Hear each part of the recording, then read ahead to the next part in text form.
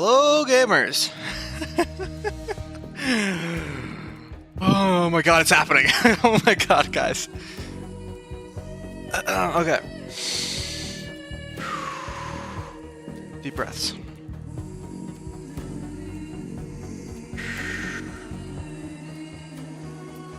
Deep breaths.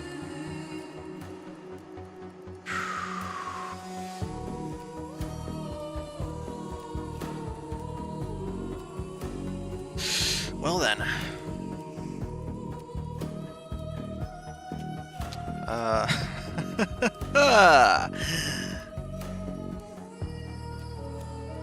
I am, incredibly excited for this. I mean, holy shit, it's actually happening after all these years. The game is a little bit quiet, so I'm not turning it down as much as I usually would. So let me know how it sounds, guys.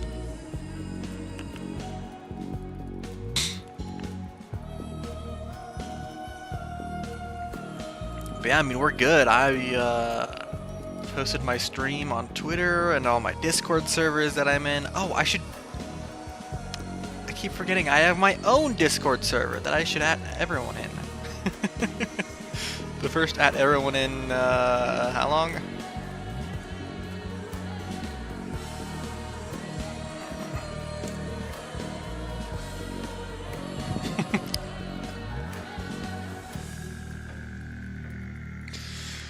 Oh my god. Okay. Calm down.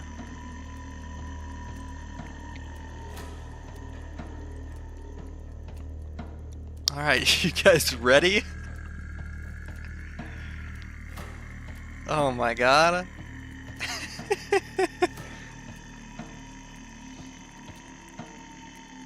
Whew. I'm getting fucking shaky.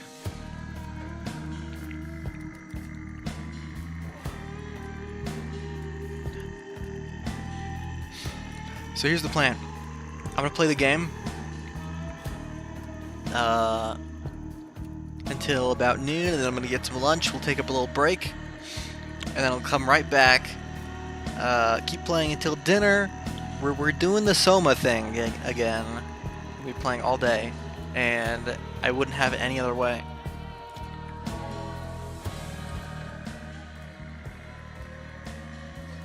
You guys gotta let me know how the volume is. I want to mess around with it a little bit because the game is pretty quiet.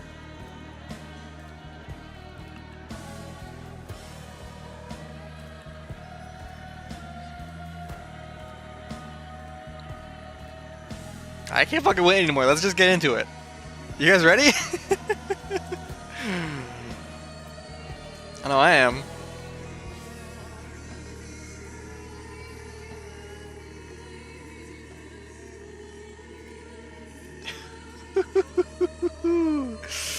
Oh man, I gotta warm my fucking vocal cords up. This is gonna be a lot of reading today.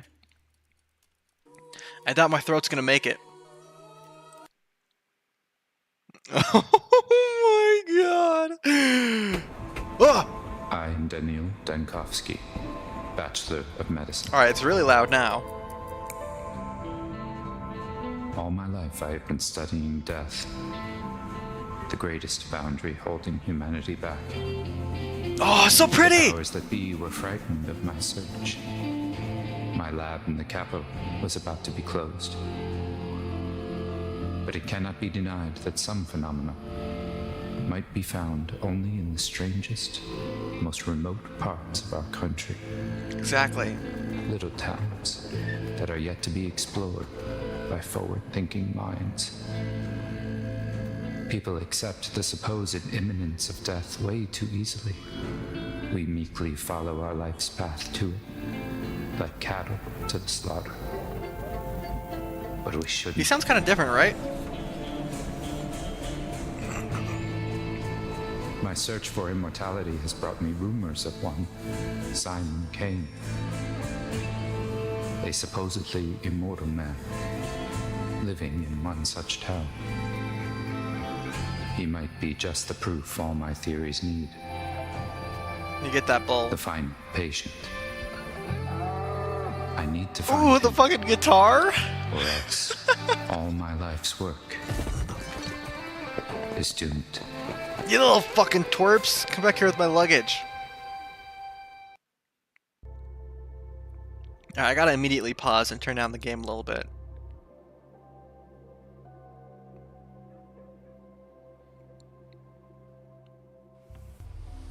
Or no, it looks like it was just the cutscene that was kind of loud.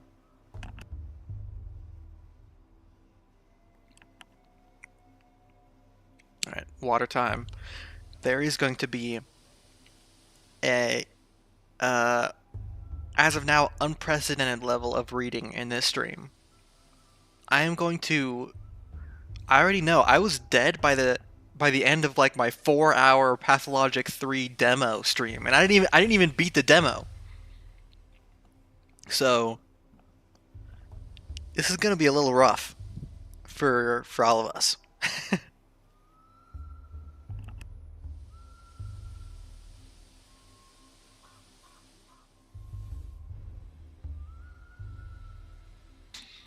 Okay.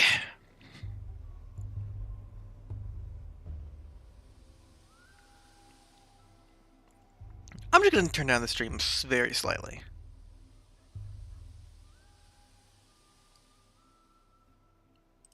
Alright, and y'all gotta let me know how it is, because it might be too quiet now, it might not be.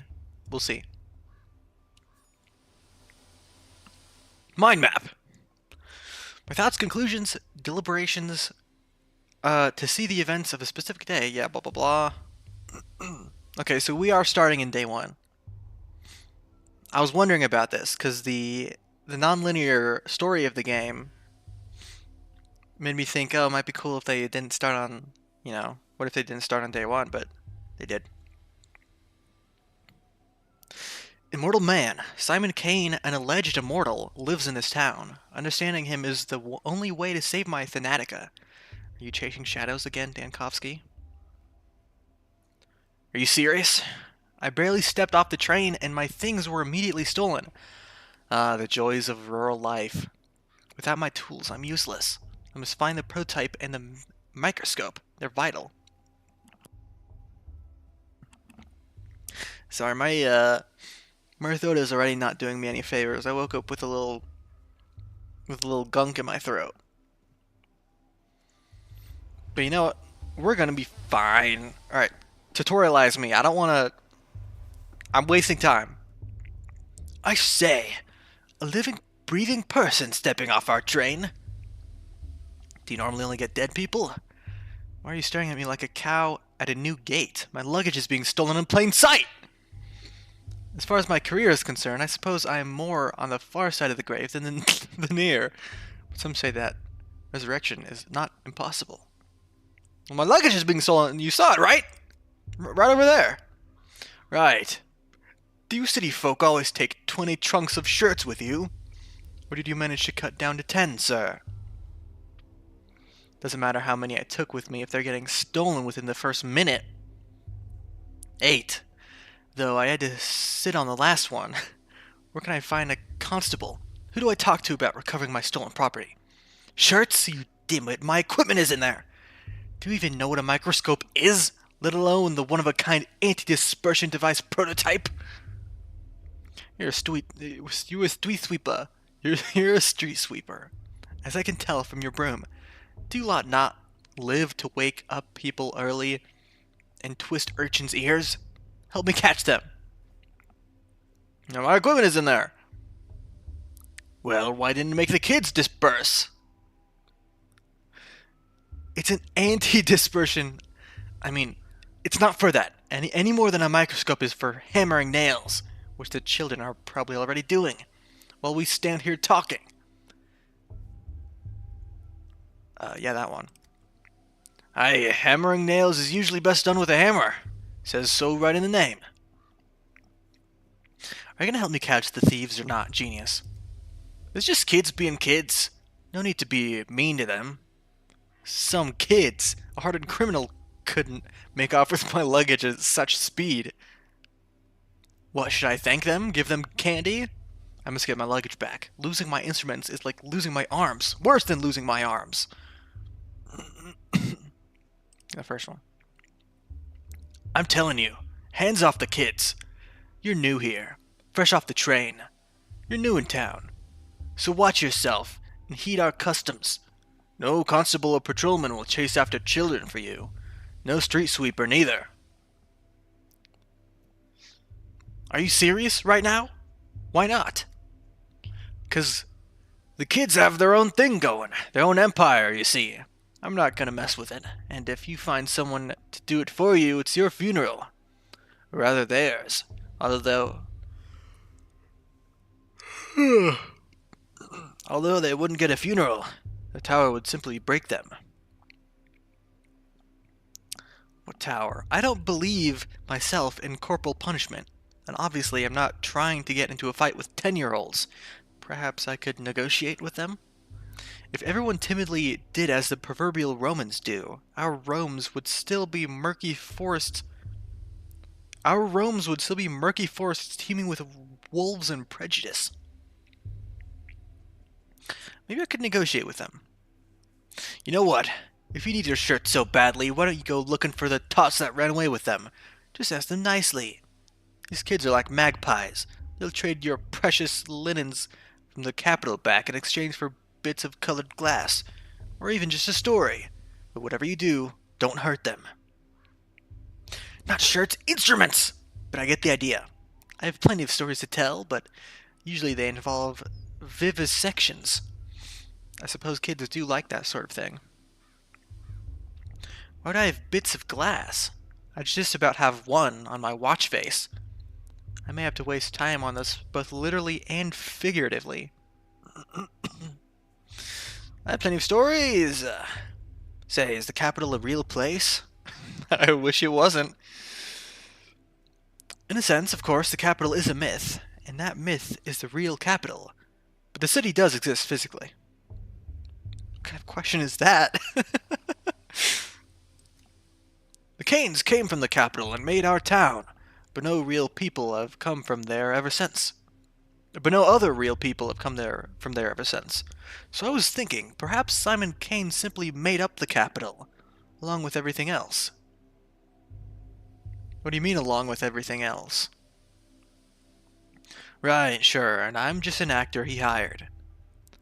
In a small town like yours, a single individual's authority can grow to be all-encompassing. I assure you, though, Kane did not make up the capital. What do you mean they made your town? No, never mind. Trunks first, Canes later. Have a nice day.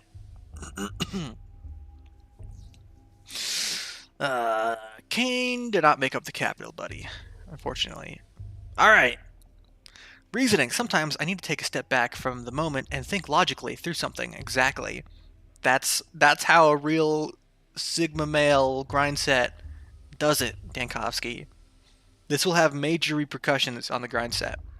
It helps me to put the pieces together. This town gave me a warm welcome, didn't it?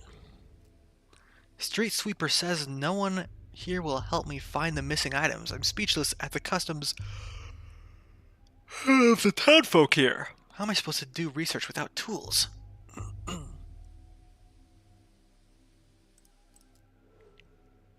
I'll have to handle this myself. Follow the thieves' trail of ripped suitcases. I might manage to recover something intact along the way. The most important thing is the microscope and the experimental prototype. Without them, I might as well catch the next train back.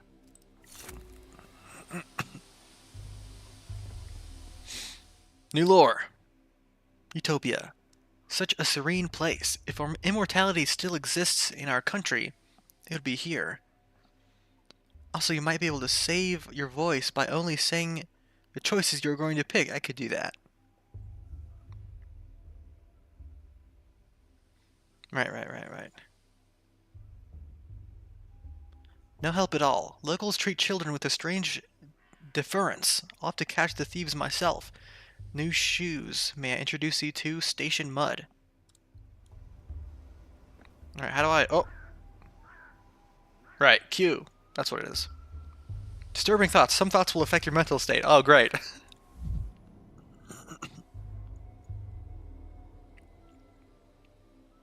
Priceless medical text. Gutted like fish. Backwards, mindless, meaningless vandalism. Worse than stealing morphine. Just empty destruction by illiterate punks. Alright, I gotta be careful this time what I look at. Because, how do I could get fucked over.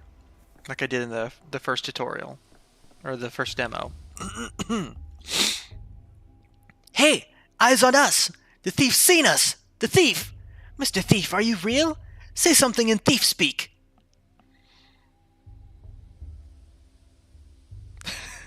Furfurem cognoscit. The Latins never minded taking what was not theirs.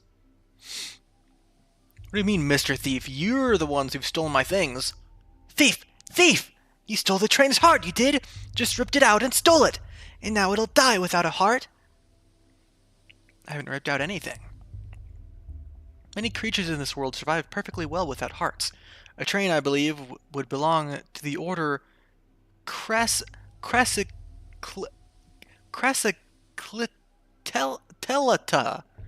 Worms. They don't need hearts. Wow, he really does just speak Latin randomly. Welcome to the bachelor route, baby. I haven't ripped out anything. Did the train stop? It did. Doesn't move no more. Not moving means it's dead. You climbed out and it died. That means you killed it. Thiefest thief! Not necessarily. Sometimes a lack of movement can be due to lethargy or catatonia. I don't kill. It's the other way around. I save lives. I'm a doctor. And to do my work, I need the instruments you've pilfered. Your logic is indisputable.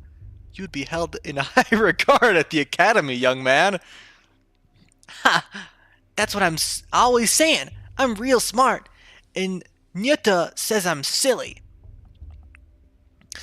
Listen, boy, enough jokes for today. I've come to this town on important business which I cannot conduct without my microscope and my prototype. Please return them to me. Hey, hold on. No need for all the begging and the politeness. What did I even do to you anyway? I didn't take nothing. It was all Jekka. My microscope and my prototype are precious, delicate instruments. If they break, they'll only be scrap metal and glass. They'll just die, like the train. You don't want that, do you? I only had the patience for one polite request. I won't repeat it twice. Yeah, this one. I don't. And tell me where Jekka's taking them. Jekka's taking the heart back to go fix the train. That way, to its face. Am I a snitch now, Mr. Thief? Of course you are. You'd fit in right at the academy. Just like Tillman. You've done everything right. No, a snitch is someone who runs off to inform without being asked to do so. You're an honest witness. Exactly. Alright, don't look at that. Can I loot it? I'll get used to the inventory again.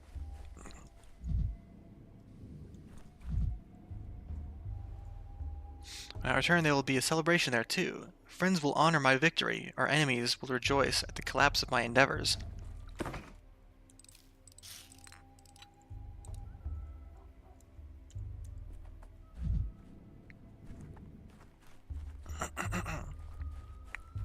Alright, yeah, careful what you look at. Bullet! Let's go. The most fragile ones didn't break. Why is it fucking transparent? Alright, I'm wasting time. I gotta go. Ooh! Calomel. Gives me health. I hope time doesn't pass in the inventory. My test tubes, no!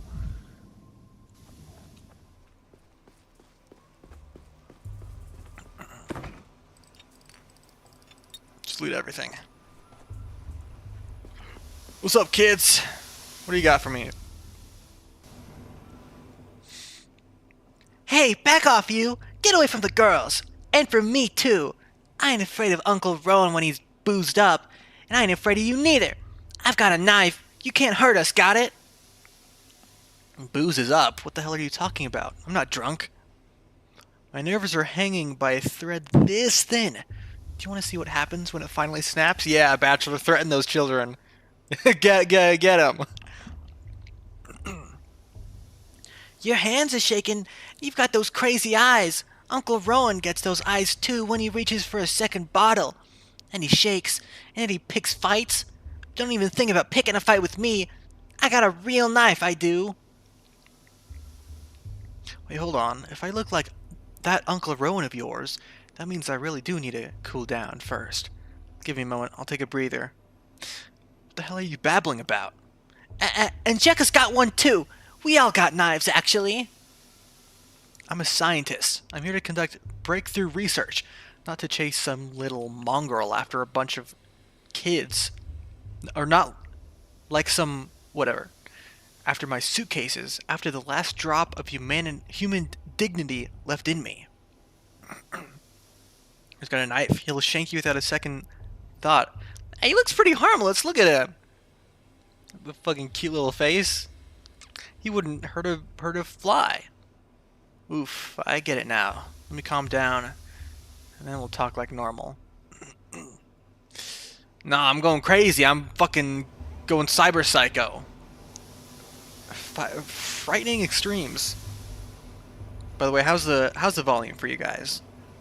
Is the game too quiet or too loud or there anything? It's hard for me to talk to people when I'm too apathetic or manic. I'll need to stabilize my condition first. Alright. Nervous tension makes me quicker. Oh, head swing. My state of mind can be changed with drugs. Some make me more apathetic, others more manic. I need to keep an eye on my mental state and supply of drugs. What do we got here? Bromide, valerian extract, sedative, sometimes even Bachelor Denkovsky drinks, the timeless classics. Okay.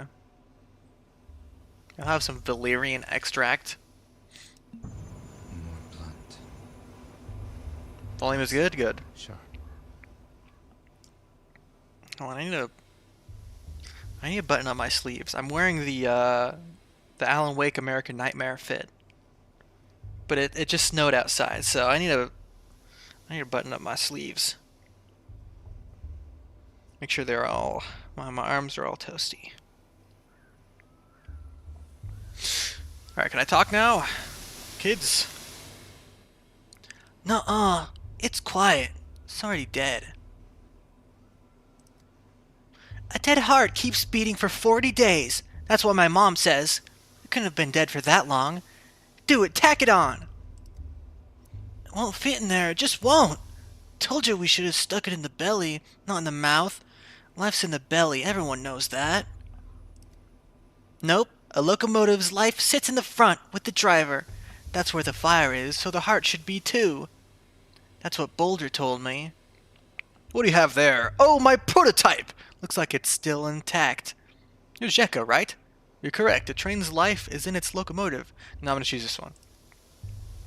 Ah! Be gone, vile snake! You killed the other trains, didn't you? It's 'cause of you they don't come to us no more. Gotta go, but just bought this. Played eventually. Awesome. Thank you. I will have a good stream. You have a good day, Nuclear Frog. Good luck with whatever you got going on. Thanks for stopping by for a little bit. I appreciate it. We were wondering, and we didn't know why they kept dying. We got a whole graveyard. They're all rusted up, and they can't go anywhere. It's all because of you. You stole the train's heart for yourself and carried it away in a suitcase. And now the train's all dead. If the train stopped coming a long time ago, it can't be my fault. I've never been here before. And I'm not very good at stealing hearts. Oh, well, just tell that to your fans on the internet, Denkovsky. The things I touch do have a tendency to die. You got me there. You said yourself the train's heart is at the front. I rode in a carriage in the middle. How could I get to the heart then? What gave you the idea that my prototype is a train's heart?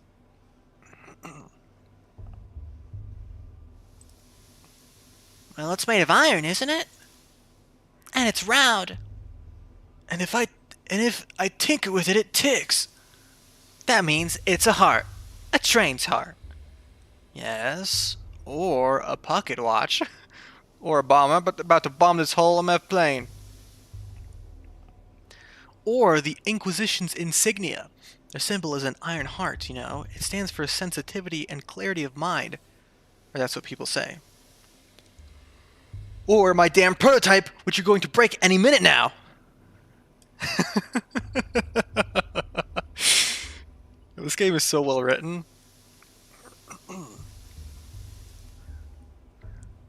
Without it, the train stopped wailing. Stopped moving, too. That means it's dead. So this is its heart. Obvious, right? Well, that's a bit simplistic.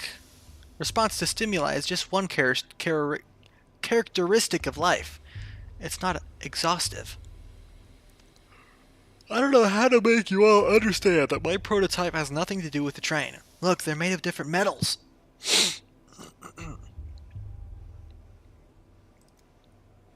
Well, you know, a man doesn't look very shiny on the outside either.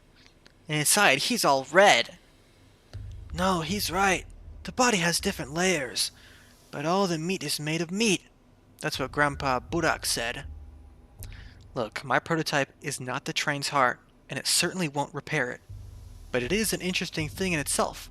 So let's make a deal. You give it back, and I'll tell you how it works. I don't know. There will be corpses in it. There will be corpses in the tale, a whole pile of them. There will be a damsel in the story, in distress, of course. And my genius, insufferable assistant will be in the tale. He could drive a saint into the grave with his rage-inducing adherence to details and thinly veiled political insinuations.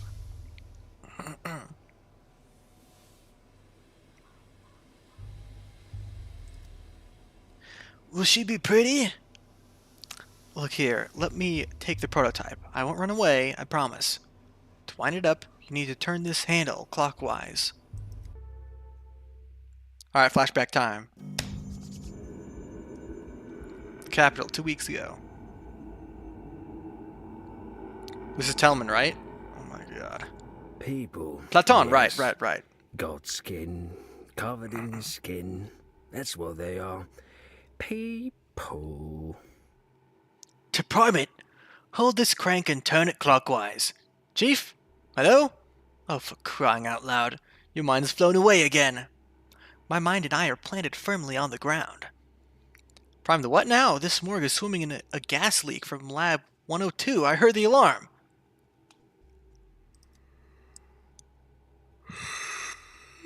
Excuse me. That's right. I pulled the alarm. Because of the chlorine. From Lab 102. Anyway, the crank is stiff, so you'll have to turn it with some force. Platon, are you crazy? There's a gas leak. What did you call me in here for? You have to seal the morgue and evacuate quickly. No, Daniela. What we have to do is load that prototype you're fiddling with and use it to get into the morgue. A woman rose from the dead in there. And it will be, I think you'll agree, extremely frustrating if she dies again. We must get her out. Risen? From the dead? An unenviable fate indeed. Let me repeat, we have to get out of here. You're already delirious. Risen from the dead? I was collecting tissue samples to determine the onset of rigor mortis when I heard a noise. I turned around and, holy smokes! A woman was sitting up on the gurney, stiff as a poker, rasp in her throat. I started towards her, but then I smelled the gas and pulled the alarm lever. It wasn't a spontaneous resurrection. It couldn't be. These cases always turn out to be lethargy or catatonia or apnea. So why not get her yourself? Why call for me? We don't have a second to waste. Chlorine isn't known to bring back the dead. But if the woman... But if the woman was brought here by mistake, alive, perhaps the gas could have irritated her mucous membranes enough to wake her. It couldn't have been a spontaneous resurrection. You forget the time with the animatronic figure. Teleman's wonderful joke for your birthday. I didn't forget it. I wiped it from my mental atlas. I need to remember that line. What should I do with this device? This prototype, I think you called it? I already told you, but fine, let's go over it again.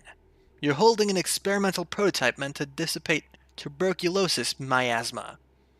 Remember the consumption task force? Kaufman, Gorski, Anna Stein. At least the gas hasn't done any lasting damage. A million little details, as always. That's reassuring.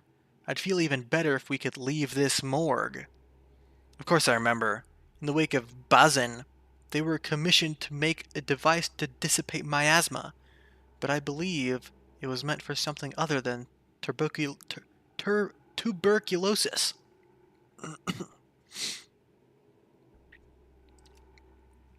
This magnificent gizmo disperses an aerosol of disinfectant.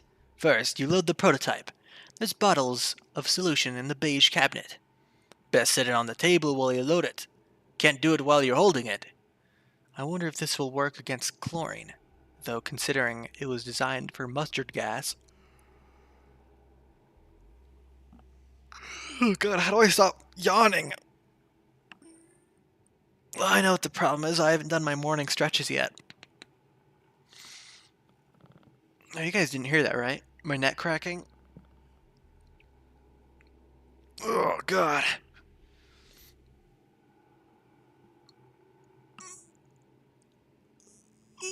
Ugh. Ugh.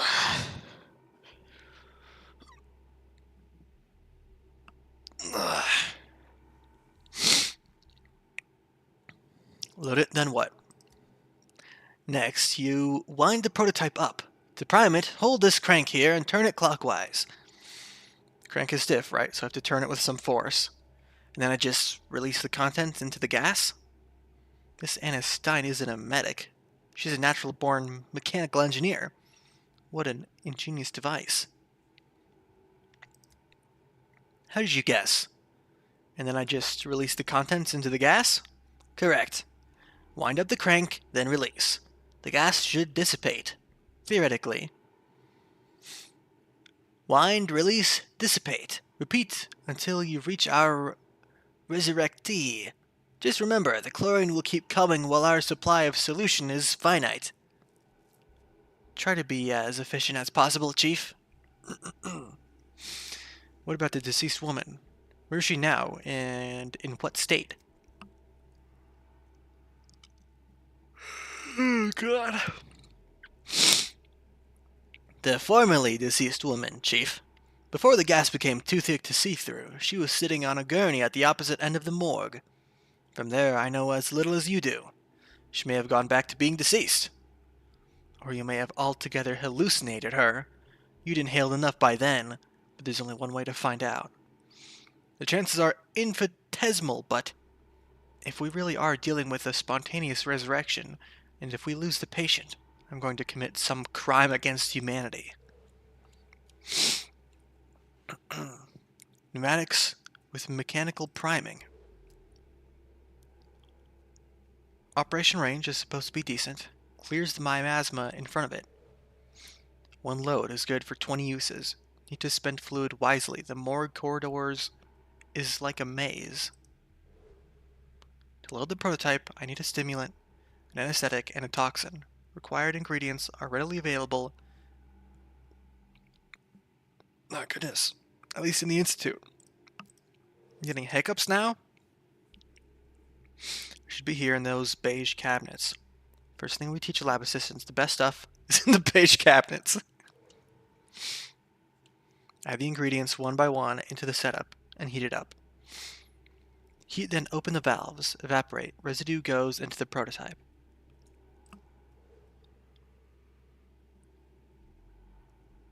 Should be enough for 20 uses. Before you can use the prototype, you need to load it. Ingredients are in the cabinet. The loading station is on the table. Empty. Toxin from the Institute. Stimulant from the Institute. Anesthetic from the Institute. Same stuff, okay. The disinfectant solution consists of 3 ingredients, a stimulant, anesthetic, and a toxin. I need to put the items into the slots, then press the load button.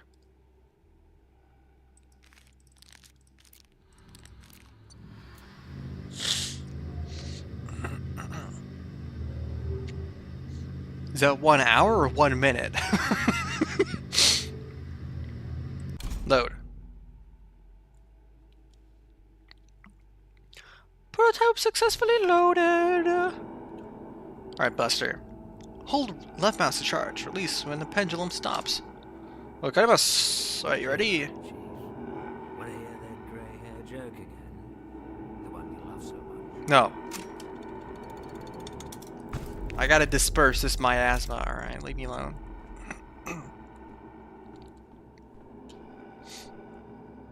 If I could fucking see where it is.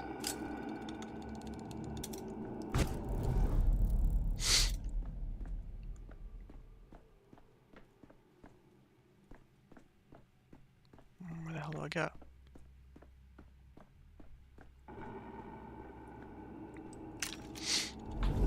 Oh, yeah. Got the sand pests already, guys. It's over. Nice knowing ya. Might as well reset.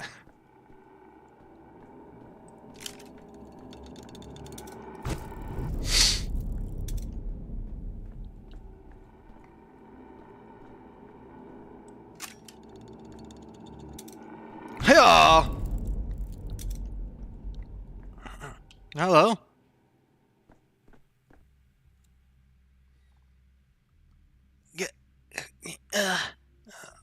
Are you Death? You have Death's eyes. I have the eyes of a man who's just walked through 40 meters of poisonous gas without protective goggles. Dead people don't cough, which means you're still alive. For now. I'm gonna be snarky even though I'm faced with the embodiment of my life's work come to fruition. At the end of the tunnel, there's a second tunnel. Can you hear me? Focus on me. Hold on to my voice. Try to stay awake. Don't speak. You'll inhale even more poison. You can tell me everything you've seen in your posthumous visions later. We need to get out of here at once. At the end of the tunnel, there's a second tunnel. What does that mean? It means that when you die, there's neither life nor death, but something else entirely. That if trains were worms, they'd tunnel toward you underground. That's just nonsense. That woman was disoriented and hallucinating. It means that when you die, there's neither life nor death, but something else entirely. Like a coin falling on its edge? Or a Mobius strip. You shouldn't concern yourself with such things, though. Can I have my prototype back? Take it. It spins all boring, clockwise only. Grandpa Simon has clocks that spin every which way. Besides, the train's already dead. Couldn't save it in time. Look, it's blowing its whistle. Still smoking. That's as alive as it gets. You understand transplantation, at least. A bit. Indeed, a heart can't survive outside the body. Grandpa Simon? You mean Simon Kane? I'm here to meet him, actually. We've only got one grandpa between us. What are those special clocks he has? I've been told he lives in the Crucible with his family. Can you tell me the shortest route there? I'm sick of this game. Go away. We're gonna play cat in an old hat. We still have time before the sun sets. The sun just came up, bro. Wait, what about my microscope? I'll trade you another tail for it. We didn't take your microscope. I didn't expect you to know that word. Even some people in the capital don't know it. We don't know it. We just know we didn't take nothing else, just the train's heart. Where is it then? If the prototype is my right hand, the microscope is my left. I can't collect data without it. The dogheads must have taken it. Khan and Nocton got a deal. All the war spoils get split down the middle. They don't care about hearts, not in any of their many faces. What? Why would they need another one? What does your microscope do? Is it alive? Dogheads? Khan and Notkin? A heart in a face? I don't understand a single word. Microscope is a kind of metallic pipe fitted with lenses. You use it to look at small objects, and it makes them large and detailed. Oh, a kaleidoscope! To look at the colorful town! You can do it like Capella? Capella? I'm not much of a singer. Neither is Capella. So as it stands, you pass my belongings along to some other gang, and I need to go to them to get my microscope back. Am I right? Khan must have given it to Capella as a gift. He's stupid. She hates kaleidoscopes after what happened to that stained glass. No, Khan wouldn't give it to her. If it's something that changes things when you look through it, he must have given it to Grandpa Simon. Grandpa Simon loves things like that. Khan wouldn't give it to anyone, not before he looks at it himself, or after either. But he's honest, even if he's wicked. He'd give it back to the owner. If you find him in town, he'll deal fair.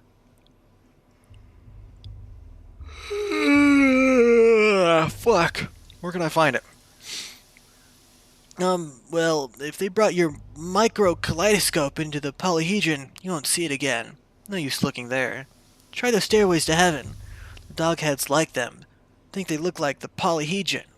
There's one right here in the maw. You know, after this conversation with its Capella's, Khan's, polyhedrons, I'm beginning to see the shape of the world you live in. It sounds complicated, but it can't be worse than human anatomy, can it?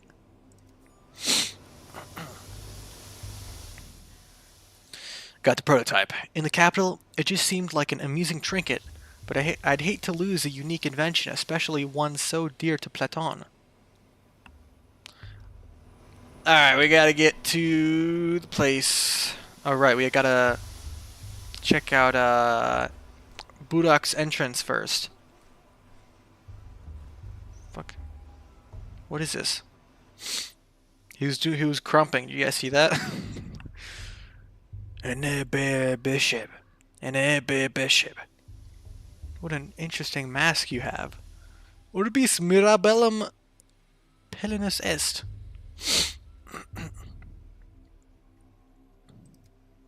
Go away, snake man. You've got sharp heels.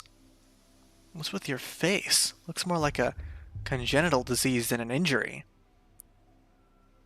Some kids ran through here with my belongings. Did you see them? We gaze at the earth. Do not pull us away from the earth. Was that a threat? I sure hope not. I don't take kindly to threats. Then I shall not presume to divert your attention any further. Lumpy man. I've heard of an elephant man. Is this the worm man, then? I've only seen such poor disfigured creatures in an anatomical theater.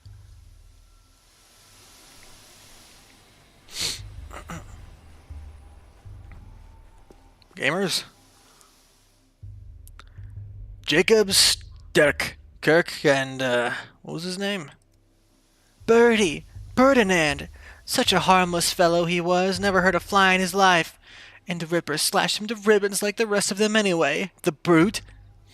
We must give these unfortunate souls the proper burial they deserve.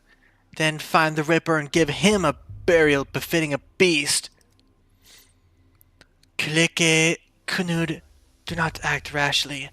Give Kirik to me. I'll pay you back. In kind, in herbs, in blood.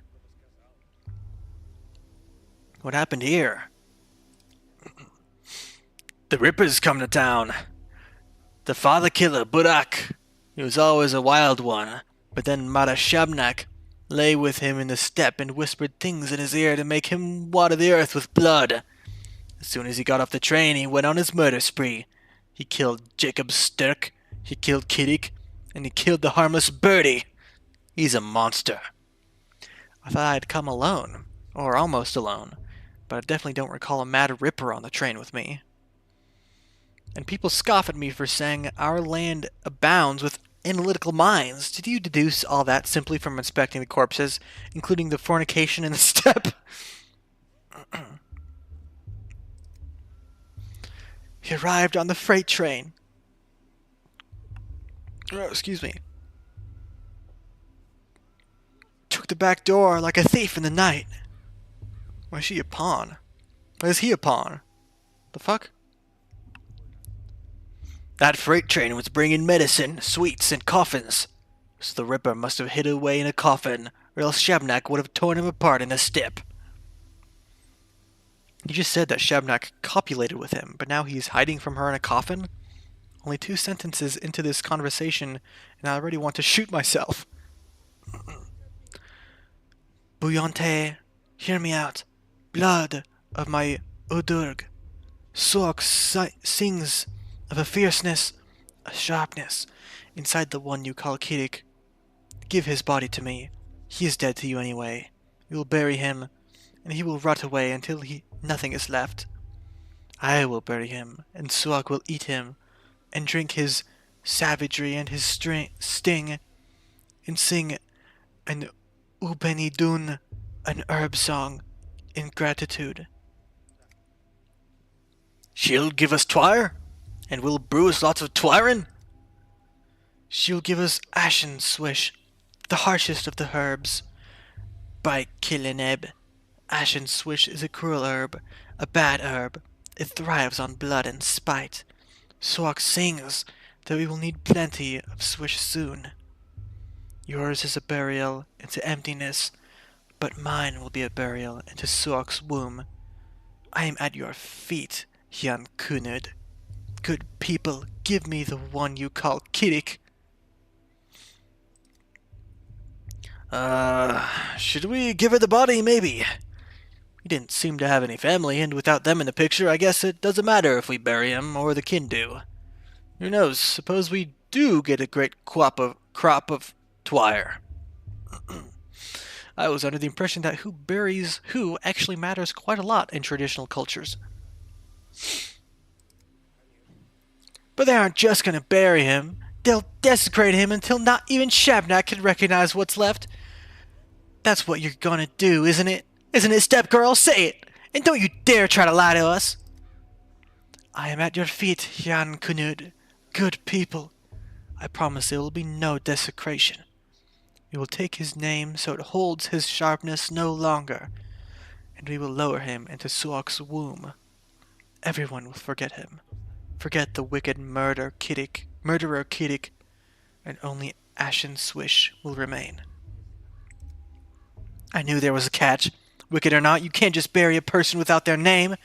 Everyone has the right to be remembered, if nothing else. But he really was a wicked man. The rare times someone remembers him at all, they never have anything good to say. Perhaps it's for the best if everyone forgets him.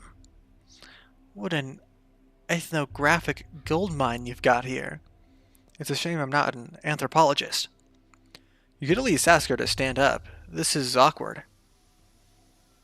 They'll take the name of this Kiddick? What does that mean? A touch of our eyes, a touch of our fingers, and the name melts away. The one they used to call Kiddick will become a gift to Suak instead. He will have no grave, and there will be no man in the memory of the people. Speak to me no more, stranger. Your words are poison. I wasn't talking to you. I must admit that clarified nothing, but I wasn't talking to you. Let's hand over the body. I'd rather avoid a falling out with a kin. It'll only lead to more trouble down the line. I love how this guy's accent keeps changing. What do you think, stranger? You certainly look important. Maybe you have some brains to back it up. The body of a victim who met a violent end must be withheld for the purposes of a forensic examination. Even if a beautiful young woman asks otherwise. Once a person dies, their body is no more than a collection of molecules and tissues, and the opportunity to put it to some use is a stroke of fortune. Corpus non est templum. I don't care one way or the other. Well, frankly, it has to be withheld for forensic examination, of course. Death came to this town today. Such great death, the likes of which has never been seen before. Today will be a fearsome day. Tomorrow, even more so. And on the third day, fear itself will die. And without ashen swish, we will die too. I came to this town today. That's all that matters.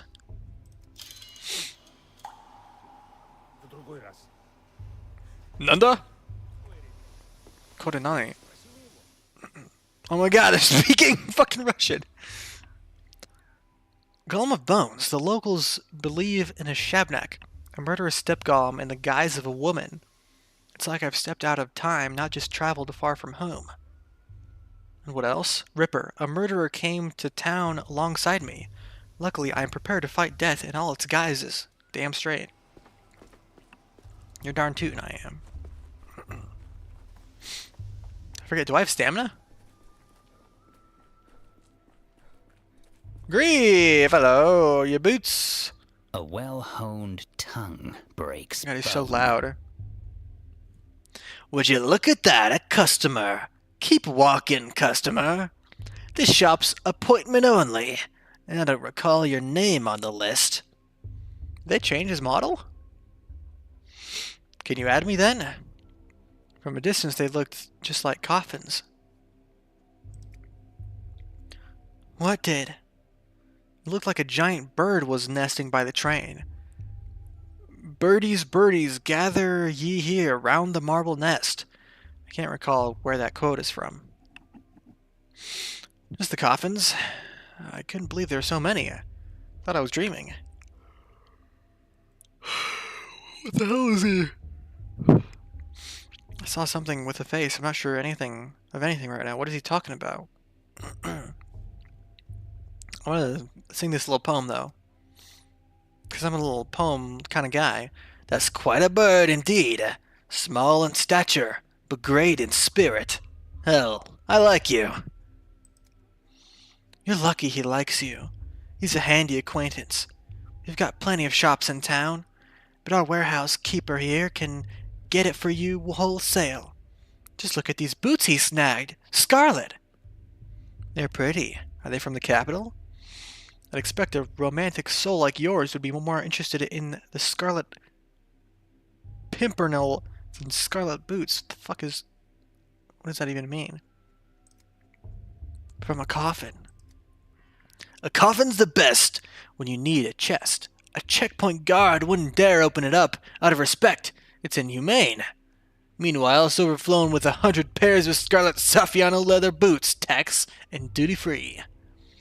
Saffiano leather. Those are box-standard military-issue boots that have been dyed wrong. Heard about one thing, it's no good shying away from death. One can't understand a thing they refuse to look at.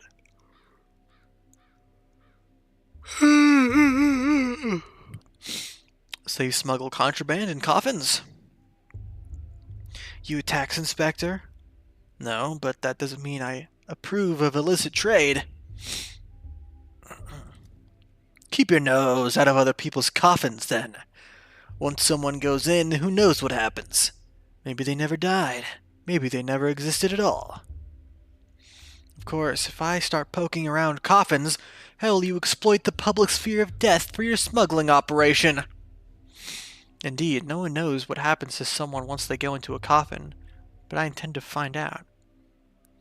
Do what you want, but these boots are no Saffiano leather.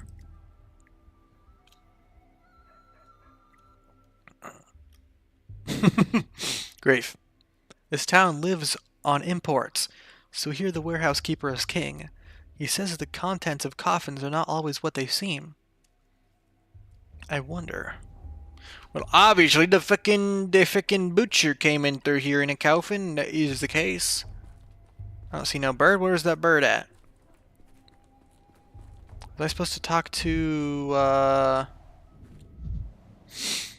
Can never have too many coffins. Birdies, birdies, gather ye here round the marble nest. They're imported here? Why? I suppose there aren't many trees in this steppe. Did I miss the executor?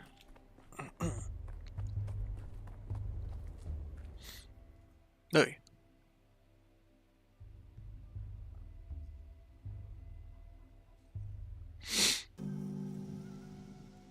Ma. Kick this trash can. Ugh! Vibrant. Everything's so vibrant. Mind is affected by E interactions with specific objects. They're easy to spot if you enter Q concentration mode. Thanks. Just gotta get moving faster, you know? Ho! Look at this business. Children have rats. Adults have bulls. Though I've read about these little marmots, step carriers of contagion. Kids better be careful. You aren't a person I can talk with. Strong, foul, stinking tobacco, while in the capital, decadent smoke, belladonna. Ho ho ho! Quite festive, are we? Boo-ha, my good little bull. Blunt-mouthed, broad-browed, please forgive us. I gotta remember all these girls' names. Make sure I get their voices right. You're too silly, Erze. You always have been. He's returning to Boss Turok, to Bodo. We are leading him into the bosom of his mother and father. Why are you asking him for forgiveness? Because Boss Turok is dead. Aina. This little bull's whole life, he didn't know what the most beautiful creature, the immortal Boss Turok, was waiting for him. And now that he knows, Boss Turok is dead. Buha will find his father's silent corpse. How can we not pity him? He died. Thought there was some kind of festival happening in town, but you're just talking about death. It's a funeral.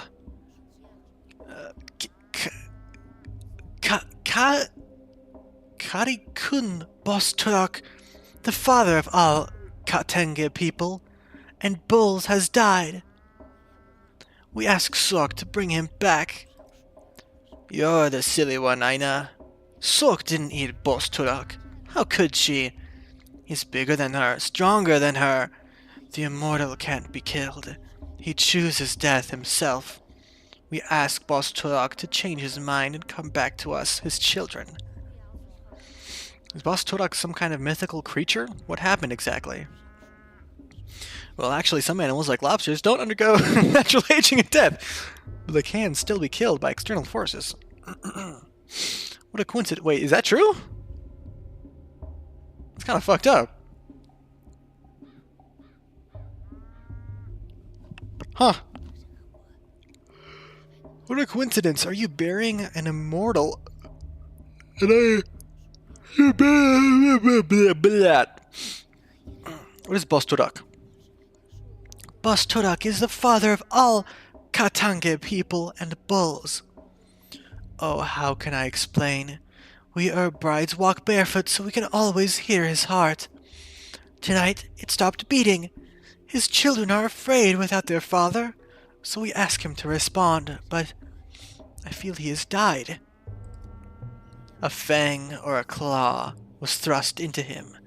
I feel the wound bleeding. Rust has soaked into him. I feel the rot squelching underfoot. Quiet, both of you. You know nothing. Boss Turok can die only from gloom. We will cheer him up, feed him, and show him our joy. We will bring the last Oroks to his bosom. Maybe that's... Then he will remember us and return to us. Clearly your Boss Turok is a mythologem. It must have some basis. I wonder what. Maybe you felt the aftershocks of an earthquake? They sometimes occur in the Northeast. So the secret to immortality was to smile and to put aside sorrow! What a revelation! So this bull is meant to be sacrificed. We give a little to gain a lot. Mother Bordeaux is a blind, loving mother. The warmth of the earth. But Boss Turak not only bore us, he watched over us. We lived under his watch. Now the town is without a beholder. Azagalag kun. We're all blind worms now. Mugar bad. A worm is a worm. A human is a human. A human is meant to see, to build. Look around, beholder. What do you see? A town where the sacrifice of live animals is permitted in a residential area. Now Simon Kane's immortality will most likely turn out to be superstitious nonsense too. You said the beholder is Boss Turak. Who am I to contend with him? Any gaze might turn out to be Boss Turak's gaze. These things can't be foreseen. You have looked closely. Go further, see our celebration. Look at the last Uroks. What do you see in all this? Tell Guga afterwards. How could I forget Guga? Well, at least it's pleasant to look at your girls. An Urok... Is that Oroch? I think it's Oroks, because Oroch is... It's kind of a mouthful. An Orok is a big bull, right? Oh, we should double check this. What is it?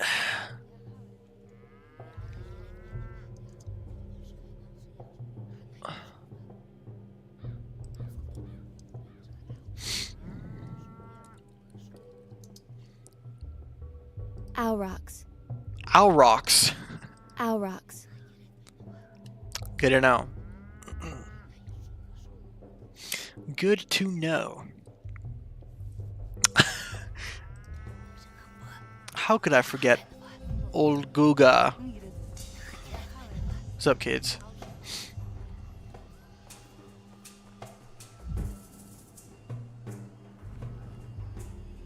Billiard. The broken ones don't lie. Huh? The broken one is what?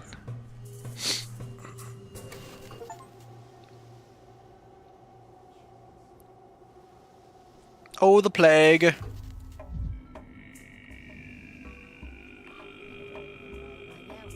Bless you. Jesus Christ. Such beautiful movements.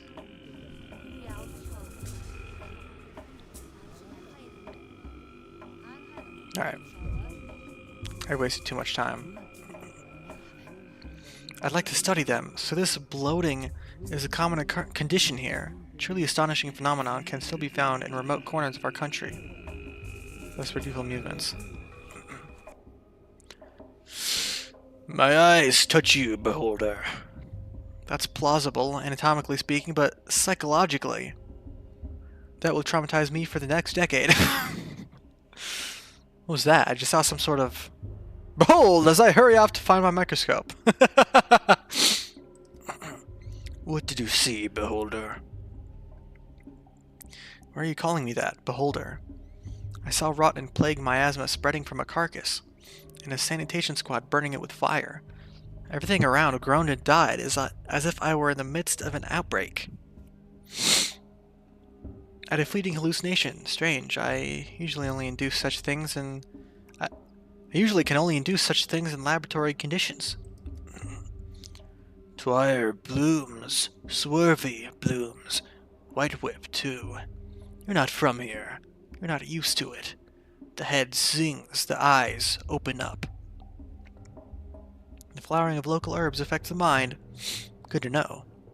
Was the bull in the square some sort of parable?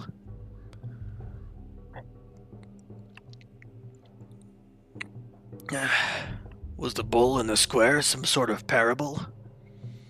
So you're a parrot as well as a worm. Birdies, birdies, gather ye here round the marble nest. He fucking loves this quote for some reason.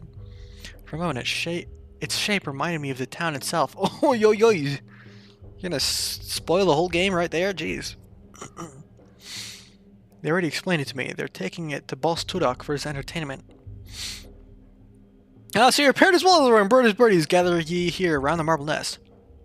Yes. Symbolic. Thank you for your vision, beholder. You see more widely than others. We will remember this. If you see something else unexpected, don't be afraid. It's just the eyes adjusting to our current place and time. Keep moving forward.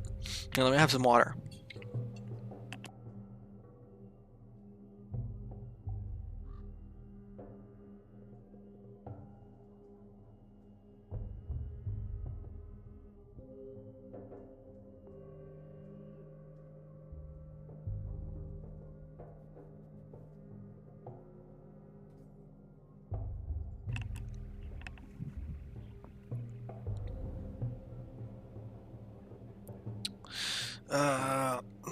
I haven't even done anything yet, but I'm already helping. What a stand-up guy I turned out to be.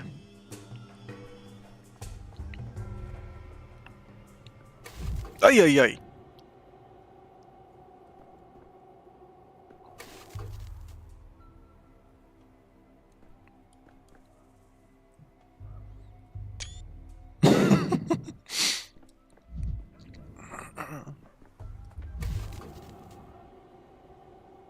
So breaking that mirror didn't do anything to my mental state.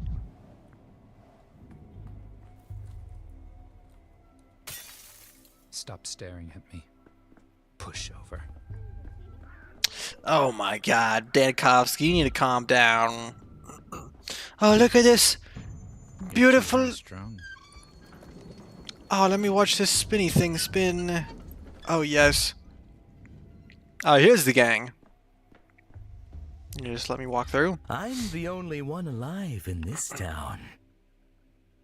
Ah, there you are. Finally, I thought you'd forgotten our agreement.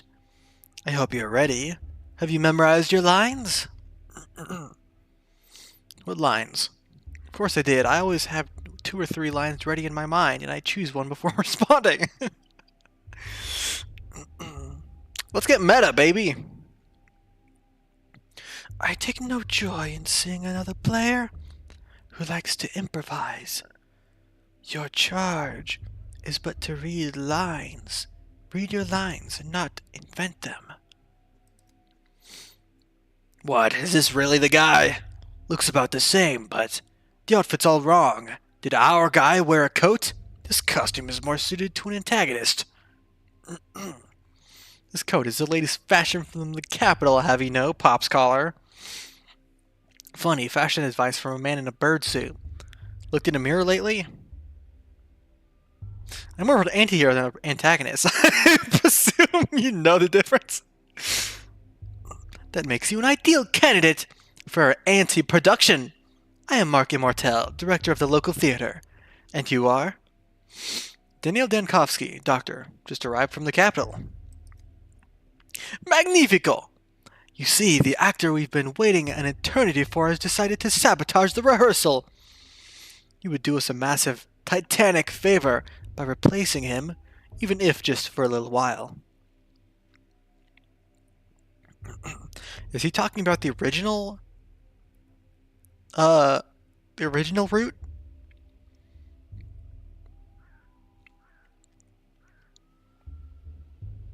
How's the frame rate, by the way? It looks fine on my end. Because, spoilers, I guess, but it's gonna turn out that we're all remembering, or we're just remembering the events of the town, and we're being interrogated by a guy. So maybe he means here that I'm replacing the shitty Dankovsky that fucked everything up. Of course, I'd be delighted to. I've dreamt of acting on stage since I was a boy. What must I do? I don't have time for this. Truth be told, I don't care for the theater. Still, what's the man in the bird suit doing here? This is abnormal. But seriously, I don't have time for this. A shame, truly. Our troupe just lost our primo uomo. The lead exits the stage, and we must carry on without him. Ridio. I say again, he is no leading man. He is unfit to even play a villain. At best, a background player, a body, standing there to fill the stage. It is the step healer's son who ought to take the role, or the young girl who crawled out of her grave. I thought he was gonna fucking rhyme. They have such pathos and such verve. What does this one have? A coat. I've had enough of your jabs. Good day, sir. Theater's out and modded. Soon to be replaced by cinema. And good riddance, too. Yeah, fuck you. World of stage. Oh no, the big city immersive theater and fourth wall breaking gimmicks infiltrated this place as well. One aspect of progress I'd hoped to escape.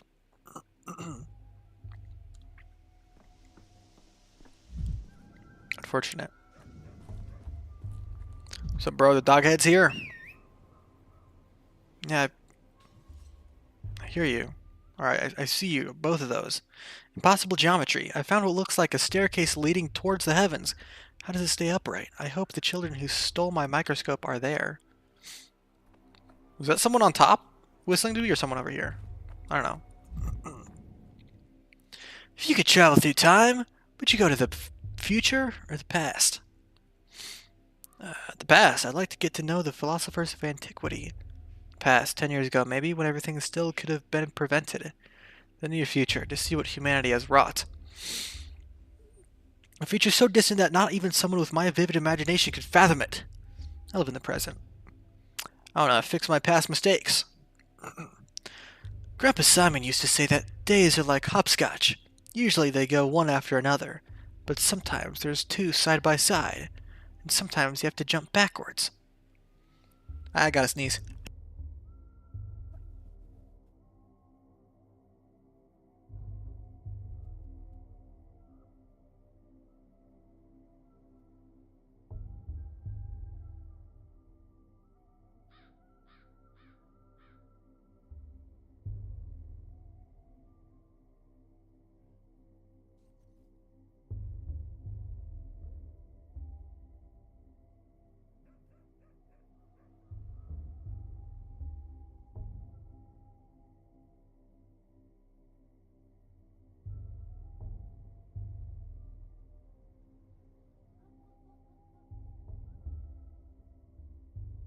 Again, back.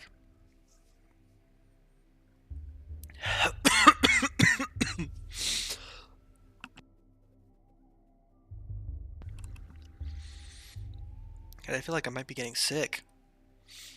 My throat is feeling all lumpy.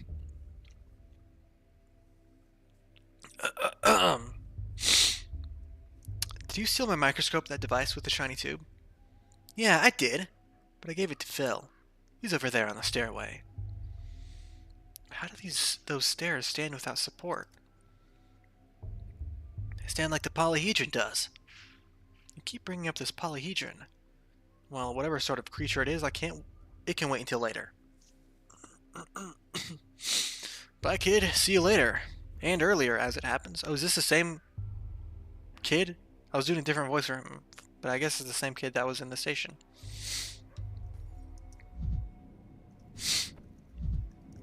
What's in here? A bug? I'll take that bug. That's my bug now.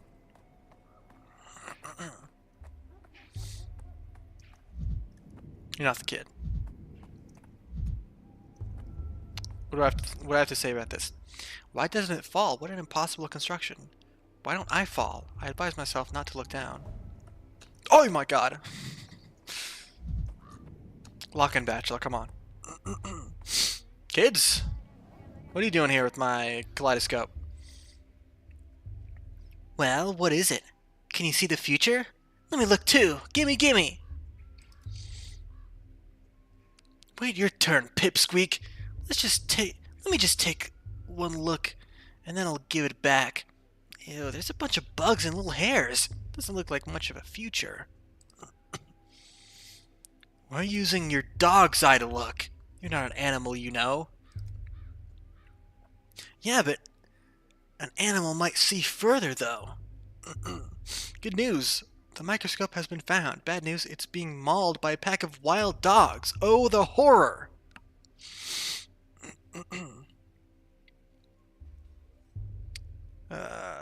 Sorry to interrupt, but you should either play pretend as dogs or astronomers. Doing both at once is a bit overboard, stylistically speaking. Oh, it's you. Hey, your thingamajig's busted. It doesn't show anything, just some bugs and weird little hairs. Maybe that is the future. Like in many, many years, nothing will remain of us on Earth but bugs and hair? It's very sad if you think about it. It makes you think that it shows the future. It only shows bugs and hairs because you're pointing it at bugs and hairs.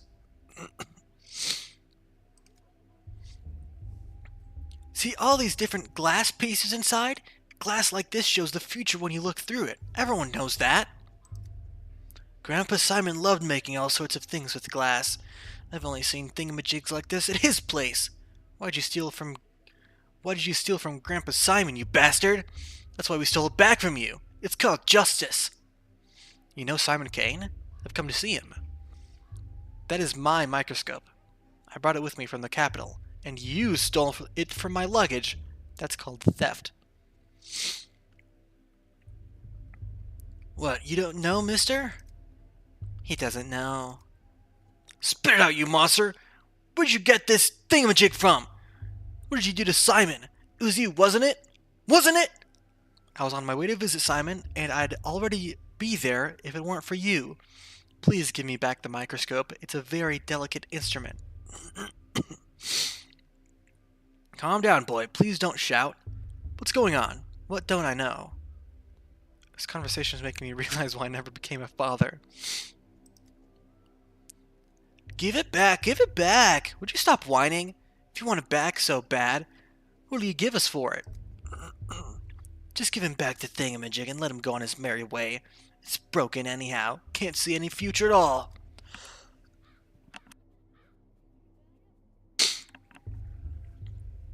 No, no, no! Grandpa Simon taught us what doesn't take effort doesn't deserve effort. If we just give him back the thingamajig, there's no effort in that. I can give you a cuff on the head for it. Will that be enough effort? I have a pocket watch on a chain, and it definitely shows the future. Let's make a deal. Oh, come on, let's see it! Ooh, nice! How does it show the future? With this, you'll always know what time it is. So you know what time it will be in an hour, or 2, or even 3, which means you know the future. Now you're clever, mister. Alright, give us your watch. But show us how your thingamajig works, will ya? We're still curious. Hold on, I need to check if it's broken first. You might have been using it to hammer nails. Jabba jabba ja. Barter. To trade an item, I need to put it into the barter slot. If I want something, I need to give something in return. I can do this by putting the items... Well, okay, I know how this works. Fair and square, I know. I played this game before. I'll give you my watch. How does that work? 2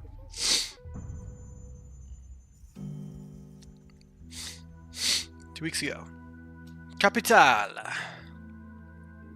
Konnichiwa, minasan! They'll go to any length, Chief, but our lengths are longer. Damn straight they are. Our lengths are so fucking long. Please hold on a little longer. Even after the inhalation therapy, the swelling won't go down immediately. Chief, finally, where have you been? The woman you rescued from the morgue is conscious, but she might not stay that way. She's still very weak. God, she's fucking cute. It's amazing she's standing at all with the amount of gas she inhaled. What's the hurry? The burden of leadership. You owe something to everyone, and everyone will find you at fault. It's good to see you too, Seraphima.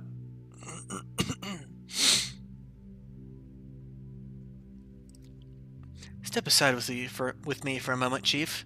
I checked the morgue records. A body matching her description was declared dead last night. Could be a coroner's oversight, or a bureaucratic error. People make mistakes all the time.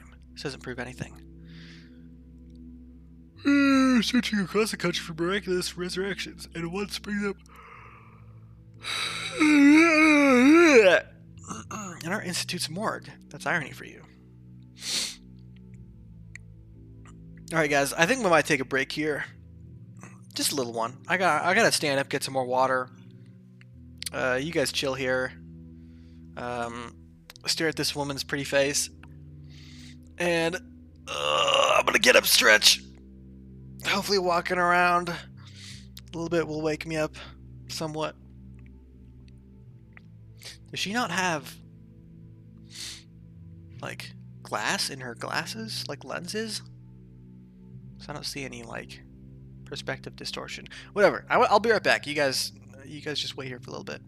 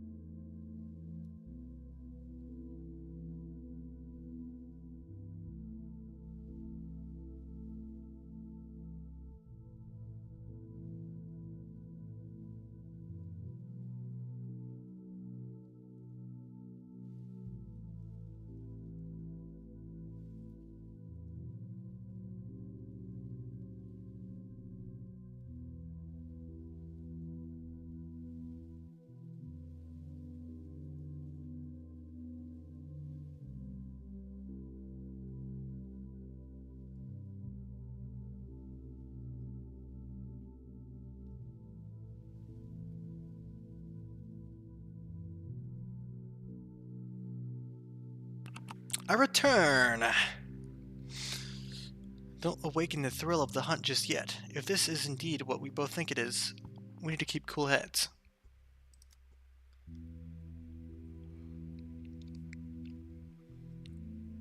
Excuse me, sorry.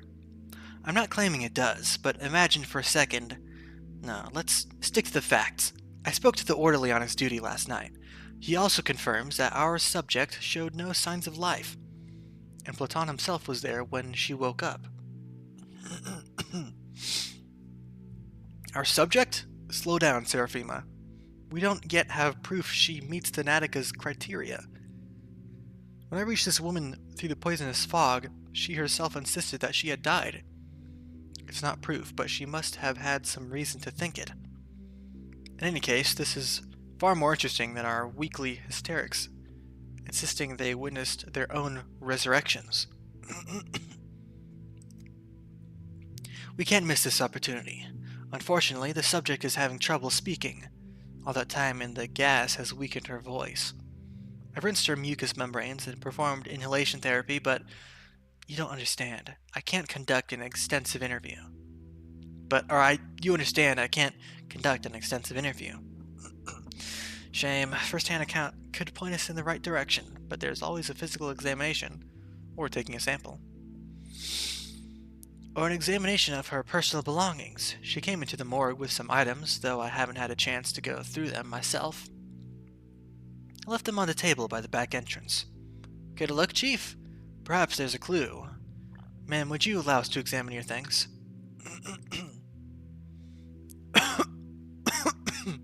Oh, okay. Hello, do you remember me? I'm Bachelor of Medicine Daniel Dankovsky, head of the Thanatica Laboratory. Last night I saved you from the sight of a serious gas leak. The man with death's eyes. I'm just a researcher into the problem of human mortality. My eyes were affected by the gas, just like yours were, but at least you remember something. Let's not wax poetic. My assistant provided you first aid.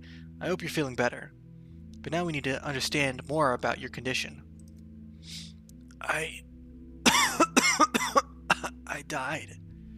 Tunnel after tunnel. Please remain calm. Before we can be sure of anything, I need to examine you.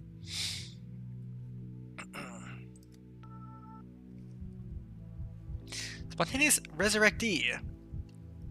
So 75 BPM. Palin Gaunt looks exhausted. I should take a look at her blood sample. The skin here is seriously damaged. I suspect it's due to her contact with the gas. Likely the same for her red eyes and mucosal burns.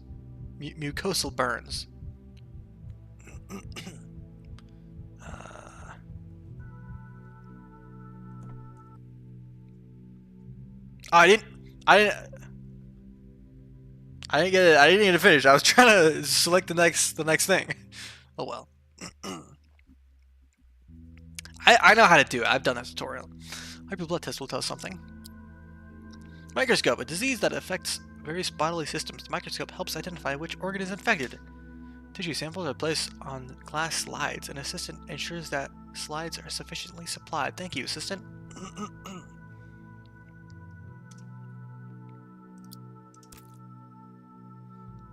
Sampled. Okay. I can study the collected samples under the microscope. From the test. Yeah, blah blah.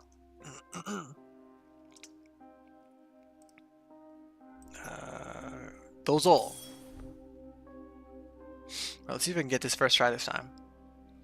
Microcosm. By adjusting the magnification, WS, I need to find mouse red bacteria in the sample. Scroll wheel to adjust the focus. It allows me to see bacteria better. Lifespan of culture is limited. I must act quickly. A dead sample is useless.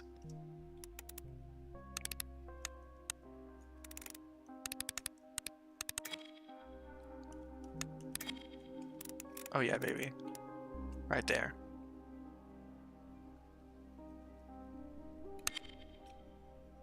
Oh yeah. Oh yeah, get that fucking culture. Yeah. Organ is affected. A pathogen has been found. No shit.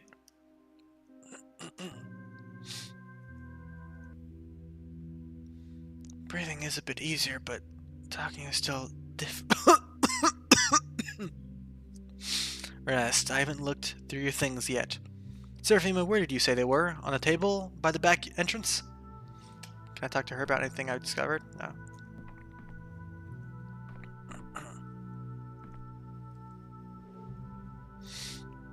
Are Lazarus's personal effects from the morgue? Papers, they look official. Morphine, tourniquet, 2 rings, obviously a pair. One would be too big for her. Herbs, not a bouquet, looks medicinal. The description of the treatment is vague, something about novel drugs. Consent form for the experimental treatment at our institute. I accept all risks and waive all claims. Huh.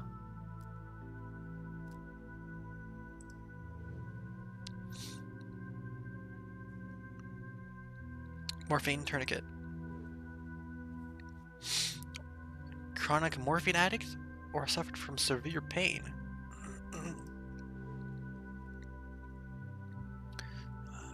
Herbs, not a bouquet, looks medicinal.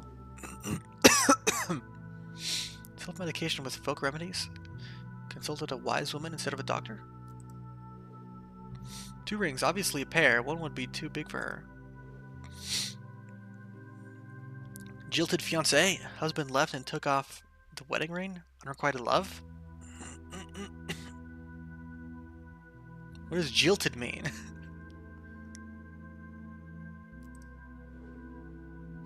Together with the examination and tests, the picture is more or less complete, is it?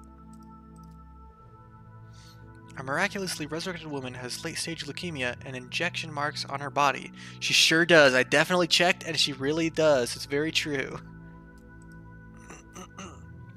Weakened system couldn't handle the heavy dose of medication. Paired ring. Suicide attempt. Unrequited love. Apparent death. Reaction to experimental drug. Lab got scared, didn't sort it out. Morphine overdose. Addicted from palliative treatment for the pain. Colleagues thought she was beyond saving.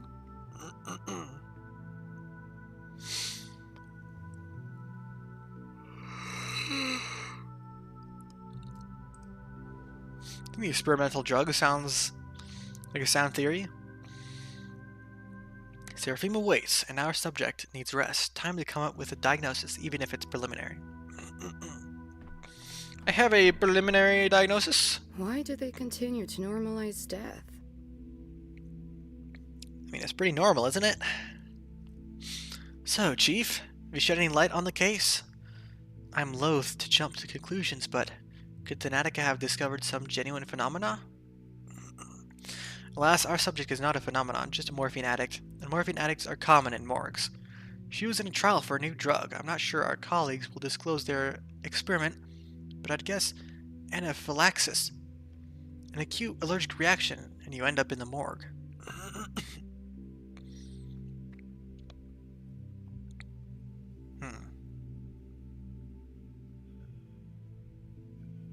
She's terminally ill, and may have swung from one extreme to the other, from self-treatment to our institute. We don't know what medications she took, or how they interacted. I think this one makes sense, because we have the paperwork for her. I suppose so, but how do we explain the most astonishing part? The resurrection. Why did a gas leak revive the subject? I don't know. We may need to strip the 2 different laboratories down to the baseboards. The one where the subject's supposed death occurred, and the one... With the gas leak, we can use a chemical analyzer to see what might have reacted.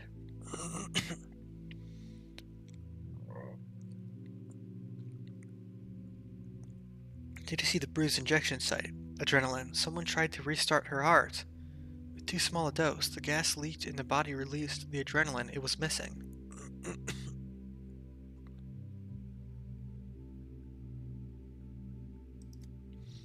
So you think it was a mistake? The subject ended up in the morgue due to negligence? She wasn't actually dead yet, and by coincidence, an unaccounted for factor revived her? I'm afraid so. I admit I was hopeful as well, but... No, once again, no breakthrough for Thanatica. Is that disappointment I hear? It's unjustified. For example, adrenaline is an emergency tool is promising from a scientific point of view. The research will one day bear fruit. Let our subject rest. Go through the lab's correspondence. There may be something useful in the flood of letters on miraculous resurrections and stories of oh man, so much talking already, Jesus. I've only been live for an hour and a half. Ugh! I still have so much to go. Oh, Christ. I might not play all day today. Because this is a long-ass game with a lot of reading. Unfortunately, no breakthrough for Thanatica. So, does that mean she wasn't dead after all? The woman who supposedly came back to life? Alas. All the others were All the others were tried and fined too. As of right now, spontaneous resurrection appears to be nothing but fiction. Then what's your microscope even for? Doesn't show the future, doesn't raise the dead? It's just a toy, really. It's quite the bar you've set with your expectations, young man.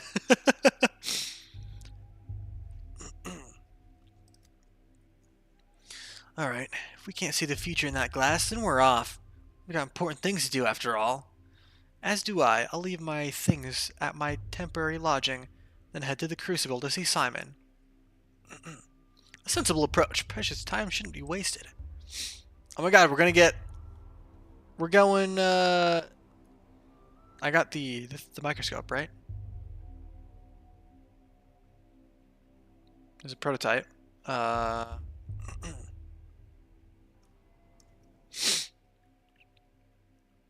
Got the microscope. One doesn't need mysticism to see the world through a different lens. Wonders live on your fingernails, as Seraphima says. Alright, I got my shit back, so this is all grayed out.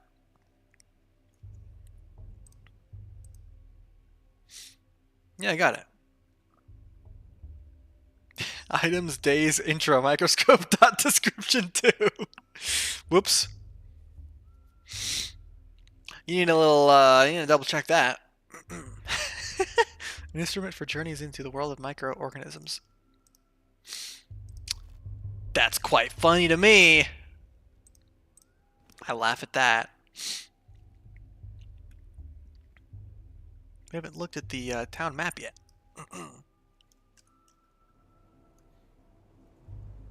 Yeah, I got the microscope. Okay. Oh yeah. Why are you drowning me in details, bachelor? Oh! Stealing your microscope is an amusing anecdote, but it's not the crime we sat down to discuss 2 hours ago. He's leaving. Oh, I need to blow my nose. I'm sorry.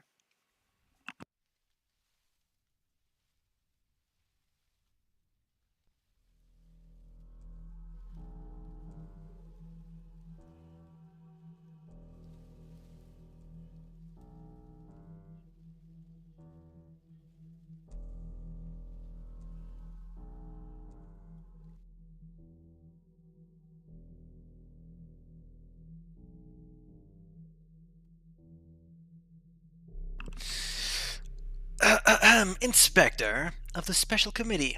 He was sent to investigate the case of my criminal negligence. Supposedly, I didn't save a town in the east of our country where a plague broke out. I didn't even try, apparently. He's luring me into a trap. His folder is full of intentionally false data. He's not interested in the truth, but rather the downfall of Bachelor Dankovsky. He is my enemy. You're not speaking to me. You're speaking to your conscience. Enough. Why are you drowning me in details, Bachelor? Yeah, he already said this.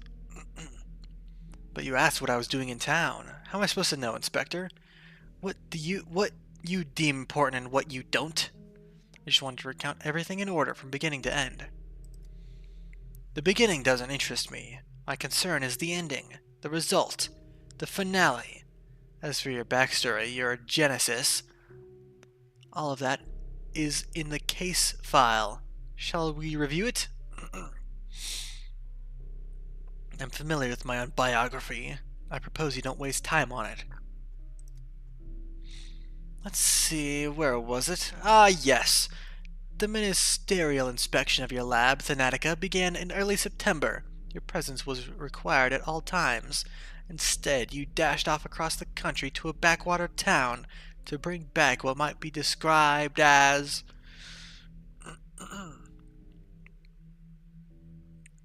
a person with unique longevity, or at the very least, the results of his medical evaluation.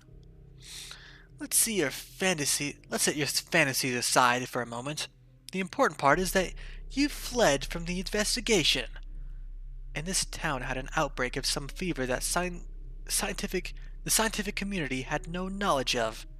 As luck would have it, you were the only medical professional on site. Accurate so far? I didn't flee. Proof of human immortality was the only chance to save Thanatica.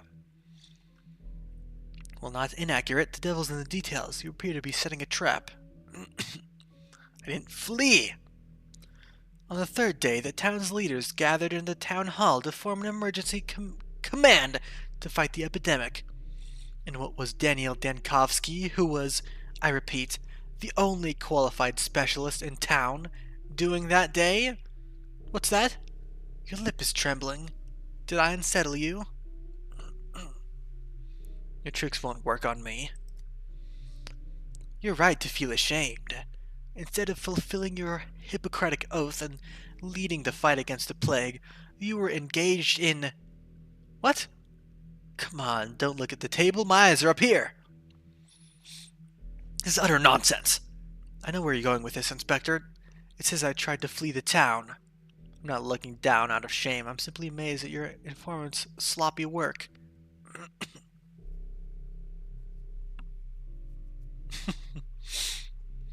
On the fourth day, the town lost its water supply. They required a hospital, but the one person who set it up, what was he doing? Who could set it up, what was he doing? Tell me, Dankovsky, where did you spend the fourth and fifth days? In a jail cell. That's what your papers say, right? Nonsense. Utter nonsense. It wasn't like that at all. I see what you're doing. You're all in it together, aren't you? It's not enough to destroy my lab. You have to destroy me, too. Excuse me. Me and whom? To whom are you referring? It doesn't matter. Just keep reading me your fairy tales. What else do they say? That I brought the plague? That I eat babies for dinner?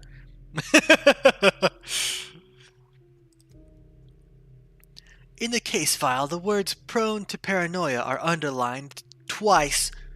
I didn't think much of them, but now I understand. You think I have some hidden agenda beyond seeking the truth? How charming. I'll make note of it. For now, let's get back to my fairy tales. Yes, let's. Without my information, your case file is incomplete, isn't it? That means you have to listen to me. As the saying goes, it's not paranoia if they really are out to get you. I'm already familiar with your plainclothes officers. I know all their faces. I'm thirsty.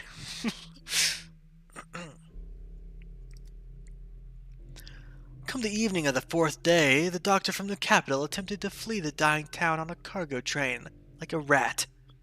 He was caught and jailed, and there he remained as the plague ravaged the town. I admit, I find even the act of reading about it repugnant. I won't lie, I considered escape. Escape, not flight. Thanatica was in the process of being destroyed back at the capital. You considered escape to avoid facing the painful truth. When I came to town, I found that Simon Kane, the immortal man on whom I pinned all my hopes, was dead.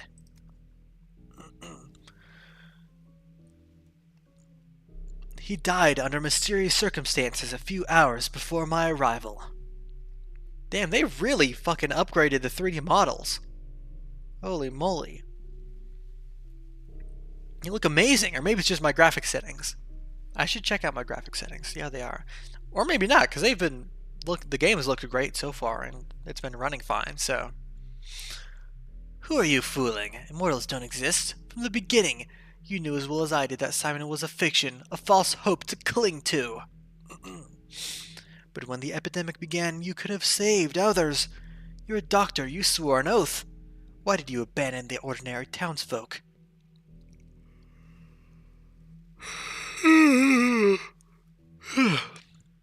So who cares what happened in the microscope? To the microscope in the prototype. You failed before you'd even arrived.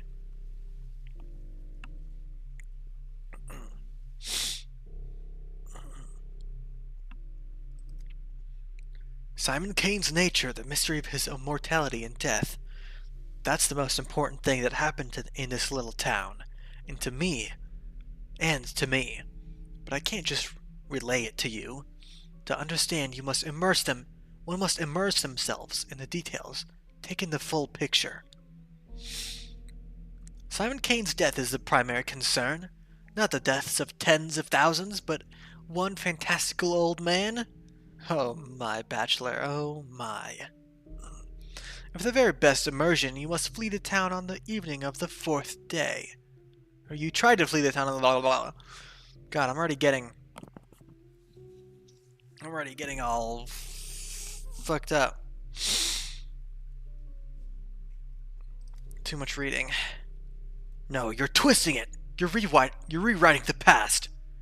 Where did I lie exactly? Point it out. I'll tell you what really happened. On the 3rd day, at the town hall. Everywhere! About the emergency command, the escape, the hospital. The only thing you got right was the reason I came to the town in the first place. No, I know your plan. Once again, you will drown me in unnecessary details. Leave aside your stories of children and microscopes. I told you, I'm interested in the ending, not the beginning. Do you also read books backward? You don't seem to be interested in the truth. Rather, you revel in the opportunity to flex your power over me. You will recount everything in whatever order I tell you to. On the 6th day, the plague destroyed the town. So if you would be so kind, explain to me, what were you doing on the 5th day? Were you really so indifferent to the plights of the people around you? The 5th day, let me think. The town could have perished on the 6th. The town couldn't have perished on the 6th day. I was there for 12. There's an error in your report. You disappoint me, Bachelor. I'll ask again. On the 5th day of in the town, what were you doing? The 5th day, let me think.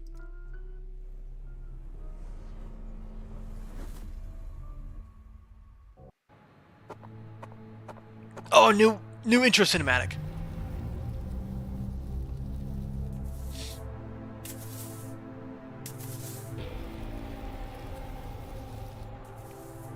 But are we gonna get a cinematic for every day? That would be awesome.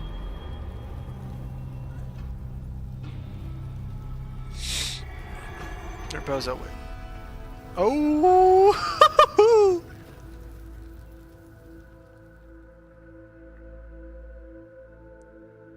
Weird. The polyhedron is more north than I thought it would be. Oh man, oh this is so cool. Oh yes! The fucking town hall. Who's that? Is that Budok? Or is that just a guy? Oh fuck me, I'm in a jail cell! God damn it.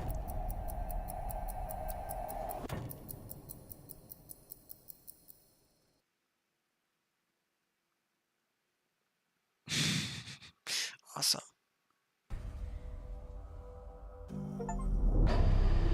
Day 5, in which Bachelor will grab the only remaining thread that may lead to Simon. Alright, I gotta piss, I'll be right back.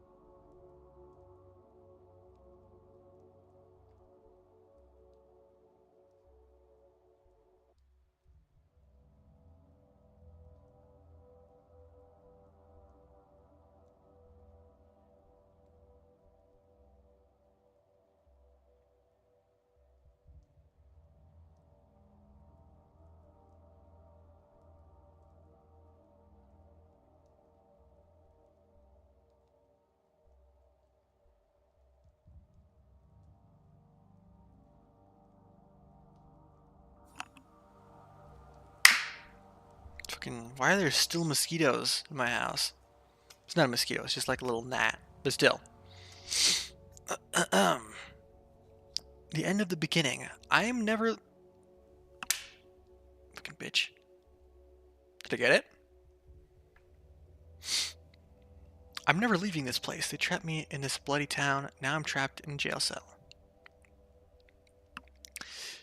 You know, guys, you know what might help with my constant yawning and tiredness? A little DP from the fridge. Nice and ice cold.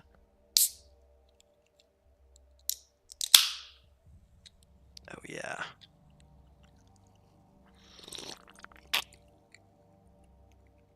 That's what I'm talking about.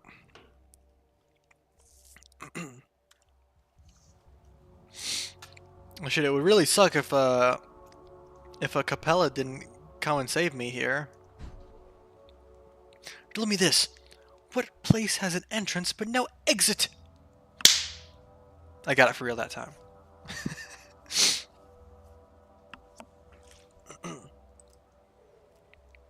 A jail. This ill-fated town. A grave. Ooh. Poetic. This triple accursed town is sapping your resolve by the minute. Is it the local herbs blooming? Or have you finally cracked, Dankovsky? Your legs barely stir. To sleep, maybe to dream. Lie down and forget.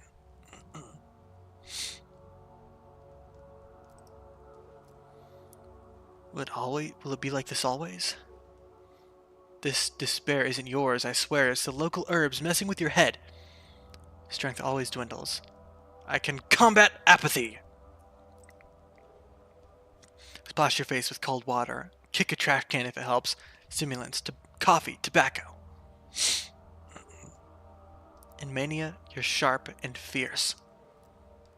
But you won't succumb to tranquility. Harmful side effects? What harmful side effects? The town will sap your will, lull you to sleep. Hey, you there! Let me out already! Apathy and indifference are constantly rising. To move faster, fight apathy by increasing mania.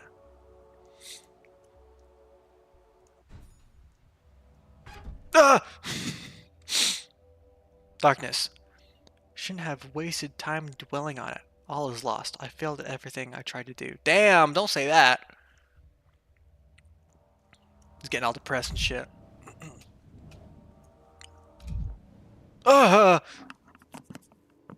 Capella, Victoria Olgimsky.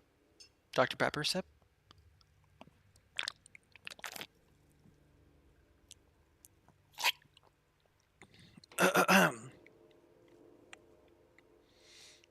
Daughter of Fat Vlad Olgimsky, local magnate and master of the town's industry. Blood of his blood. Local kids named her Capella for her ability to point out the celestial map in the night sky. I heard she holds some inexplicable power over the town, but I dismissed it. That was a mistake. Just take care of people. That's what Mother used to say. Those who protect others will walk a path of freedom.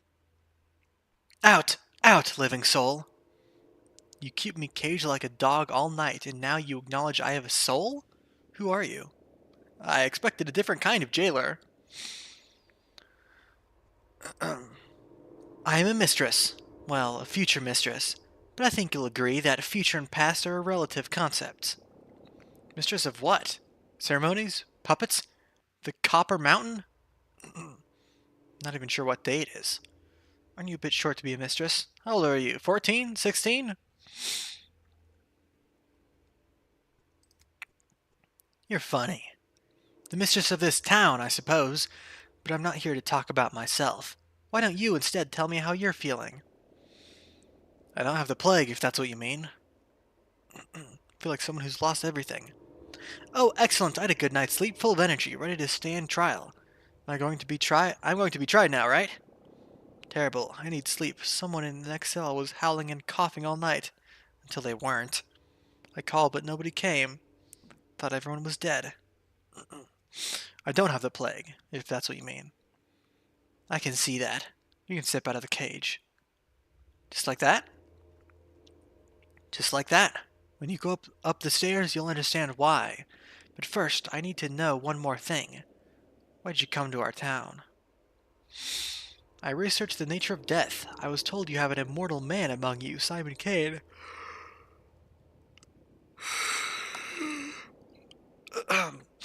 But when I got here, he was dead. It wasn't my idea. I was invited, with a letter. I agreed in the hope that living proof of immortality would save Thanatica. And when I got here, an outbreak occurred. What a coincidence, isn't it? I thought we were in jail. Turns out it's an interrogation room. We? Why does he refer to himself as we? What's got you so curious about that topic?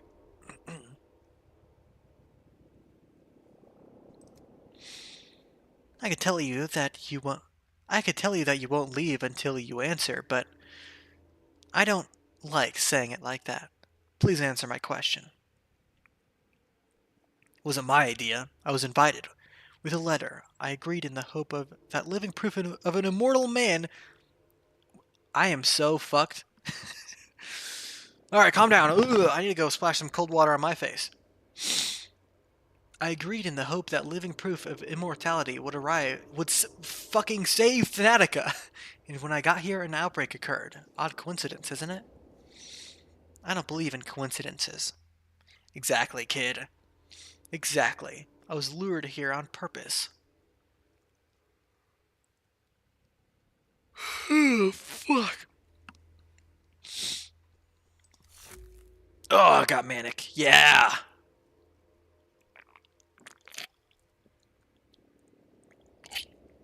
Ugh. So what are you going to do now? I don't have a lot of options, do I? I'll look into what he left behind, first thing. The phenomenon itself is gone, but there are still witnesses to his longevity. Explaining it is paramount. I've been trapped inside this box, but I know what's outside. An outbreak. Death. And death, even in the guise of a mundane germ, is my enemy. Therefore, I'll do my job. Well, that's easy. Pack my suitcase, catch a train back to the capital. No, I'll do my job. I ain't backing out this time. I ain't no pussy. I'm gonna do what my Hippocratic oath wills me to do. You're a brave man, but perhaps it's all connected. Immortality and a deadly disease? It is possible. You know, Bachelor, my father envied Simon, and Maria Cana will always be my enemy. So there's no love lost between our families. And yet I must help you. I don't want to. I must. Otherwise the town will suffer. That's why I came here early and waited 4 hours until you decided to wake up. You could have knocked on the door yourself. Seems to me you might just be a princess. Even the governor obeys you, right? Or you might just like being a princess. Why would it suffer? Why would what suffer? The town, yes.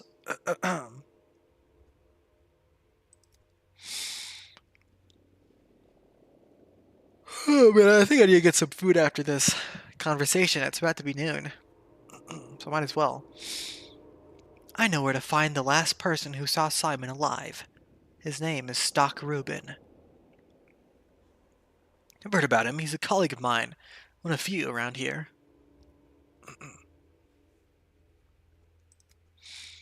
You haven't just heard about him. You've worked with him. Or you will. I'm not quite sure. No, I'm positive I've never worked with him. I'm not so sure of anything anymore. He's a doctor. He has a hideout in the warehouses. Look for him there. How do you know where his hideout is? The way you say it, it doesn't sound like much of a secret. A hideout? Sure, clear sign of an honest man. But you won't be able to go there right now. While I was waiting for you, something bad happened. Something bad? When you go up those steps, you'll see. Mother said that a true mistress stands out by her timing. And here I am, right place, but too late. Maybe I'll never become a true mistress.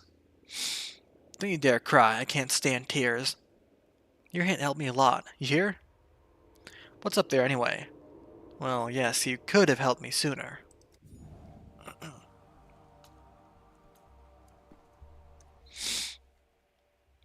Successor or suspect? The man who last saw Simon Kane hide somewhere in the warehouses. Yes, I'm trapped. I'm depressed. Last thread. The Dr. Stanislav Rubin might know something about Simon Kane's life and death. If only I could reach him. Is there a way to save? I think I'm going to save upstairs. That's where I save, right? Alright, girl, I'm going to go upstairs. Oh, Saburov. What's up, bro? Governor of the town. The Saburovs are the load-bearing bones of this town. Hard, dry, and colorless compared to the other two ruling families. Order rested upon them. When I arrived, Governor Saburov pinned all his hopes on me and hated me for it. He thought the star of the capital would show the Kanes and Olgimskis how dangerous overreaching ambitions could be. Alas, that star proved to be another dreamer. They say the first blow is half the battle. That they do they really say that? I'm cleaning my glasses right now. Denkovsky, before you ask, I allowed the girl in. She's Olgimski's daughter, and she interceded on your behalf. But even if she hadn't, I wouldn't have kept you there. Guess you got some decent sleep. You threw me behind bars yesterday, and today you're already setting me free. What a mercurial tyrant you are. No, I'm getting depressed! What were you detained for? You know that perfectly well, Governor Saburov. Why do you ask? Lapses in memory. Let me see your pupils. Don't worry, I'm a doctor. You committed the most heinous crime a doctor can commit. You tried to abandon your patients, to flee the town and save your sorry hide. Right as we speak, my real patient, Zenetica, is being murdered in the capital. My life's work is being destroyed. It was a despicable act. If I could turn back time, I wouldn't do it again. I'm not your toy, Saburov. I decide my actions, not you. Again, I'm being accused of who knows what, without evidence.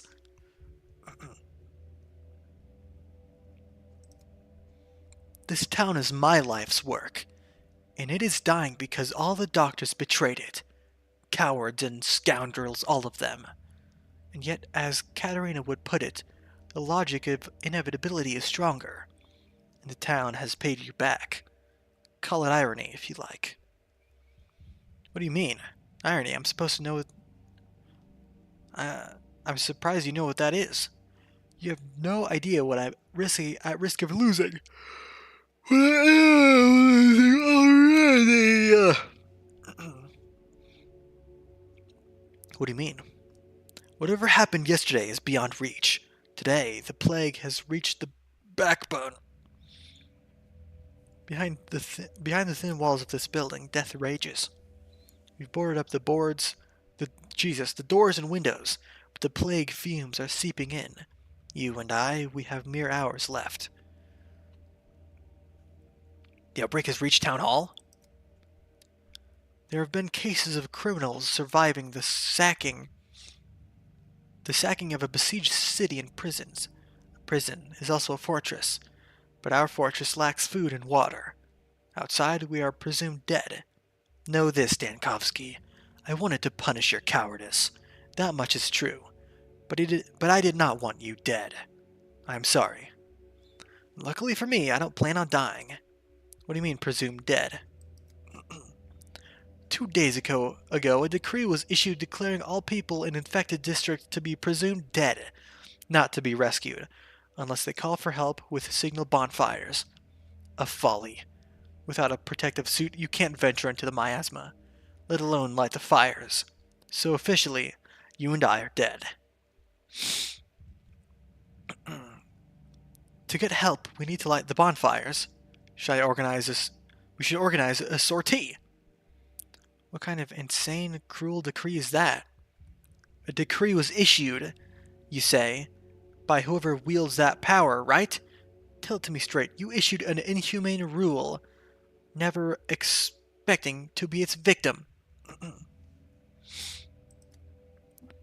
5 years ago, Isidore Burak made the same call, and I'll only take criticism from a doctor who manages to save more lives than he did.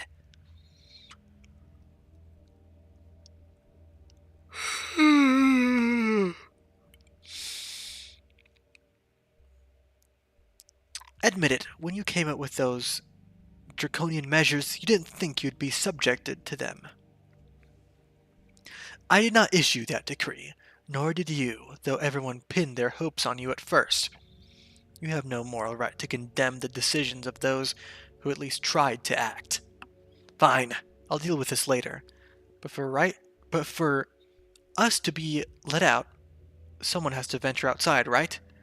I'm ready to volunteer. The miasma already seeps into the rooms of the town hall. And you want me to open the front door? No. Our only chance is to barricade ourselves in and pray for a miracle. I have a device, a prototype. It disperses miasma. With it, I can go through the infected district. A device? Yes, the one you confiscated along with all my belongings, including medicine, by the way. No, your gadgets from the capital are just as unreliable as you. I won't unlock the main entrance, risking contamination of the town hall just because of your novelty lighter. Ooh, burn. At the beginning you said that you weren't going to hold me. Who's breaking their promises now? You've no idea what this lighter can do, and yet you argue with me. And your alternative proposal is? We bide our time, hope for the best. Katerina wouldn't be scared. A brilliant plan. Thanks, but no thanks. I'd rather do something. You said the plague is already in the town hall. Where? The far room. We've locked it already. Give me the prototype back. I'll clear the contamination in the far room and prove to you that the device works. Fine. Your device should be in the main hall. Confiscated items are also there on the counter. No one has disturbed them. Take them. After that, they'll unlock the far room for you. But if you fail to clear the miasma there, you won't be let out. Another day at the office for a doctor in a crisis. Glad you've listened to reason. I just hope your goons didn't break anything of mine.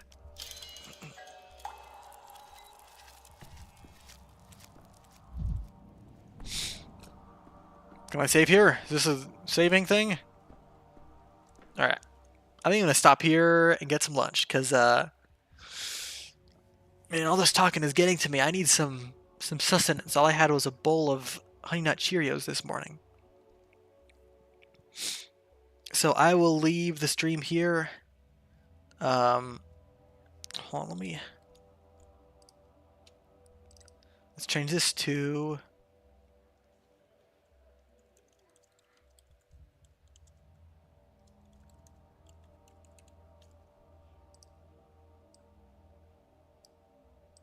Boom. And until then, I'll be back soon. So, yeah. Just wait for me, alright? I'll be back.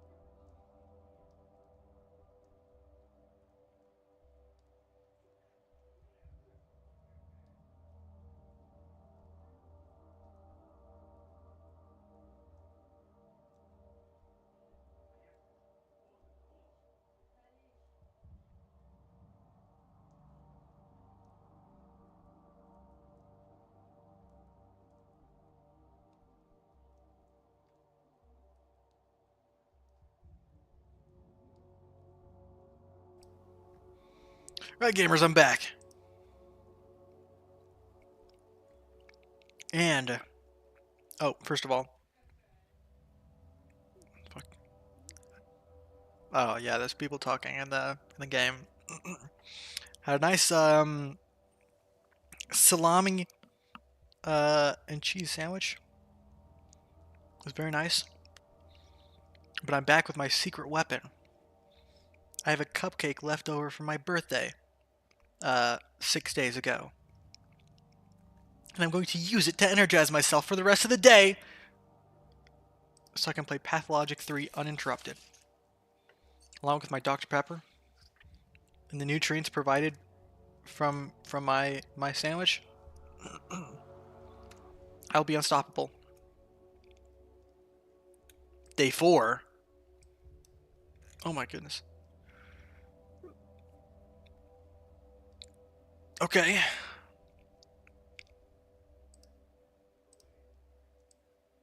Omoshiroi. Nobody's coming. Looks like I'm spending the night in the prison cells. Oh well, tomorrow they'll learn who they're dealing with. Tell them, Dankovsky, I'm doing this backwards.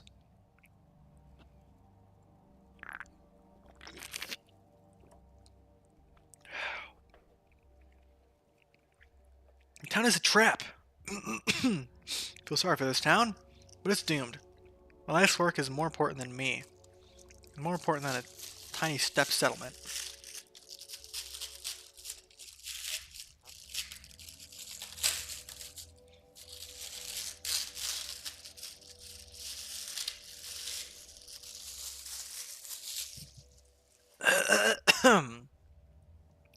My kingdom for a horse. The final preparations for the escape are complete. At the station, I'll have time to jump into the last car. Deal. I can already see the train on the tracks. All ready to depart. Bad grief didn't cheat me. Stench. Damnation. The car is filled with plague corpses. It's a trap. Out, out. Not the end. Common patrolmen grabbed me and threw me behind bars. I'll get out of here yet, they'll see. Alright. So Grief tried to help me escape. But I was set up, and I got into a train car full of plague corpses, got sacked by the guards, and brought here. False freedom. The district is infected. People have barricaded themselves in the town hall, but the miasma is already seeping in. Think, Dankovsky. Think!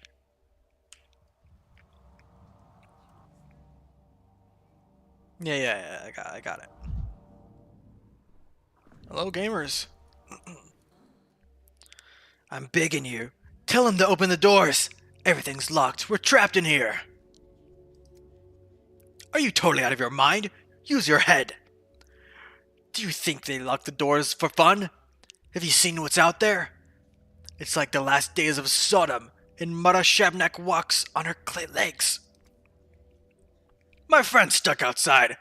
We were together. I managed to slip inside, but he... What's going on outside? What kind of friend are you, leaving him there like that?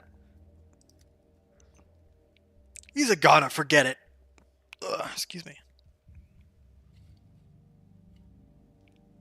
Ooh.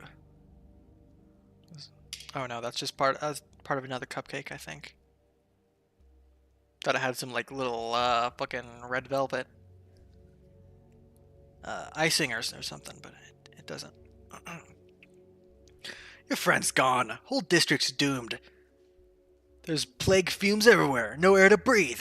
We're doomed too. Simple as that. Not if I have anything to do about it. So why is everyone standing around like nothing happened? Why is no one doing anything? Quit spreading panic. Explain what's going on calmly, if you please. Where have you been these last few days? Under a rock? The town's under quarantine. And quarantine dictates that infected districts are sealed off. That's how we got here. Whoever came up with the quarantine rules is a real idiot. They've locked themselves in the town hall with that decree. We're cut off from everything. All the doors are locked. They've walled us in and left us for dead. And who is this genius? Who's in charge of the quarantine?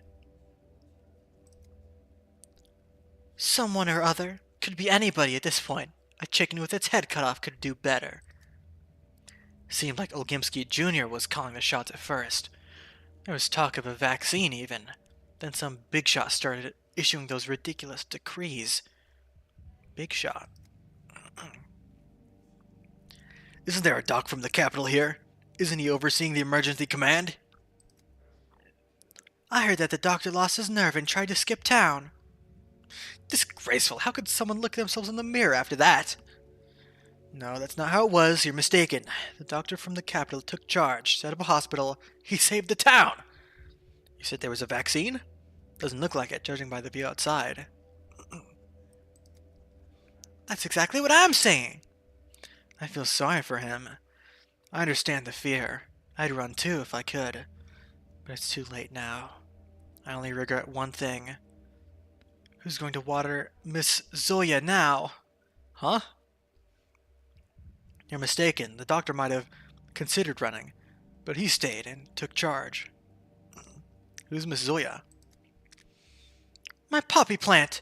My beauty, she just started blooming. Bright red flowers. Oh, so pretty. And now she'll wither, my poor child. Whole town's on the brink of death and you're worried about a potted plant. I feel bad for everyone, but so what? Is it Miss Zoya's fault? I should have watered her when I went outside today. If I don't make it out alive, promise me you'll look after her for me, okay? She needs watering every day, just a little, but it has to be done. You think I've nothing better to do than tend to a potted plant?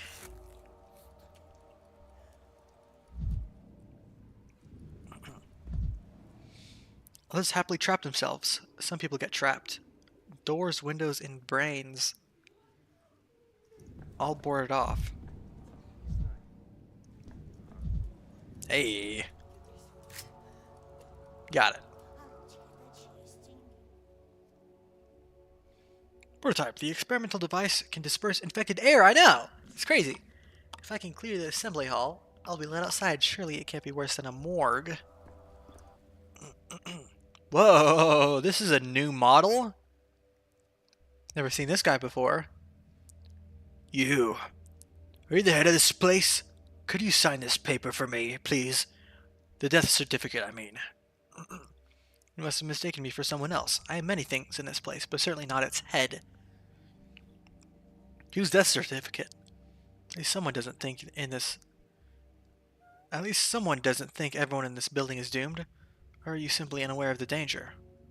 Whose death certificate? My brother's dead. Bad man he was. Wicked man. Still, he was family. Now I'm fussing about collecting all the papers. It's the 5th day now that I can't get a death certificate. Silly, really. The man's no more, but the paper... Oh, please make sure you have the paper. Do you even understand what's happening outside? The town hall is blocked off. The plague is running rampant, and you're worried about papers? Yes, I know. But what else am I meant to do? I came here to plead for Kiddick. Ah! And now, I guess my wife will have to collect my body, and beg the doctor for the same kind of paper. We'll all fall down here, one after another, like dominoes. Why do you need that death certificate? He had a kid, he did. And he had a room. And we need the certificate so they don't kick his kid out from that room into the cold. Scary faces of red tape, you know. How'd your brother die? He was always a madman, that one. 5 days ago he tried to take a knife to the younger Burak at the station. He thought Burak had killed his father, but it was all just rubbish. They've cleared Budak's name now. That was the day I first arrived. Yes, I remember now. An herb bride wanted to take your brother's body. I didn't allow it. I'm so cool. I saw your brother's body. The knife wounds were precise, almost chirurgical cuts. He didn't suffer. You say they've absolved Burak, the father killer? If we come out of this alive, someone will sign that paper for you. But right now, people have better things to do. My condolences.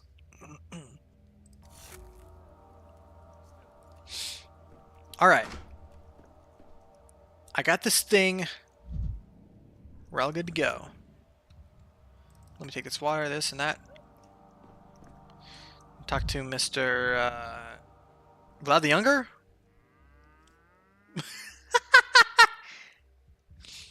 Vladislav Olgimsky, son of Vladislav Olgimsky. Not confusing at all. The factory owner. Heir to one of the 3 ruling families. One could imagine the autonomy he enjoys living under his father's shadow. He thought his father's power could be gently modernized through reform. He kept up with contemporary thinkers. He put his faith in progress. And as his reward, the dirtiest of tasks fell to him. They call the abattoir a longa. That word means four, doesn't it? What options does the town have when there's no vaccine or cure? When there's neither a hospital nor doctors? Isolation and quarantine are our only tools to slow the plague spread. Hold on, are you the one who issued the decree not to rescue people from the infected districts? You're right, sometimes only the harshest measures can prevent total catastrophe.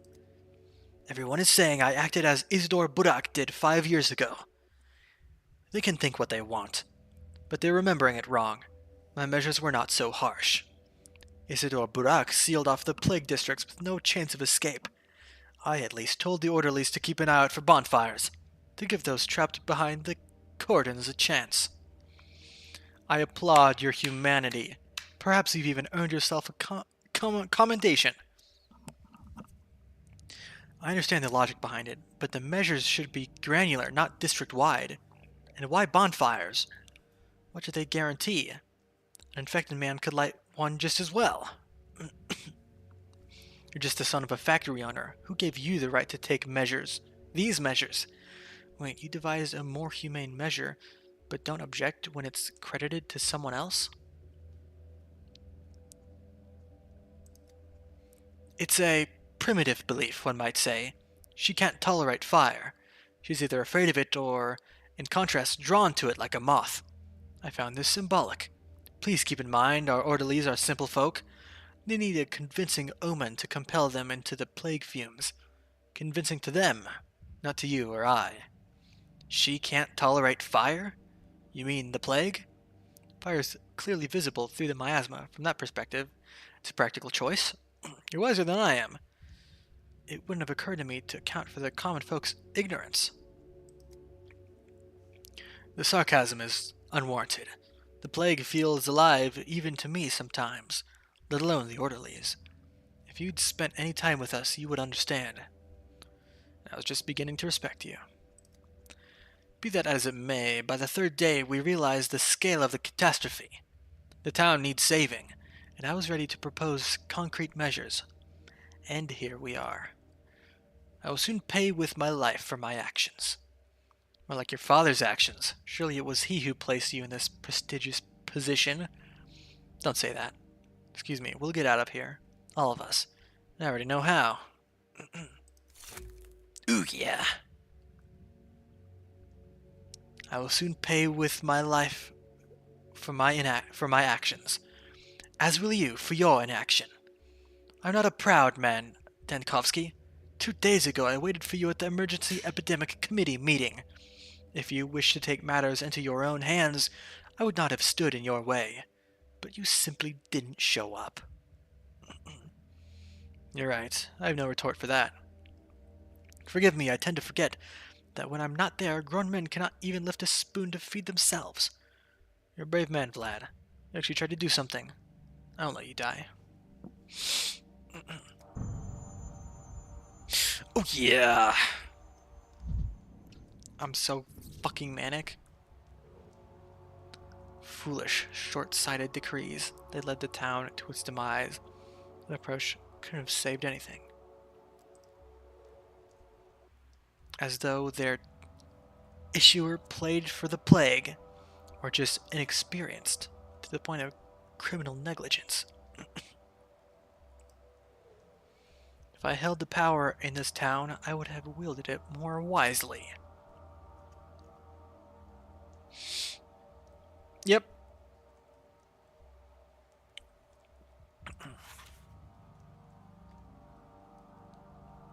Virulation of the population. Immunize townspeople with Olgimski's new remedy to combat the sandpest. Enacted.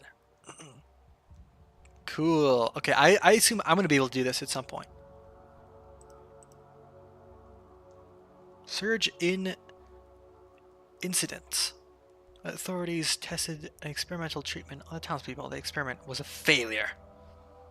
To an increase in contagion. Whoopsie daisy. Okay.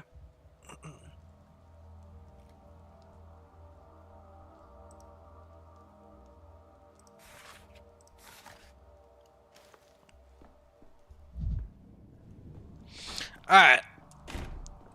Let's take care of this fucking sand pest. Yeah. Whoops. Come on.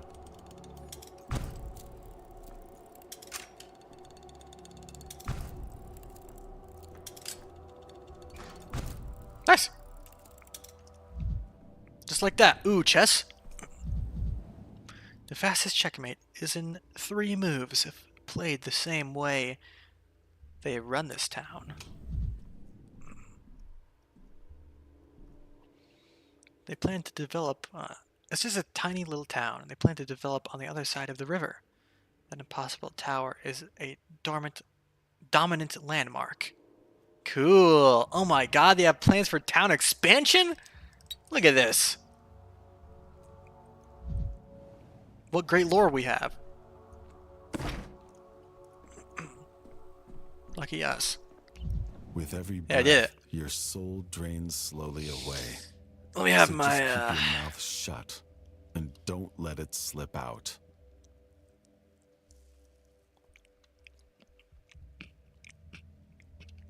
I'm gonna have a little bit of my cupcake here. Hope it's alright with you guys.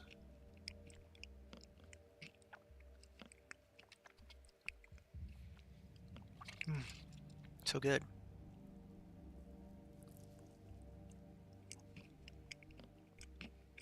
You guys are jealous, huh?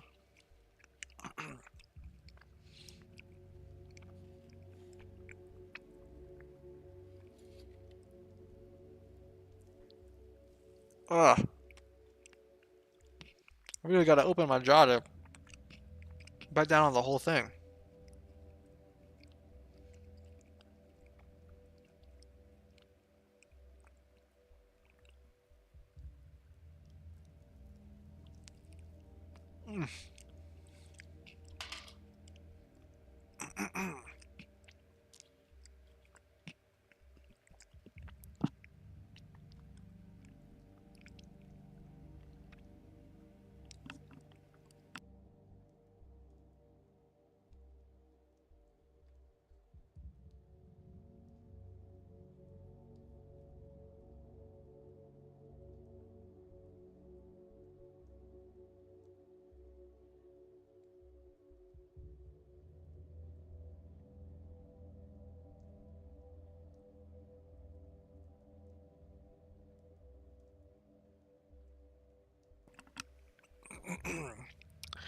What's that smell? Smell of science. Your contraption works. Let's assume as much. Is it enough to traverse the infected district? We've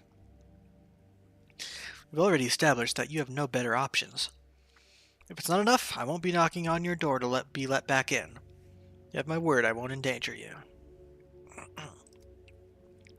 Fine, let's assume that too. Listen up. You need to make it to the southern exit of the district. It's guarded by orderlies. The other exits are either sealed off or being guarded by vigilantes. Best avoided. By vigilantes, you mean a mob armed with sharp sticks, driven mad by fear? Got it. But first, you need to light several bonfires.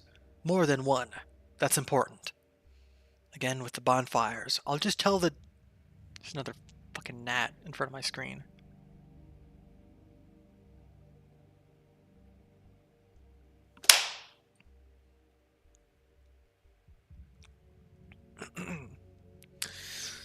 I'll just tell the district orderlies. I'll just tell the orderlies that there are living people trapped in the district. I'll be standing in front of them as living proof. I've said it already. This is how it's been since the first outbreak 5 years ago. If there are fires burning in an area, that means there's still survivors, still able-bodied and healthy. Only those are worth saving.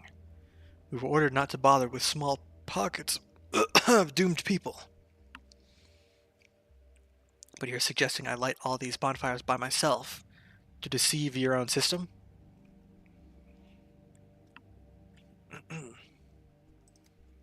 It's not my system. We issued the decree in a haste and panic. If I survive, I will overturn it. In other words, you thought you were always going to be on the other side of your cruel decree. If we survive, I'll be the one issuing decrees. Fucking bitch. Darn tootin'. Vlad the Younger, I let power slip into the hands of those unfit to wield it. Consequences are plain. Alright. Y'all ready for this? I can loot this. Woohoo! All my stuff.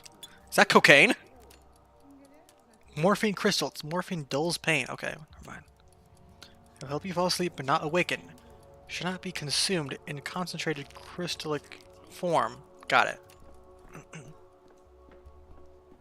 Alright, I'm slowly getting more depressed. Let's get out there.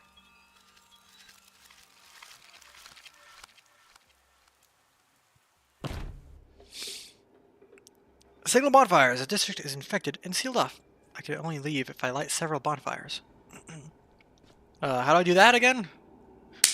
Fucking... Where is it?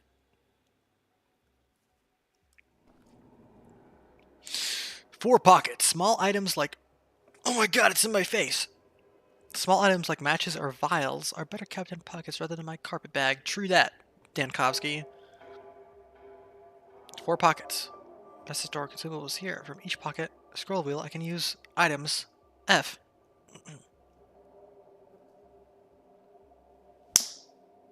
I got it! Fucking bitch.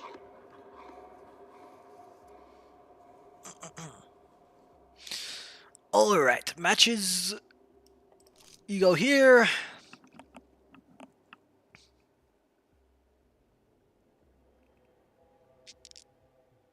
Brewing coffee takes too long. Chewing on whole roasted beans, on the other hand, is perfect. Addictive, less effect with every use. Okay, shit.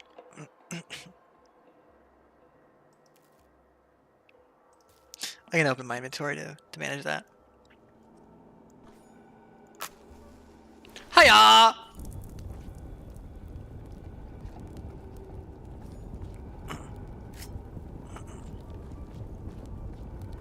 I saw a dude over here. Okay, bonfires. There's one. Take this.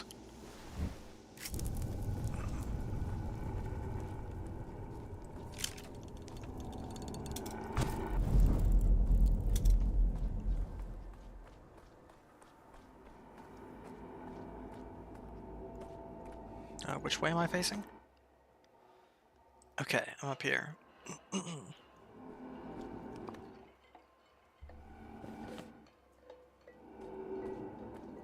gonna go down.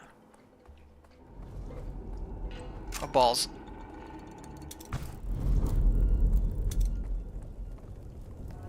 I am getting so depressed. Shit!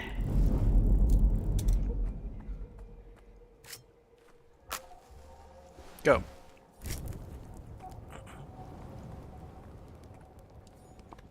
Just 2 more. Almost out of here.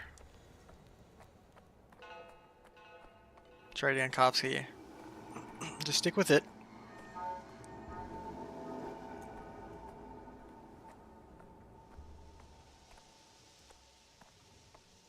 One more.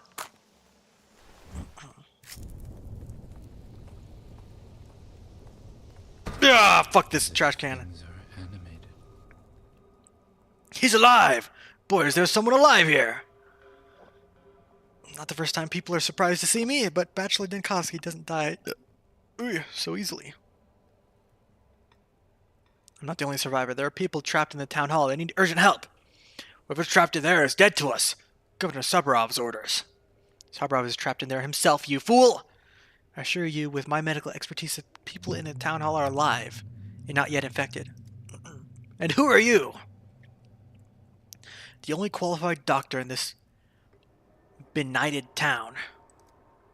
We're only doing our jobs. The decree is simple. No fires, no entry.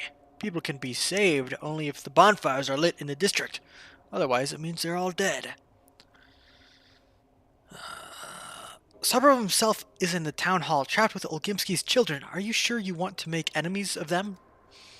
What do I care about making enemies of the dead? It's the living that scare me. And Shabnak. But she sure is afraid of fire. Without it, I won't set foot in that infected district. Alright, I'll get it. Alright, I get it. I'll remember your face, even though everyone in this town looks the same. So you're simply scared of being in the infected districts unless the fires are lit. Now the decree makes more sense. Its author is craftier than I thought. I'll be back when the bonfires are lit.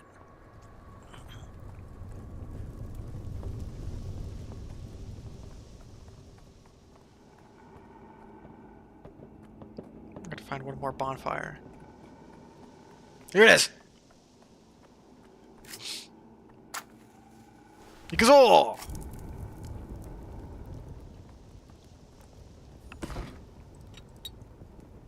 I'll take these. I'll need them more than you will. And also, just to say, fuck this trash can. Forgot that there's so much of the world. Are you going to stand there being shocked at my arrival? Look behind me. The fires are lit. Wait, really? Let me count them again. 1 fire, 2 fire, 3 fire, 5! Boys, there are survivors in the backbone. Well then, clear the exit to the district. Escort people from fire to fire. Do not deviate from the route. Finally, I hope those trapped in the town hall held on. So much time wasted running between bonfires. Hurry, and one more thing. At least wrap a rag around your face so you don't breathe in the miasma. Indeed, you will need some kind of protection for the orderlies. It's right terrifying to go in there, but it can't be helped. Orders are orders. And you, survivor, why are you still standing there? Get on out to the clean district, since you managed to walk all the way here. And good luck to you in there. Tell the governor that I won our bet. The people in the town hall have a chance. Ergo, so does the town. And yet your orders are dangerous folly. Light the fires, and that's it. They didn't even test me for infection. Suppose we can deal with this later. I yearn to breathe clean air, and not flinch at every shadow.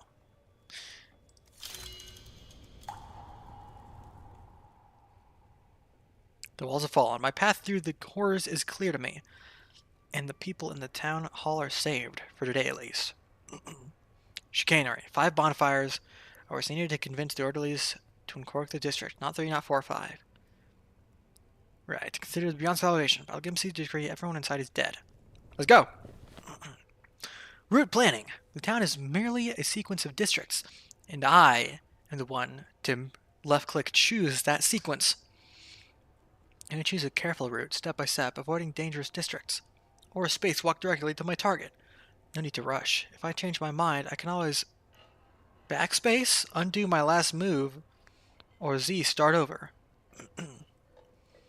Alright, well here I am.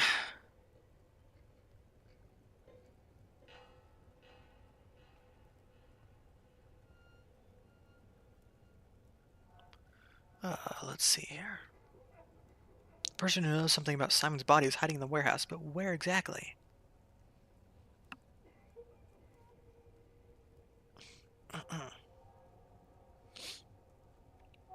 Okay, I could trade there. I can't look at my inventory. They should add that.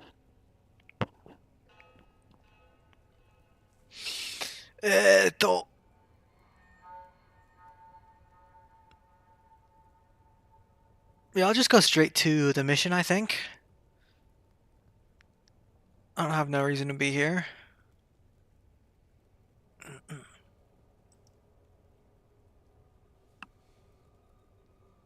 Go.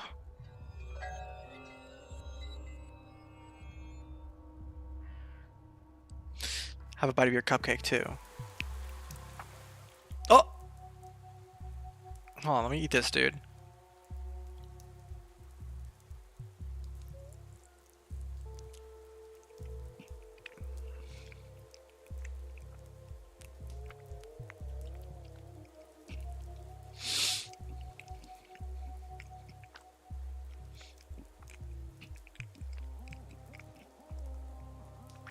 Ooh.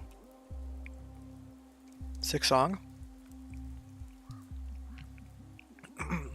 Hey, Sawbones, that's you? You the big city Sawbones? A doc, I should say. Yes? Don't you fret, I'm not interested in your jingle jangle. Not worth the hassle. Just tell me straight, Doc. Am I plagued?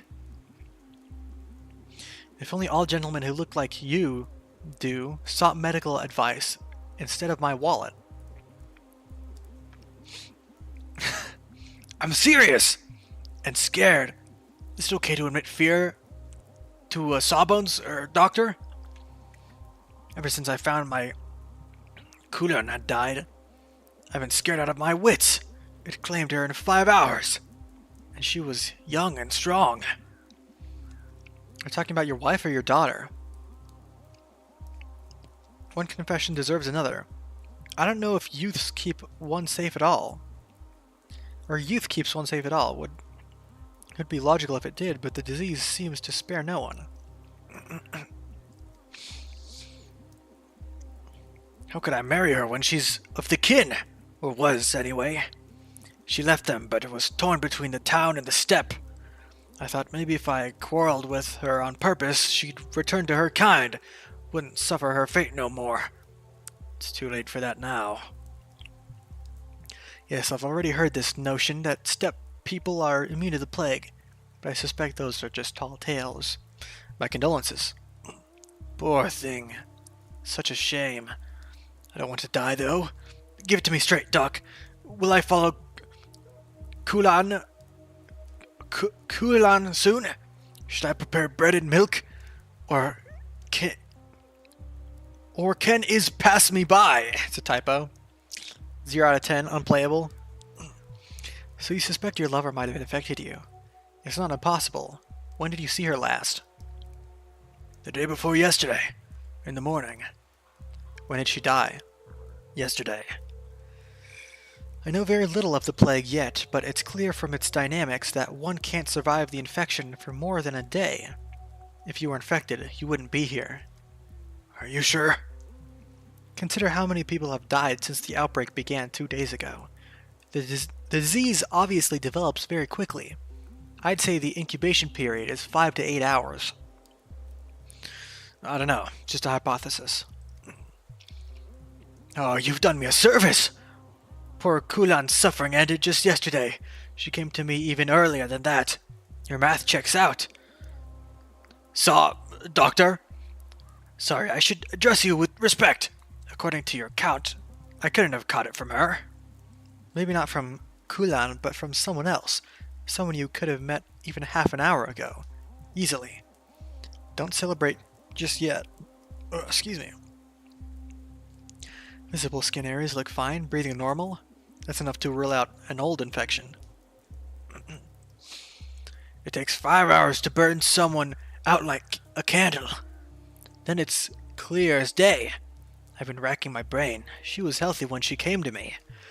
Only her legs were wobbly after a night of dancing. Then suddenly, bam! Dead of the plague. Like that. Shows you how death sneaks up on you. Wicked, like a cut purse in an alley. Any death is wicked. That mortality is embedded into human nature itself. That mortality is embedded into human nature itself is even more wicked. This place is one of the many virulent diseases known to science. Oh, this plague, if we can say it is known. Such loud words of yours. They ring here in the backwater. It's like an alarm bell or artillery. They don't fit the scenery, like you. Can I help you with something, Doc? You're looking lost as a newborn babe. Lost, am I? Maybe you can help. I'm looking for a doctor named Reuben. If I knew where he was, I'd have gone to him with my plague question. He saw the last outbreak and was Budak's Isidore's apprentice. But he's gone, vanished as if the earth swallowed him up. You think he's right here in the warehouses? I'll be damned. That's what I was told, alas without an exact address.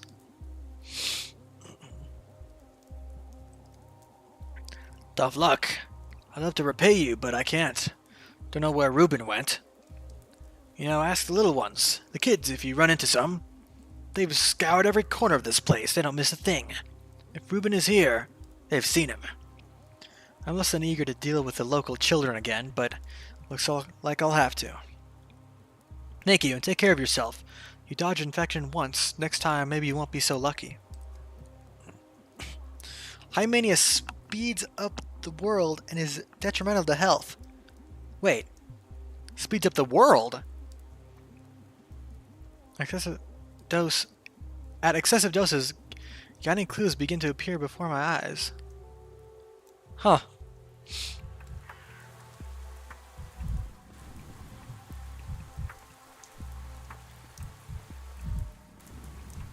Is the time literally? I think the time is literally faster.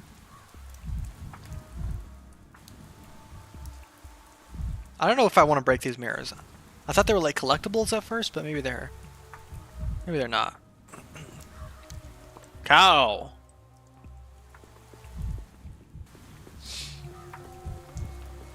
I thought it just sped up my movement speed. But it looks like it actually just speeds up time. What the fuck?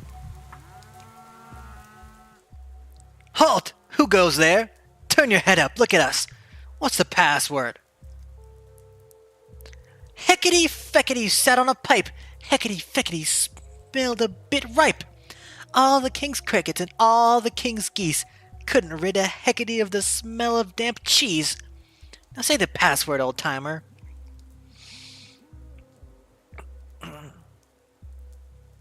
don't have time for your games. Ha! Wrong. It's crickets. There's one on this pipe right now. Can't you hear him chirping?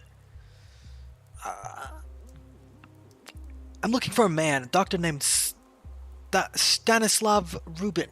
Seen him around? Sure we have. We see everything from up here, even that bald spot atop your head. We don't have a doctor named Rubin, only a boiler man who needs no name to do his boiler work. Although if you think about it, he's kind of like a doctor. He fixed the furnace, cured it, I guess. Don't be ridiculous. I don't have a bald spot. Not yet, but you will. I can see it all the way up here. Even the future. You'll be combing over a bald patch and powdering up your wrinkles until you look like an amateur hour at a mortician's parlor. You have such an active imagination. It would be a shame if you fell from that pipe.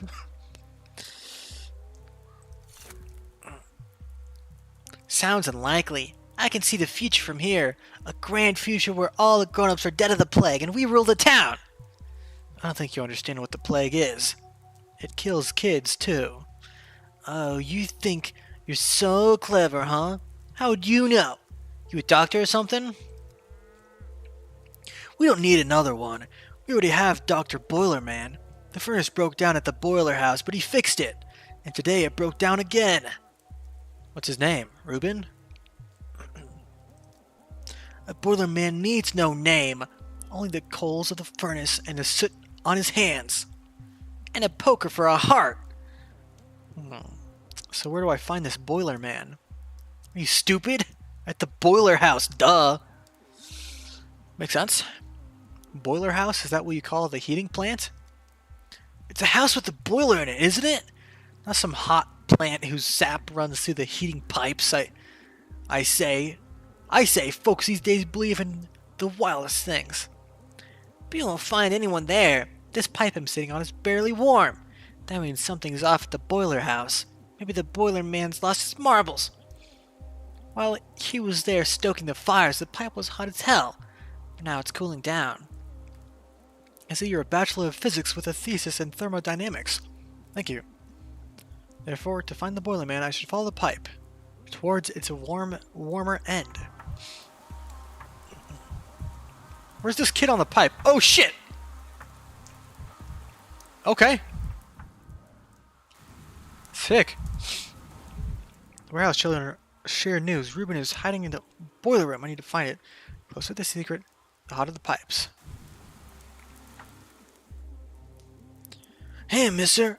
What's that doodad on your chest? I mean this? It's no doodad. It's a brooch. Or is it brooch? Looks more like a do-mom to me. That's the worst pun I've heard in my life.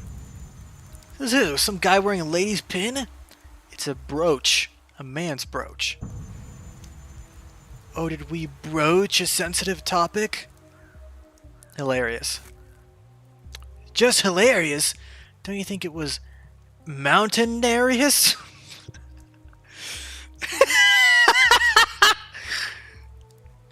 Enough. I'm looking for the boiler man. Your friends over on the pipe told me he was in the heat plant. I mean, the boiler house. And you're walking the wrong way, dummy. Follow the pipe the other way to the boiler house. And here, the pipes are ice cold. I need to be rude. Dork.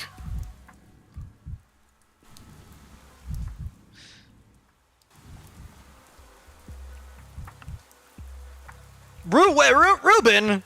Or not, it's not Ruben. The fucking... What's his name? Grief. Bad Grief. Alright, yeah. Bad Grief. I already talked to this fucking guy.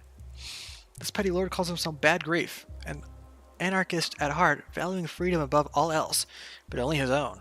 Because of his friendship with the Olgimsky and the Buraks, he saw himself above the law. At least he had some small aesthetic sense, even if it was street level. Huh? Oh, this is a reflection. Pinned him to a wall like a butterfly and left him to die. Even stabbed him with a knife for good measure. But he didn't die from those wounds. Do you know what he died from? Thirst. Do you have any water? Just take a sip of water, too. Or better, my Dr. Pepper.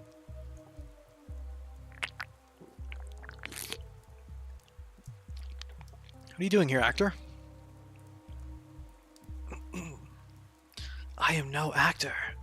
I neither feel nor act.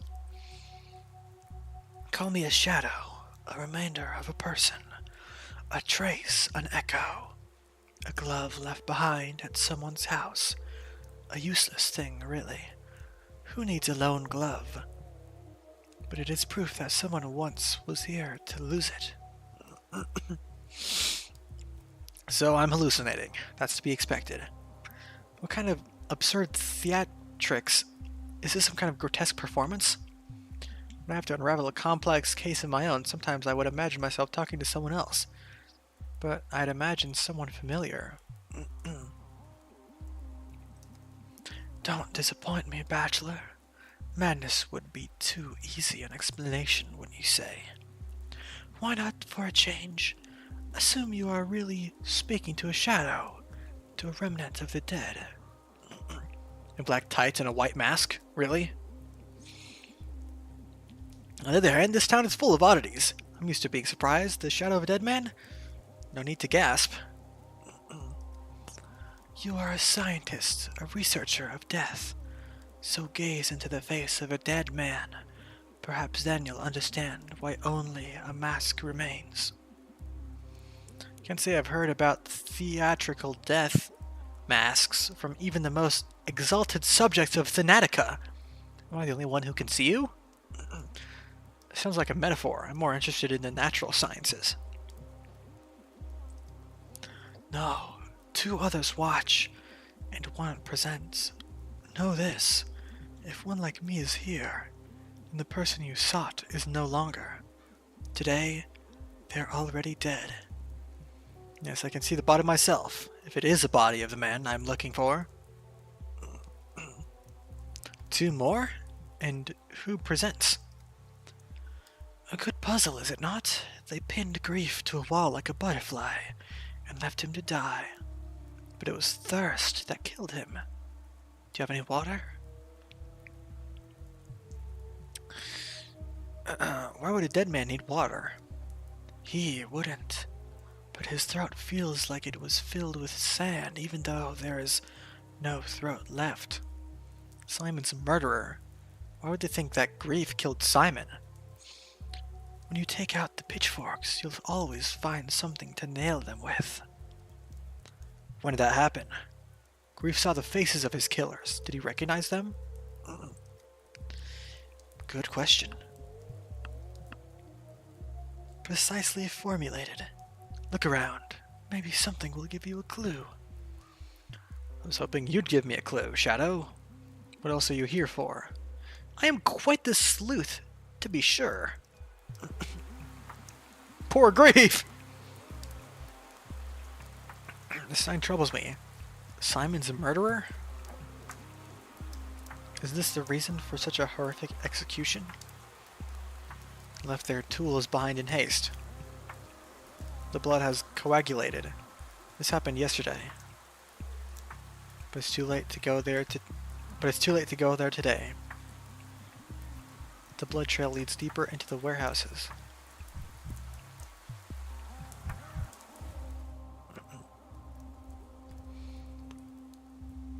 Shameful sign. I heard slanderous rumors about Grief. What could he be Simon's murderer? Let's examine the body for clues. Shadow Mask, recalling this brutal execution, I seem to see beside me the embodiment of Grief's posthumous fears, which is, of course, impossible. Or is it, my good friend? Okay, follow the pipe. One leads that way, one leads this way.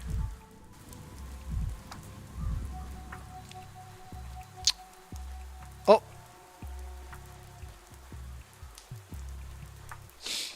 Okay, I'm gonna try this way.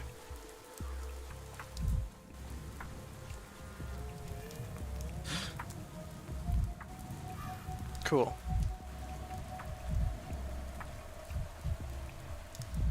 What's up, kid? You seen that one guy here? Who are you, the new boiler man? No, I'm a doctor. What do you need a boiler man for? Your friends said that the heating boiler house was nearby. Am I heading the right way? Sure. See the smoke coming from the chimney? That's the boiler house. But the boiler man hadn't been seen for 2 days. Hope he didn't boil himself in his furnace. Hope he's okay too. Smoke?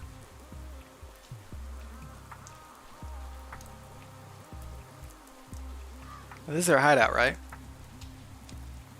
I remember from Pathologic 2. Let's try this way. Yeah, this looks like a boiler house.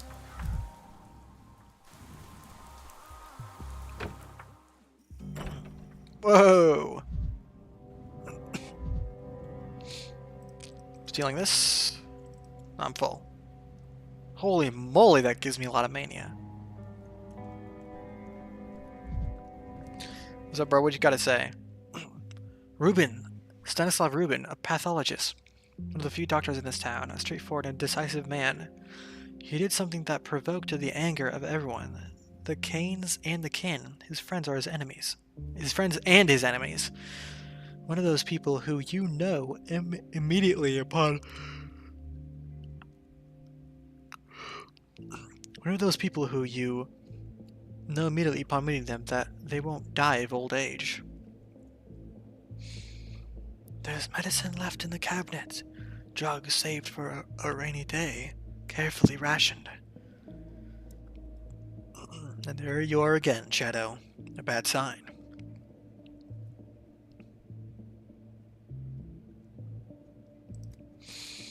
You're not superstitious, are you? A sign isn't bad. It only points to what it signifies. The one you came for is no more. Today they are already dead. What happened here? The kids said Reuben worked here as a stoker. How did that happen? What happened here? He needed a hideout. Grief, an old friend, suggested this place. In the end, he even enjoyed stoking the furnace. Physical work soothes, leaves no room for thought. Only such clings so deeply. Reuben was scrubbing it off himself when they came for him. Who were they? He never saw their faces, but he knew what they wanted. His silence. Reuben came closest to understanding who Simon truly was. After all, he was the one who pronounced him dead. He was afraid that revelation would not be forgiven. What revelation? What did Reuben discover? This is critical! Reuben witnessed a miracle, and he paid for it with his life. Will you tell me what happened or not? Was he murdered? By whom? 3 days had passed since Simon's death. Reuben hid here in the boiler room, but they found him, silenced him. 3 days? I'm far too late. It seems someone is intentionally cutting off my attempts to learn about Simon. What do I do now? I can pay a visit to the Canes, I suppose. It's high time I spoke to the person who invited me to this town. Isidore to... Oh, bro, you don't even know? Shit. 3 days, I'm far too late.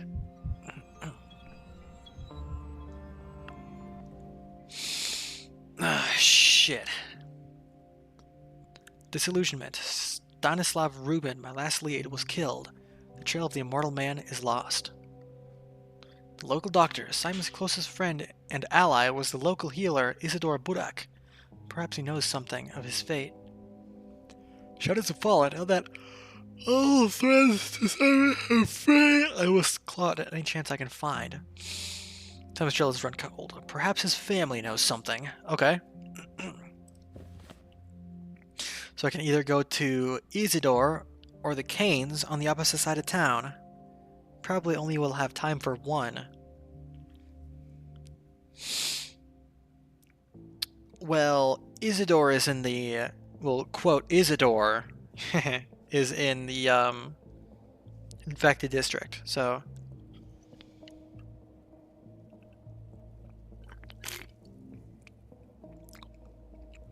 Well, I'll have to pass through an infected district to make it to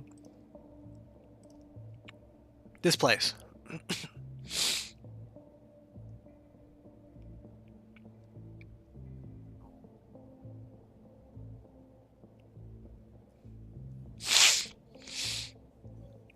Okay.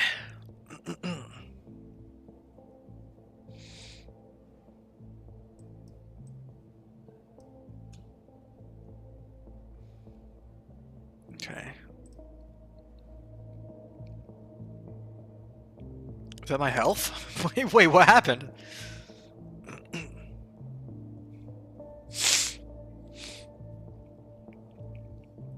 was probably constantly losing it in the infected district. Okay, I really want that super strong medicine.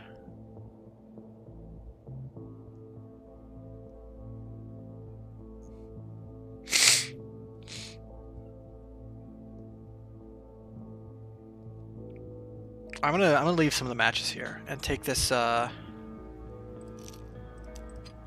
is really strong. Yeah. I figured this out already.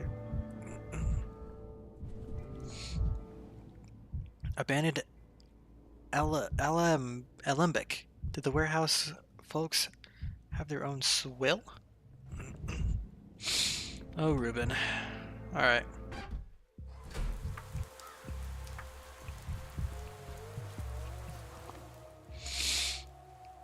Let's see.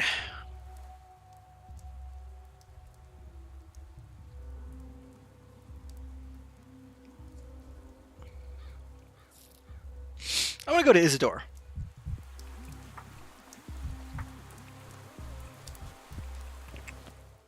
What's the quickest way there?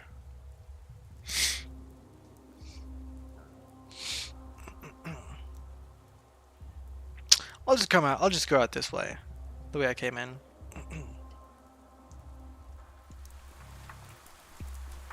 Thanks for the help, kids. Just give me a second and let me, Ugh! I could use some quiet.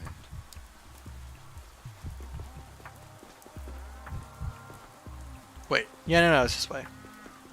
Oh, I could have gone either way. A little more and I'll be in death's embrace. I need medication. Oh, shit.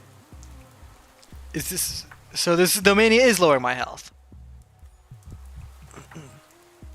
Yes. Okay. Good to know. Do I have 6 of this? Oh, yeah. Okay, let's refrain from kicking things for a little while. Peaceful districts are easy to pass through, but I'll have to pass through dangerous ones carefully on my own feet. Such districts are marked with color. Thanks.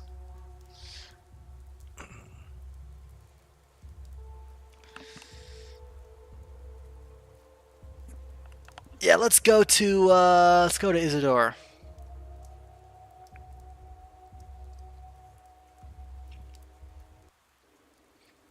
Let's go pay him a visit. Or whatever we'll find there. Oh no! What do I do? Oh my goodness.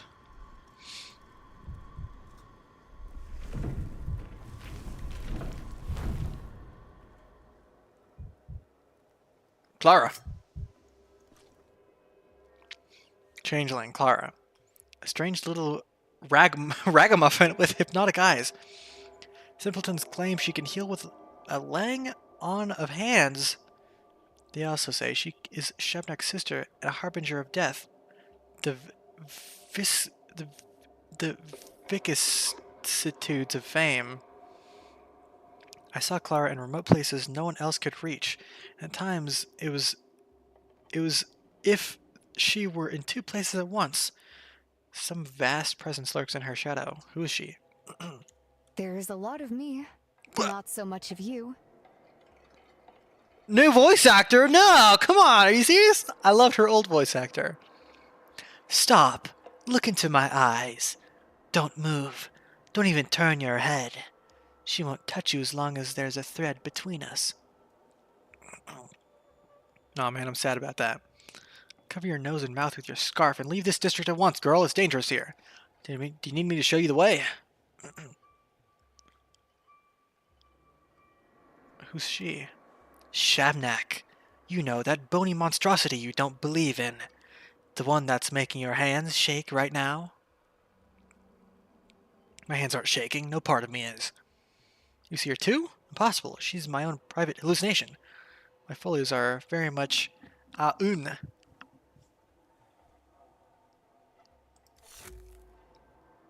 That's not true. But it's good that you think so. The less you believe in her, the harder it is for her to get her hooks in you. Laughing at her would be ideal, honestly. But you don't have the guts for that. You're way too serious. Too serious? Alright, here's a serious question then. What do you think I'm seeing? Shabnak is the plague's body. The earth spits her out every few years, so she might walk through the town and cleanse it of corruption, of wicked thoughts, of weak people. Everyone believes something different on that front. Why you, with your head of solid oak wood, can see her as a very interesting question. Most people like you are completely blind. What ripped that hole in you, I wonder? I'm told the scent of the local herbs has a strange effect on the psyche. It's just nervous exhaustion making me imagine a creature of local myth. Maybe so. Either way, she won't stop stalking you, whether you believe in her or not. She likes you. I can tell from a mile away. But I'll teach you how to handle her. Take notes, scholar. Had I a notebook on me, I'd have gotten it out already, if only to emphasize how absurd this entire situation is. I heed, O great wise sage. Oh, I know all about those rules. Don't look into a mirror at night. Don't say your name 3 times. Make a circle of salt. Oh god, I'm getting too manic. I gotta calm down after this. Rule number 1. You're no adversary for her. Your little revolver won't shoot her. Your little knife won't stab her. Can't stab a fairy tale, can you? And why would you even have a knife anyway? So all you can do is run. I'm not in the habit of running from problems. Fair enough. Fighting a hallucination is like tilting at windmills. Oh god. Yes, exactly. Keep thinking that, good scholar. And the prototype? Shit, dude. What prototype? I have an experimental device prototype that's capable of dispersing plague miasma. Let's say this vision, let's say it manifests as some kind of especially dense cloud of sand pests. If I shoot at it, I'll dissipate it, which means the prototype can kill this Shabnak. You claim to fight death, but look how your eyes lit up when you said kill. There's no way your little device can kill a Shabnak. Neither bone nor metal can strike her down. Everyone knows that. Killing death would be a heroic feat. It's a long-held dream of mine. There's no way your little device can kill a Shabnak. Everyone knows that. How about compressed air and atomized particles of bile and belladonna? Do your myths say anything about pneumatic weapons? Thought not. They say a sigh from Boss Turok can stop her for a short while. When he sighs, she walks on tiptoe, careful not to wake him. If you exhale the right way, it will probably slow her down. Shots from the prototype dispel the fog in all those dangerous whirls, clouds, and traps. If your so-called Shabnak truly is the plague, she'll be affected as well.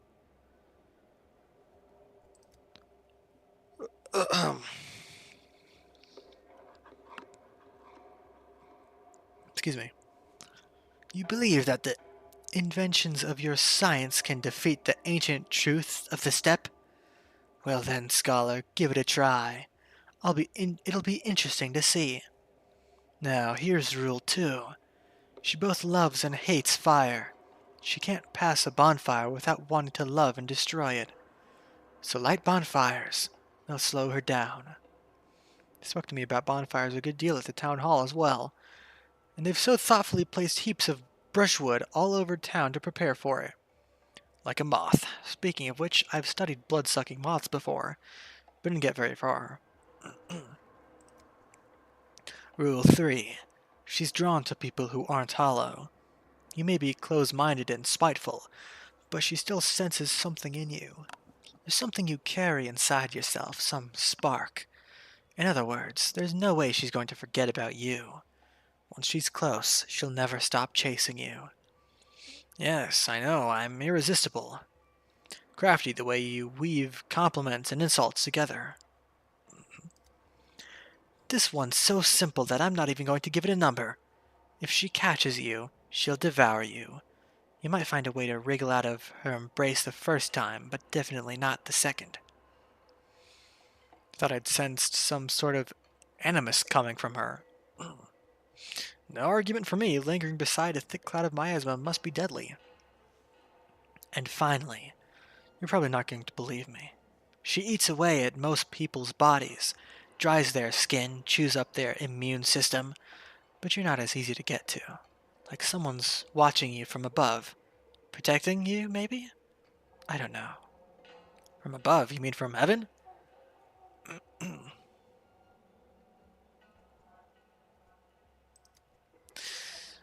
I don't know.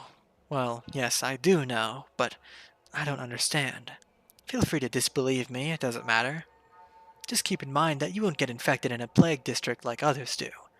Instead, you'll go insane, waste all your time, and then she'll eat you. That's how it will happen. Yeah, and then I'll soar on angel wings. Let me write that down. What a heartwarming fantasy. If I really was in no danger of getting infected, there's so much I could do! You have a point. Just being in a plague district feels like having a maelstrom raging inside my head.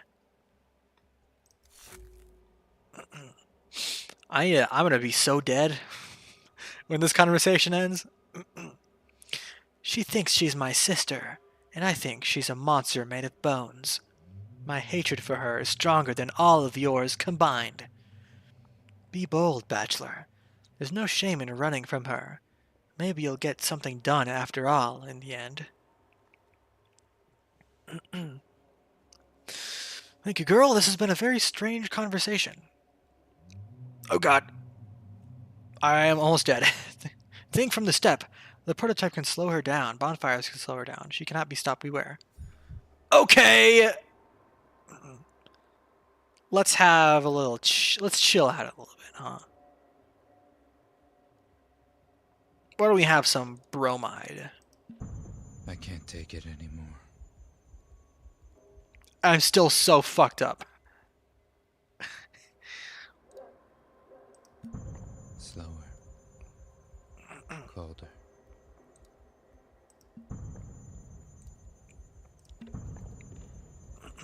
That'll be good.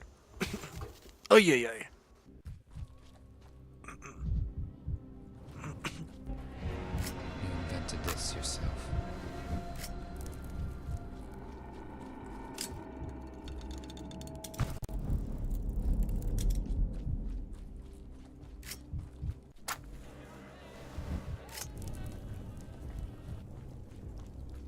Let's make sure we don't get got by her this time. Yes. Oh shit. Insane. No, really. I'm going insane. You'll be fine, bachelor, alright? You're almost there.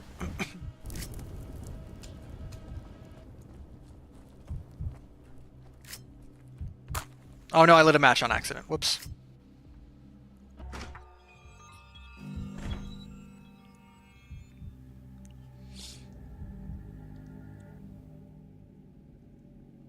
She cometh. My poor mind is stretched to breaking. I look at the architecture in the district, and I see demons. I didn't see anything. I don't think I was looking hard enough. Deadly streets. The town is driving me insane. These already dangerous, infected districts have declared war on me. Is there even a girl? A beatific girl in a fishing net cape taught me how to deal with hallucinations. Doesn't make me feel better, honestly. Peculiar signs. Maria Cana, Simon's niece, brought her entourage to Isidore's house. They appear to be enacting some ancient ritual.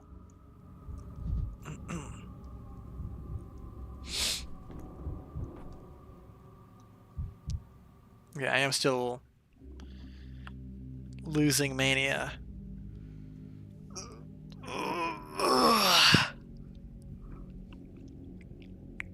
Maria Cana, daughter of Victor and Nina, eldest daughter of the Canes, Simon's niece. Her mother was a mistress, a woman said to wield mystical powers. Maria believed she was meant to walk the same path. She was followed everywhere by her signs. Young people who claimed to have aligned their fates with the constellations and master destiny itself. Her every gesture burned with untamed fire. If only I could live a year longer. A whole, endless year. I can't hear you. Speak my language. Don't pretend you don't know it. I haven't said anything yet. Who dares open his mouth while the mistress is working? Daniel Dankovsky, Bachelor of Medicine, at your service.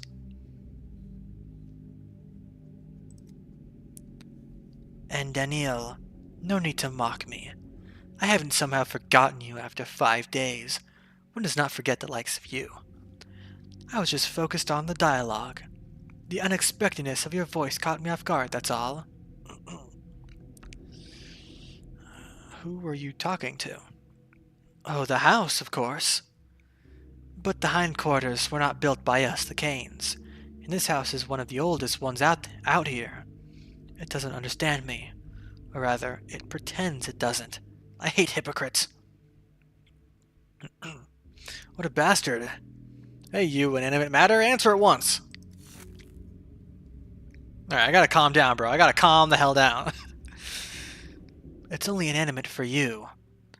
Wherever my mother walked, cobblestones began singing, and streetlights would start dancing. I've inherited that gift. I don't think you'll ever be able to comprehend it. I forgive you. But laughing at what you don't understand is a sign of a cowardly mind. Fraud can and should be laughed at. Laughter is the most dangerous weapon. You can forgive me for the fact that houses don't sing to me. What benevolence. You're basically right, so what's going on with the house? A trace of Uncle Simon's hand still lingers in this house. It's here, very close. Still warm, I can feel it. But the door's locked and broken, and the house will give me nothing freely. A trace of his hands? Do you mean fingerprints, or is this another metaphor? I don't know. Uncle was a very close friend of Isidore Burak, or a rival. True friendship is indistinguishable from rivalry, and I can feel his life still smoldering in this house, in some object, or a living memory. Perhaps he's even there himself. Simon's alive and in hiding? No, I don't believe in this kind of luck. Although, you mean this place might hold some clue that could shed light on his fate? Oh, never mind. It no longer matters anyway. What I'm doing is stupid, and what you're doing is even more so. That's what I thought an hour ago, but if Simon's left some kind of trace, any kind... You're investigating in your own way. That isn't stupid. Does the ever-growing apathy stifle you too? This is the local herb's influence, right? That's not my point, Daniel. There are traces of Uncle Simon in this house, in the whole town, in the polyhedron, in the people, even in the street layouts. Great people don't die, they just scatter into myriad reflections. But we, his poor descendants, won't ever be able to put them back because tomorrow shall not come. The people locked in the town hall thought so too, but we've broken out. Stop catastrophizing. The town still stands a chance. Ay, ay, ay. We'll be suffocated by walls of reeking bodies. Shabnak will devour our tomorrow. When you sleep tonight, the apnea demon will descend upon you, and you'll lie there, frozen, staring at the ceiling forever. I don't know. Oh, I don't know. I had a dream. I've seen every calendar in town stop at number 5. Tomorrow shall not come. It shall not come. Shabnak, this will be a surprising confession, but as I was approaching this house, I think I saw her? Some sort of monster very close. You get on well with Telman. He sees symbols in every dream too, but sometimes dreams are just that, dreams. The situation with your contagion is indeed critical. Perhaps you're right in your own way.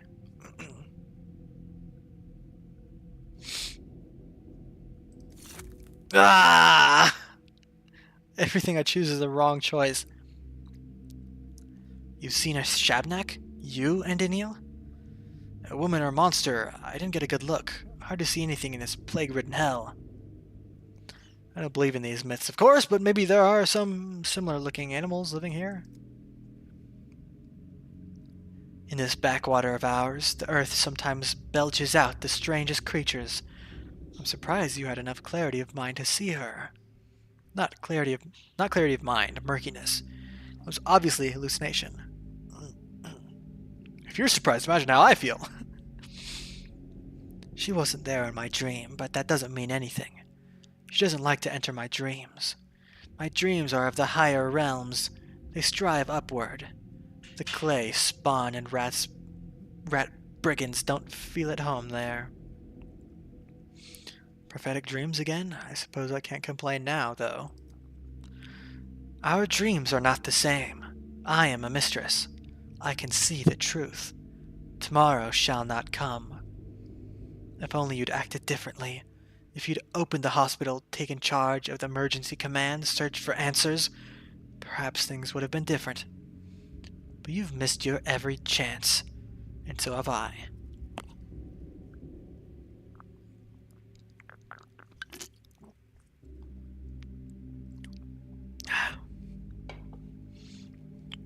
So what do we do now? Go to the still water. Say goodbye to Eva. Gaze up at the starry sky before you sleep. Write a letter.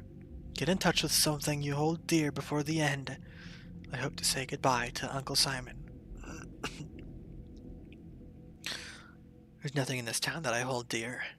No, I will fight until the end. Forgive me, Maria. It's true that I haven't done anything. I hadn't done everything I could have. Yes! Although you know, and Daniel, this was in my dream too. I stood in this house, right here. Uncle Simon breathed behind the closed door, and I told you that tomorrow would not come. It was important to tell you that for some reason. You were subconsciously placing your hopes on me, alas. Makes no difference what you dreamed of. You're right about the main thing. This town is doomed. Farewell, Maria. I can't shake the feeling that there's still some chance, some opportunity I overlooked.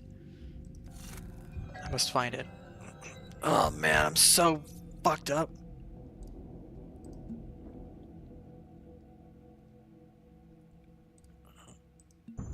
Freeze frame.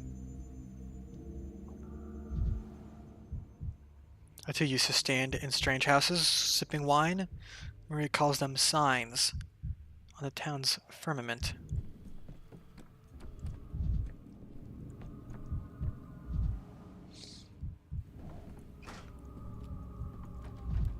Sticky!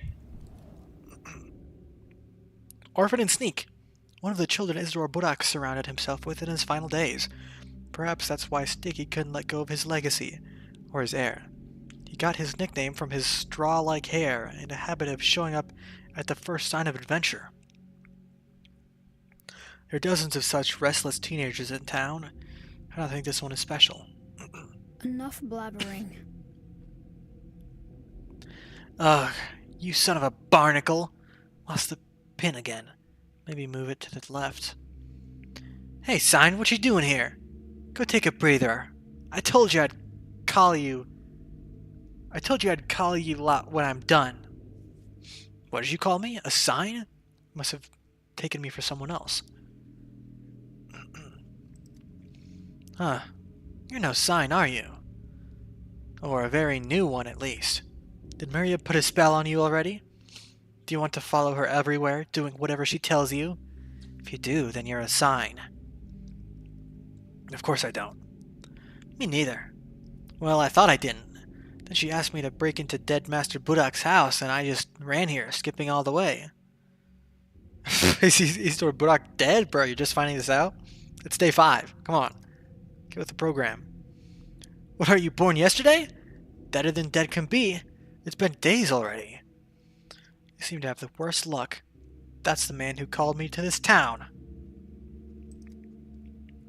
Don't just stand there. Shove the door for me, will you? Right here, near the hinge. You're heavy. It might just work.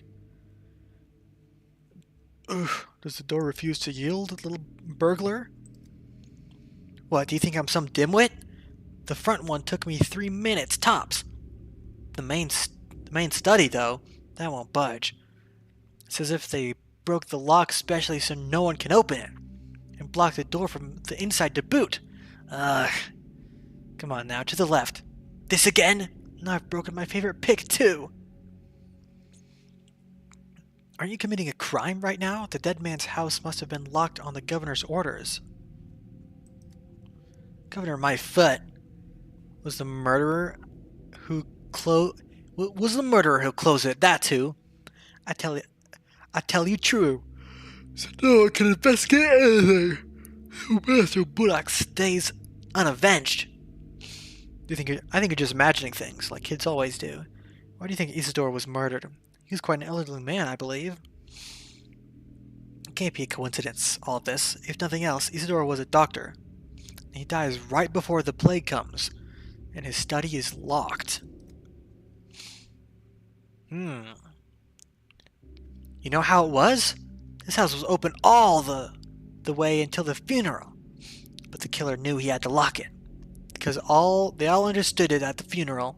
Not everyone grows 4 new arms after death, you know. What the fuck? That beast's claw too?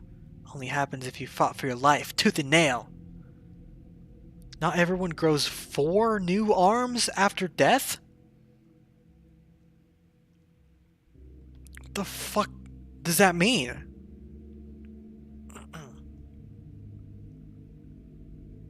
Now you're making things up for sure. How am I supposed to prove it to you? Master Budak's been in the ground 3 days. It's all over now.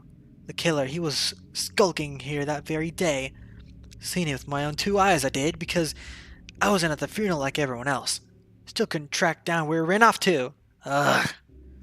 You've seen the murderer? Who was it? Did you recognize him? I'm not telling you. You don't care one bit about Master Budak. All these days you were cool as a cucumber that he's dead, that he's murdered. For you, Master Budak was just some old man who wrote you a letter to the capital about magical mystical Simon. And he was the best of them all. Hey, calm down. Why are you so fiery all of a sudden? I just wanted to help you, that's all. If you want to see the person responsible for Isidora's death punished, you need to tell me everything you know to an adult. Me, for example. And who the heck are you?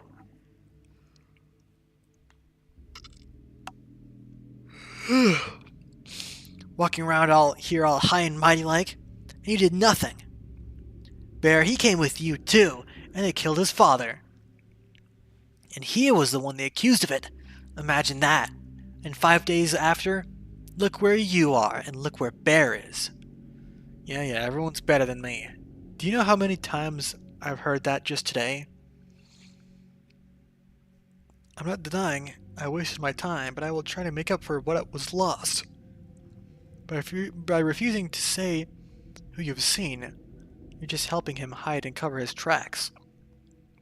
Not the smartest thing to do.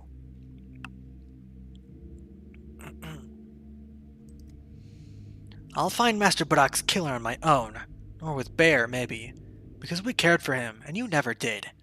You care about Simon Kane, don't you? Have you ever thought he might be right behind this stubborn door, huh? Maria did tell me that she felt some kind of trace of Simon in this house, a presence. What would Simon be doing there, especially if he's dead? Would have been nice, that, to open the door and meet Simon, to laugh together at his joke about the death of an immortal.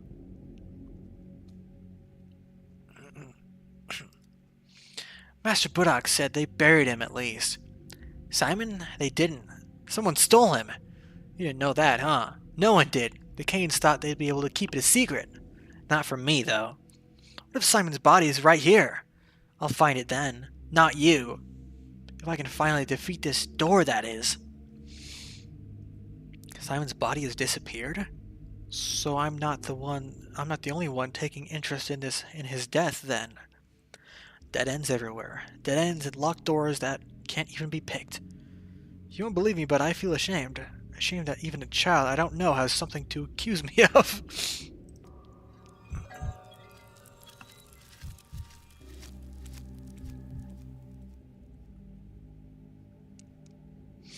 Too late. Isidora's house fell silent with its master's death. His study is on the 2nd floor.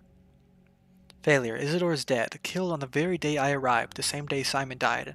This town's darkest hour. My darkest hour. Examination. Isidore's body was buried on the 2nd day. I can't examine it. The chase. Isidore's killer was seen on the 2nd day, but the trail has long since gone cold. Cannot catch him. Oh my god.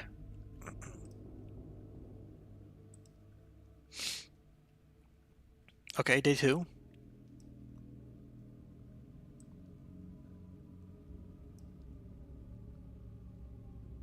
An echo of Simon is hidden in Isidore Barak's study. Malicious serenity. Alas, that day I found no time to visit my colleague, or did I come too late and run into a locked door? On day 2, someone barricaded Isidore's study. If only I came here in the morning. Huh. Today the late Isidore Barak is being buried. Do I have a chance to examine his body before that? After burial, Isidore's body is inaccessible for examination. To exhume it means to bring both the wrath of the entire kin and the town authorities upon myself. Young Sticky allegedly saw Isidore's killer returning to the victim's house. If only I could track him. Playing detective. Even if I believe these tales, why do I need Isidore's killer? Let the authorities deal with him. I need Isidore alive.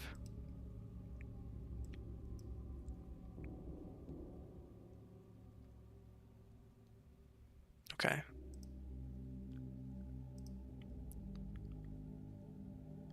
Doomed gaze. Maria claims the town will perish tomorrow. Well, I think she's right.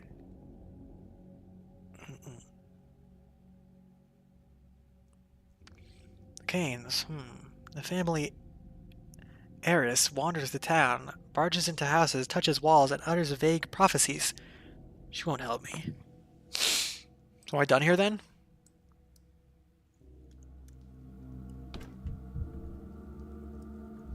What's in here? Loot?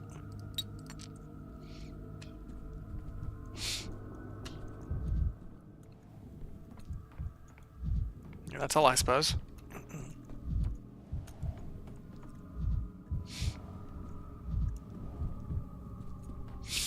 Stop looking at me like a dead fish. What do you want now, Endeniel? The audience is over for today. Is it true Simon's body was stolen? And if it was true, do you think I'd discuss my late uncle's body with you? Like he's some lost bull or a purse that caught the attention of a less than honest chambermaid? You want to track him down, don't you? So do I. I'll tell you this. You have only a superficial understanding of my uncle's disappearance. His body, if it even exists, doesn't matter much. I can still feel something living. It's more like a sigh than a chunk of meat. Well, we need to open Isidore's study anyway. It must be locked for a reason. It's like you don't even believe that your uncle is dead. Don't worry, I'll get really depressed in this infected district.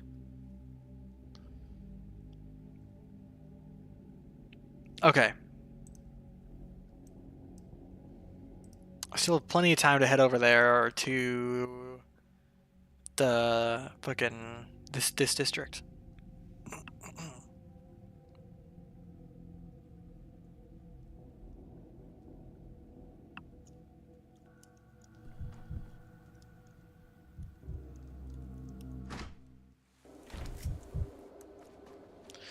Yeah, bonfire's still lit. Oh my god.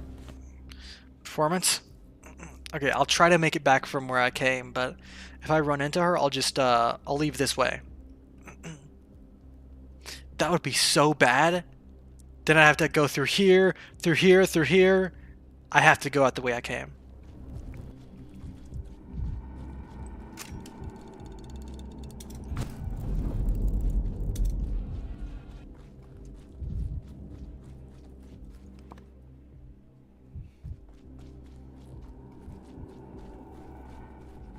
Nope.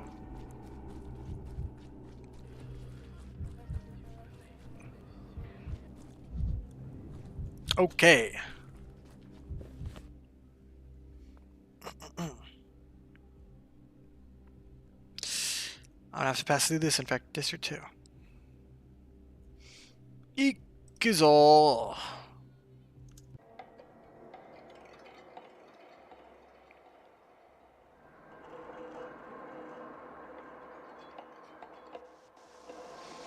If I slip through the archway without deviating from the M route, the rest of the journey will pass without incident.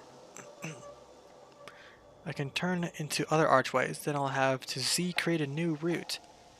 I'll have to pass through dangerous districts myself again.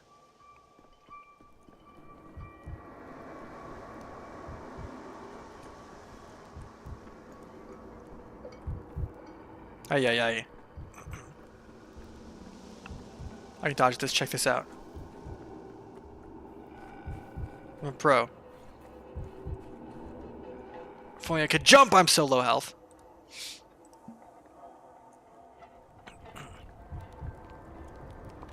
This way, right? Oh god, I have so much to travel.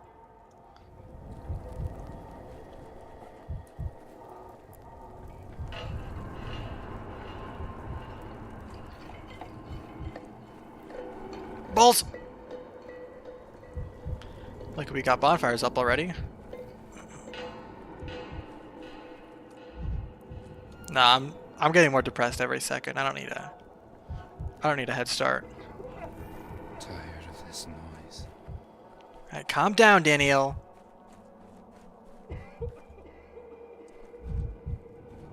You're gonna be fine. Hiya!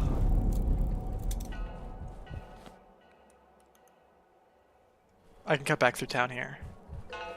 Through the street. Unless there's bullshit in my way.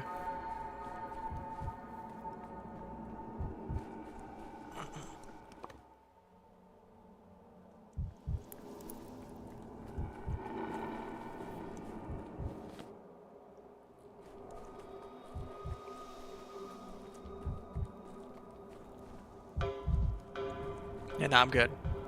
Was that a thing I could loot? Yes, match. Get. Oh, whatever. I already have a full stack. I don't need it. I'll be fine.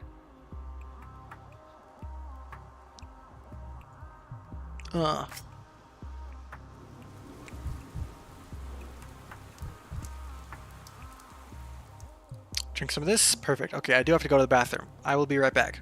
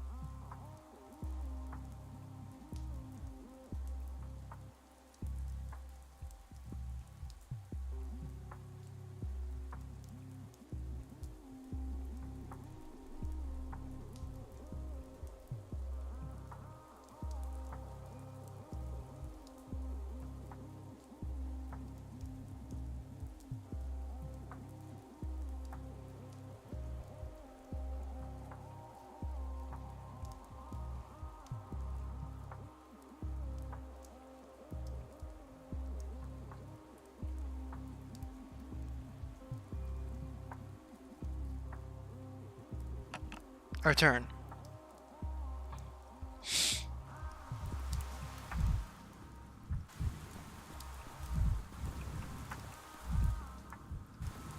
What do you have to say to me? Whoa! What do you want?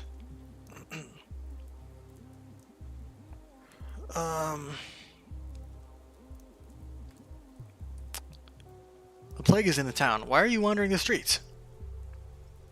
I didn't ask for your advice. We used to at least have the pub. Now, Stomatin's dead. Oh shit. There's nowhere to get a drink. The pub seems to have been the main cultural hub around here. Everyone's orphaned without it. It used to be, yeah. Now, without Stomatin, there's no more drinks on the house. It's all for money. And who needs that kind of culture? I agree, man. Fuck money. Just give me shit for free.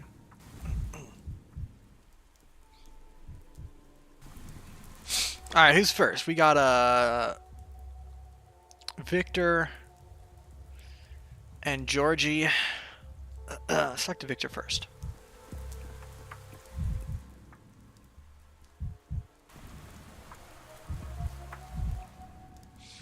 Sculpture made by Georgie Kane's Freedom Agony. My health going up? It's going down. Of course it is.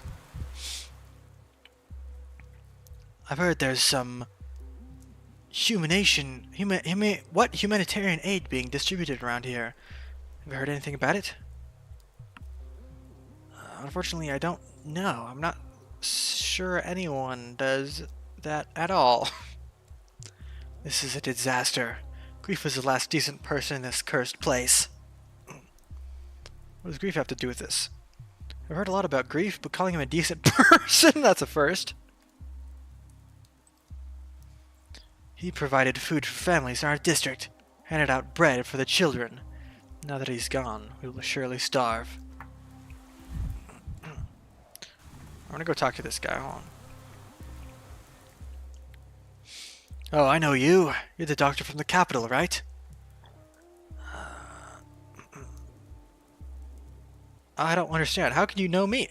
My portrait's hanging around town? Well, it's a small town. Everyone knows everything about everyone here. Must be strange for you. What kind of town is this with no schools or hospitals? It's always been strange to me. We're in the middle of an outbreak, but we have no hospital. How will you treat people without a hospital? It is strange indeed. They built the polyhedron but neglected to build a basic hospital. That's what happens when fools are in power. Hospital will open soon, don't worry. You can't fight the plague without one. Victor! I'm coming to ransack your house. Whoa, what's up, gang? Khan? The Kane heir plotted his own course on the path of his family. His followers were called Dogheads. They wore beast-faced masks and lived in the polyhedron. This way, they claimed to renounce their animal nature and approach the world of pure fantasy. They obeyed Khan blindly, hence his nickname, but Khan himself still retained the ability to doubt. Huh. That's cool. I'm listening. With all due respect, you just keep visiting at the wrong times. I thought this was Victor Kane's study. Who are you, boy? Why are your friends wearing dog masks? What are they for? It is. What? You don't think it looks right? No, it does. Only the owner is missing. Where is he? Ever since Mother died, he only ever goes to the Cape to visit her. What do you want? So you're Nina and Victor's son.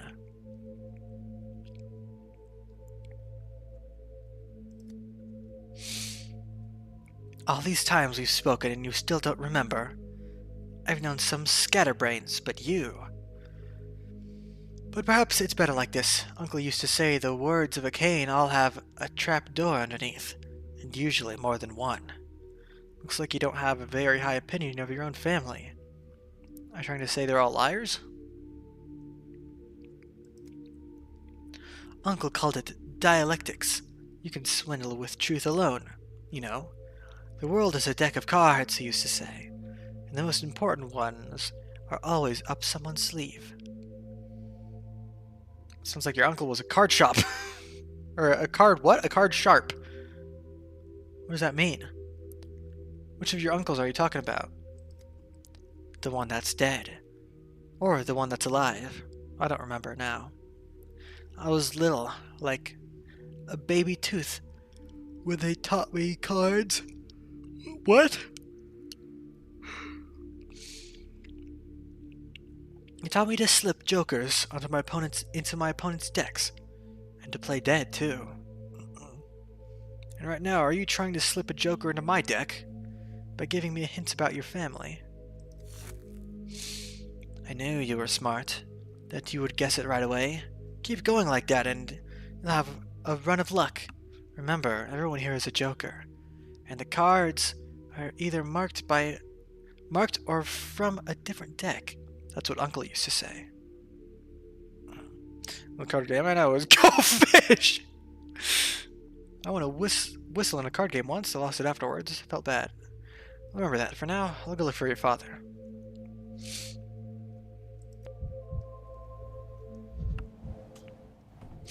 So he's in the Cape. Don't mind if I steal some of your belongings. I'm full.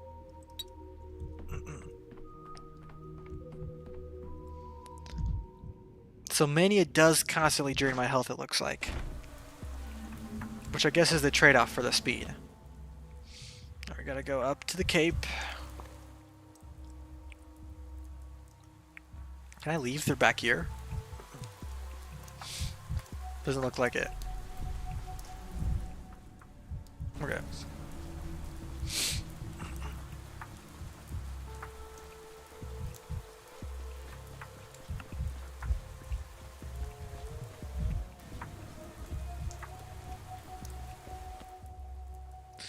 Go up here. What if I stop to trade with some kids?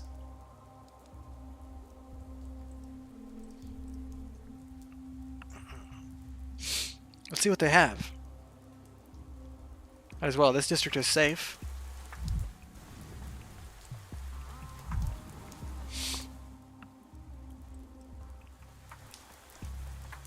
For now.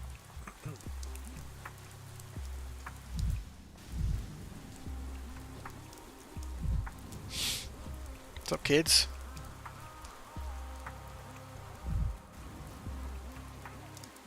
Let me speak.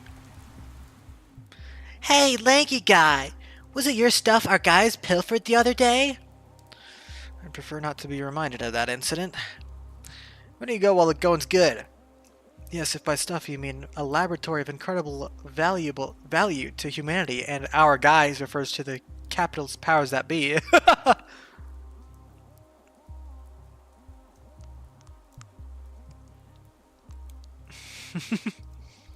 Gee, don't get all jittery.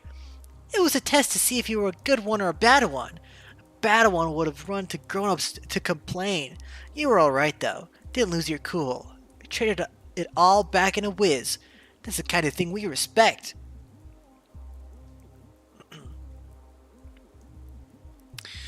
Thanks, I guess. So I'll make this brief. We've convened with the Children's Council and decided to accept you into our, what's the word, commodity exchange. But you can't play our games, and we're not showing you the invisible cat either. But trading this and that and whatnot, anytime. Thanks, I'll pass. Why don't you come to the Stillwater tonight? Eva will surely have some dried apples for the little ones. So what do you sell besides stolen mechanical devices? Dirt cakes? Twigs? The Children's Council can change its mind, you know. Where are you gonna get a hangover pill then? Or stinky feet cream? Or bits of colored glass? Excuse me. Our range of commodities is dizzying. Occasionally someone even brings us schmouter to trade. If they're dumb enough. Thanks, I'll keep that in mind. I don't really see the appeal of schemes like that. You can get medicine in a pharmacy. So I hope. So anyway, we hang out near tall places. Ones you see from afar, like this place right here. If a giraffe was wandering around here, we'd be hiding under it. But our winters are too cold for a giraffe. And another thing, we don't need your little clinking things. Save them for beggars. They're worthless now. Bring us good sound commodities. Beetles and butterflies and nuts too. I have the title for my memoir's next chapter now. That time I traded crickets for morphine on a crumbling stairway. So tree leaves don't fetch a good price on the kids' market anymore. You know, some of my medicine went missing on my first day here. Now I see how you come by.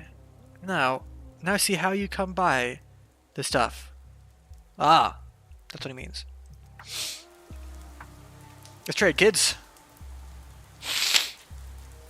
What do you got? Recipe. Calamelin. Is that what this is? That's a stronger version. Because it has an extra syllable. A universal medicine made of a mercury chloride. Cures everything minor. Restores the body. Alchemists of old were wise to respect this strange liquid metal. Strychnine. Stimulant. Moderately increases mania. Let me have my Dr. Pepper.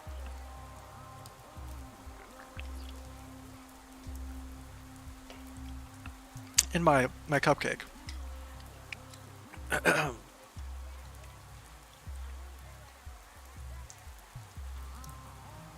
Mm-hmm. So good.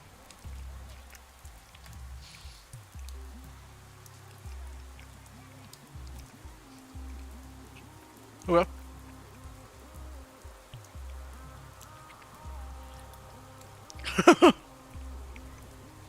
Is this dose reasonable though?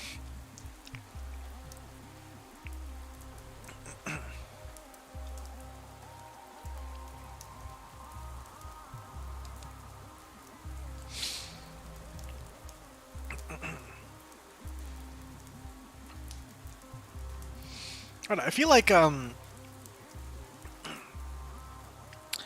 like getting mania stuff is gonna be more, or stuff that gives me mania is gonna be more helpful, since I'm currently constantly losing mania. Which as much as a human life. What a great quote. It's item description for Pathologic 2.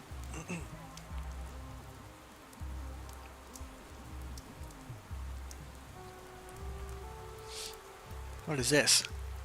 When you look through them, the world shatters into a kaleidoscope of smaller worlds. And you see what you usually don't notice. It should only be done when there are secrets not yet found, as noted in the corner of the map. Okay. You guys want this cocaine?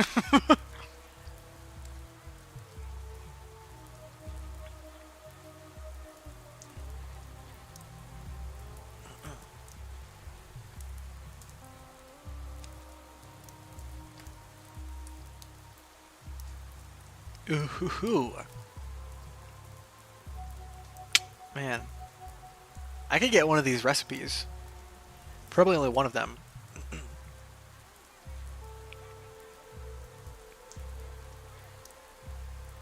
I don't even know how to make drugs yet, bro. And it's day 5. If I go back in time, I'm not gonna have this. So I'm just gonna buy some fucking some drugs for now. I'll buy some of this Hysogamine. Which is it, 2?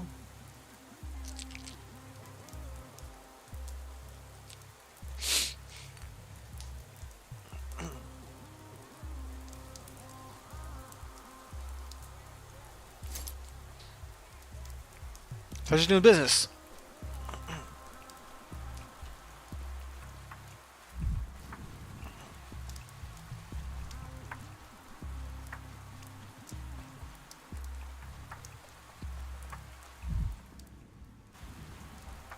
What's this? What's this? There's something over here. Oh my god, health! Oh my god. Let's go.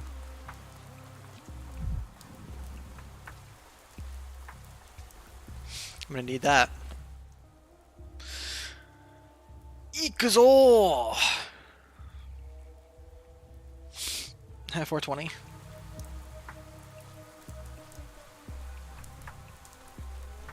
Victor! The Canes are a strange family. Perhaps Victor, the only reasonable member, would speak with me.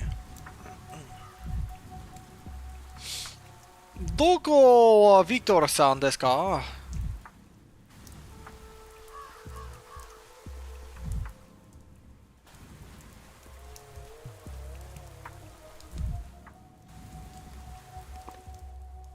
Oh, is it here? Hey, what's up, bro? You know it's raining, right? Victor Kane. Oh shit. I just realized I could probably save inventory slots by moving stuff to my quick slots. Pragmatist. Younger brother of Simon and Georgie.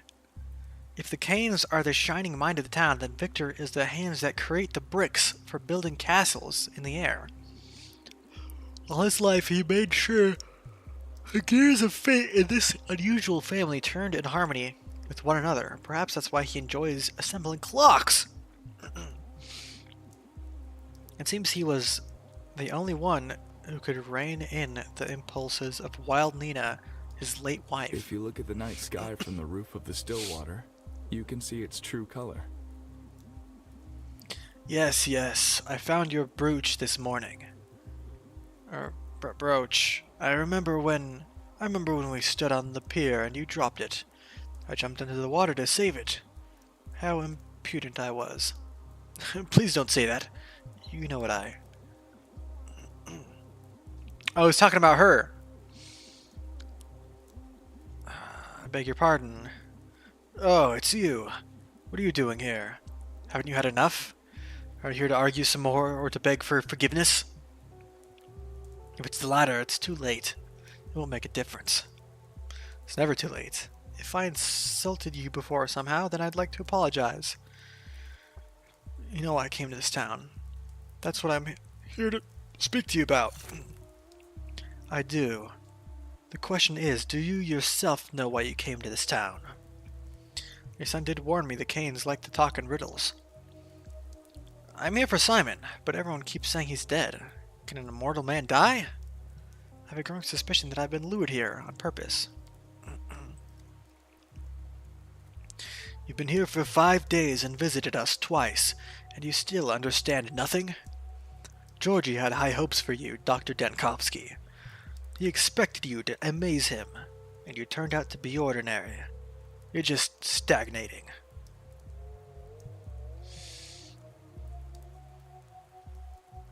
Is it such an unforgivable sin to be ordinary? You're studying immortality, aren't you? When we talk of destroying death, being ordinary is worse than a sin. Can an ordinary man even understand immortality, let alone achieve it? You know, I actually agree with you, Victor. It's the duty of a scientist to overcome the mundane. But as of right now, I have no foundation to build on. In a true utopia, in this fantastic world, even the most ordinary people wouldn't die. That's the ultimate goal. You know, I actually agree with you, Victor. Yeah, no, our mania's pretty low. We can risk it. Death is time. The time in your life slipping through your fingers. To defeat it, you must tame time, or break it. Nothing new can be made without first breaking the old. That's what Simon used to say. Very poetic, but there's one problem with poetry. It's worthless. Simon's dead. In the end, he was unable to break time as well.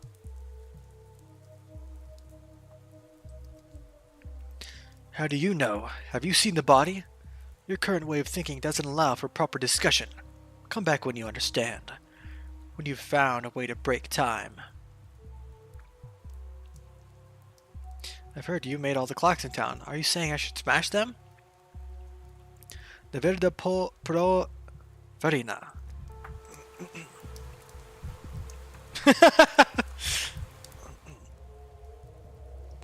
Dead end again. I deeply offended the Canes in the past, and now they refuse to speak with me. If only I could replay it all. It's like a video game! Appeals in vain. The Canes are a strange family. Perhaps Victor, the only reasonable member, would speak with me. Nope. Sad Dankovsky.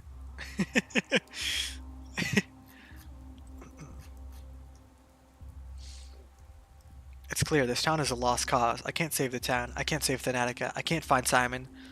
There's only one way out. No! Hold on. Dankovsky. There's no point. I've lost myself.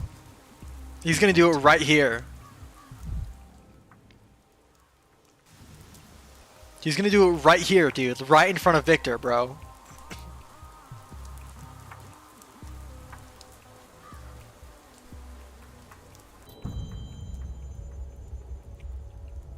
The end. Apathy has reached its peak, and the will to live fades. The last hope is to hold on to a thought. My hand reaches for the final bullet. I must act before it's too late. Town will perish tomorrow. So says the romantically inclined prophet. You abandoned the town for Thanatica. Stop it! Stop it! Stop it! Stop it! No! No! No, Bachelor, no!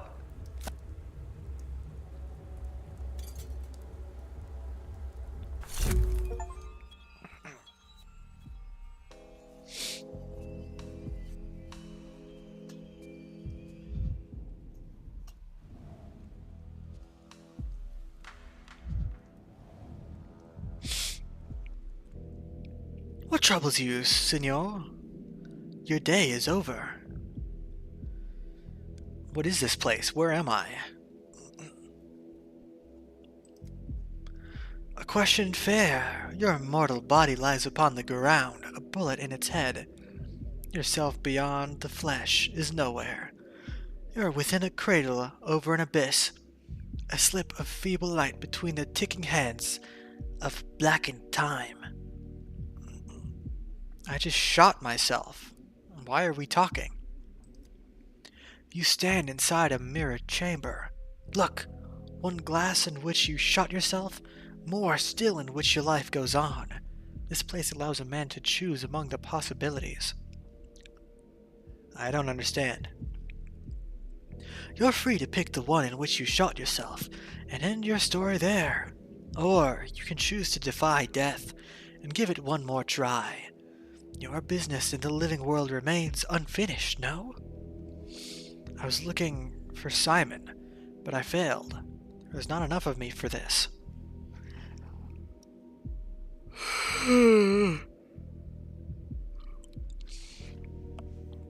I'm battling the sand pest, but I'm not making any progress. There's not enough of me to deal with it.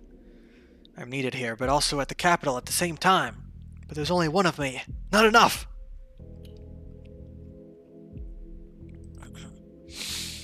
Let us say you did not shoot yourself.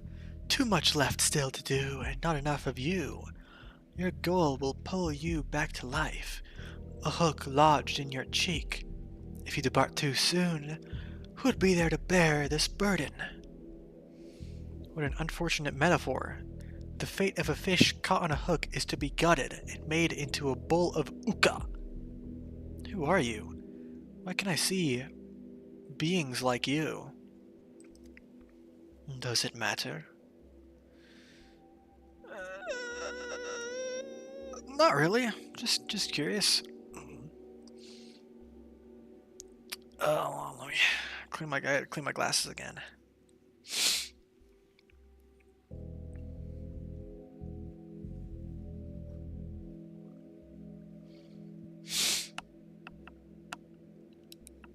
Oh, I gotta. Fuck. What is it that men say? Curiosity killed the doctor? Now think. Where do you find yourself? Are you a body lying bleeding on the ground? Or are you still at the still water staring at a clock? What about the clock? Is it special somehow? The clock is common as can be, but what you'll do with it is not. Just stand before it and watch the motions of its hands. How the hell does that work? It's as if I'm caught in the logic of a dream, but it all feels real. If it really is a dream, I'll be sorely disappointed. How the hell does it work? Can I travel in time between days, or what? Am I stuck in some kind of time loop? Does it matter? I don't know, really. Feels like nothing really matters anymore. Stuck in limbo with everything running in circles and no way out. Yes, it does. I must understand the underlying mechanism. Am I in this town or in a memory of it? It's like I'm everywhere at once, both standing here and giving a statement at the Capitol, acting and recounting my actions at the same time. And now it seems I can leap across days. What should I make of that?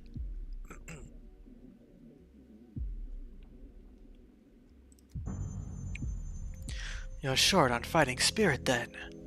Have care. It's scarcely been a day, and you're already giving up. Tell me, what is your reason to be here? I presume you know. I wanted to meet Simon Kane, but it came too late. He was already dead. Cold. I didn't know shadows could get cold. You seek to understand what's happening to you, but cold is what you are, for now. Again, where do you find yourself? What is this place? Somehow I feel as if I'm in several places at once. If I'm giving a statement on the day's events at the Capitol while at the same time standing here, acting and recounting my actions at the same time. Now it seems that I can leap across days. What should I make of that? You come out of the shadows by degrees, Signor. Indeed, it is as if you are at once both here and there. This thought of time as a mere line entraps your mind. In truth, you are as free as ever. At once you're here and in the capital. On foot on yesterday, another. 1 foot on yesterday, another on tomorrow. Hold on, give me 1 second.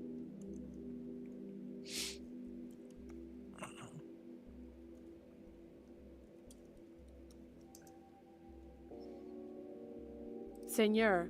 Seigneur. Seigneur. Okay. It's hold on, what was it? A feudal lord, the lord of a manor. So that's how it is. I ask for clarity, I get smoke and mirrors. No smoke, but many mirrors, sir. To free yourself, you'll have to break the glass. Huh, what? How does this relate to those mirrors that I broke in the town? By the way, what is that moving picture there? Makes me uneasy. Camera Lumina, one of Simon's ruminations. For now, pay it no mind. You'll understand in time. Right about that, my head is spinning ahead, and the minute hand keeps spinning with it.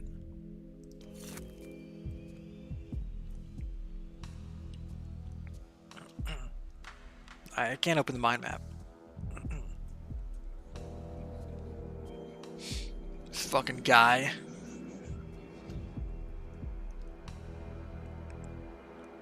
Alright. Optics, vision. Their answer is in mirrors. I'm a golem gained. Do I have to do more? Ah! It's more honest now. I got a piece. Right?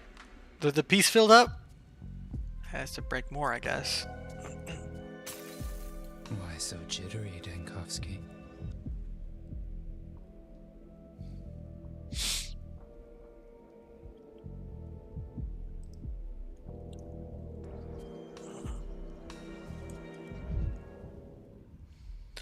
Are you dead, Excellency? Are you a spontaneous resurrectee? Have curtain fallen on the stage? Are credits rolling across your body?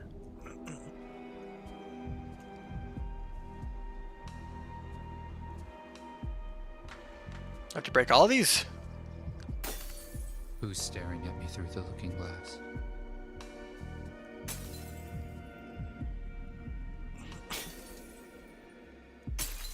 Camera obscura. Camera lumina. Koi. This is it. Oh, it's amalgam.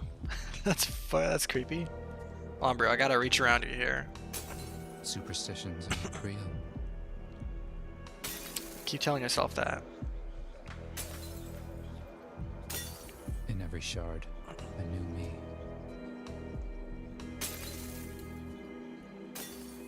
Once Dankovsky. Now, 1,000 fragments of Dankovsky. You tell him.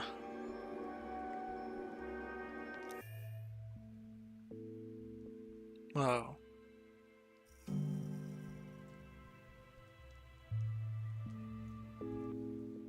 The hell?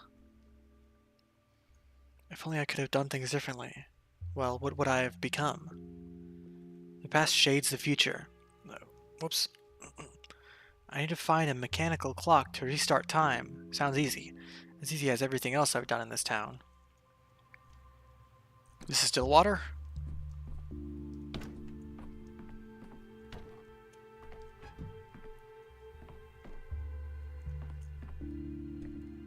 Ava! Never alone. Things everywhere. My chest feels stuffed with cotton. What was your name again? Yulia!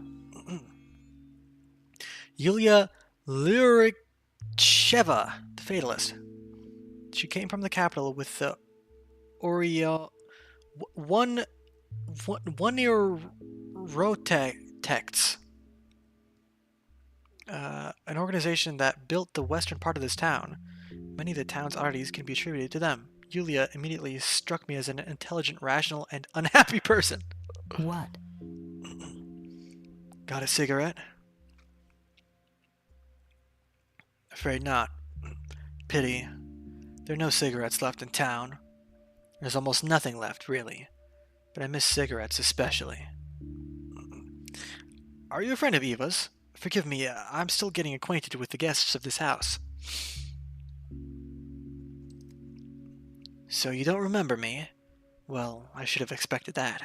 You're probably beset with new demands every minute. I think I'm starting to remember something.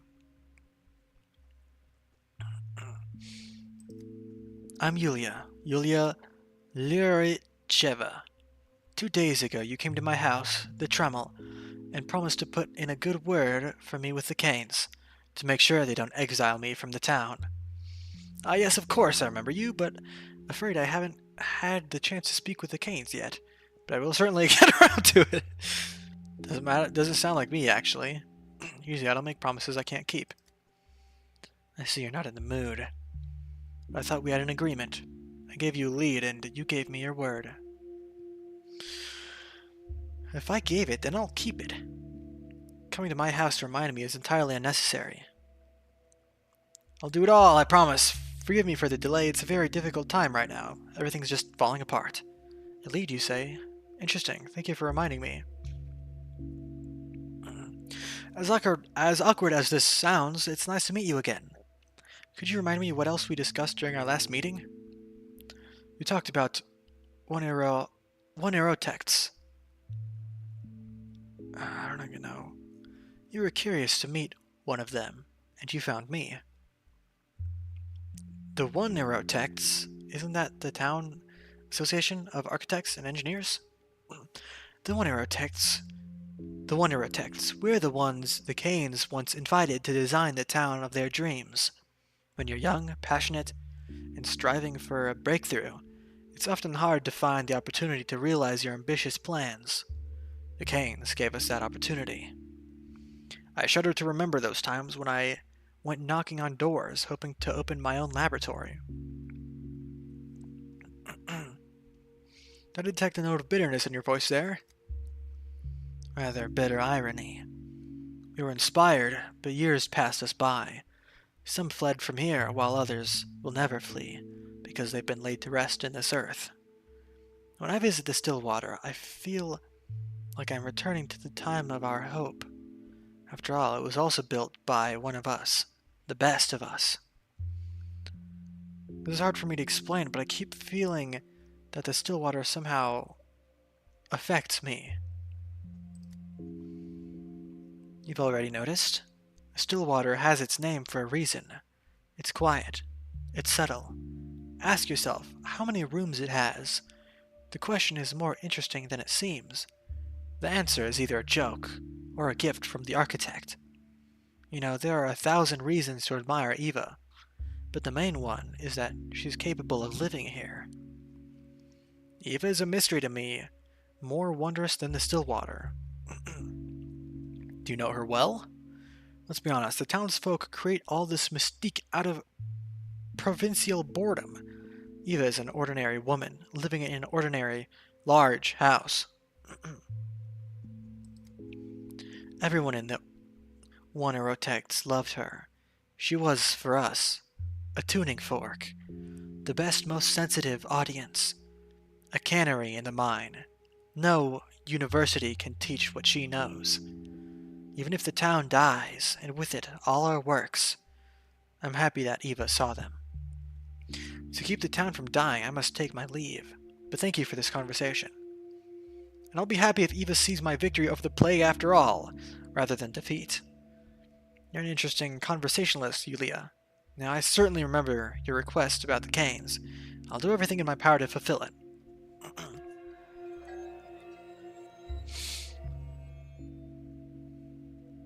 Thwarted expectations. A couple of days ago, I made some promise to Yulia that I didn't keep. I can do better. Femme fatalist. Eva's friend is waiting for me in the Stillwater's living room. No shit. I just did that. A pricey souvenir. There's probably a bottle of Taranin brandy inside. These kind of gifts are a sign of deep respect. My tools! My tools. Prepare the projectile. I want to prepare your projectile.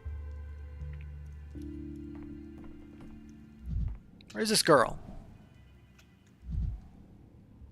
Wish I had time to read. The table is quite exquisite, fine woodwork. I get one of these in the capital.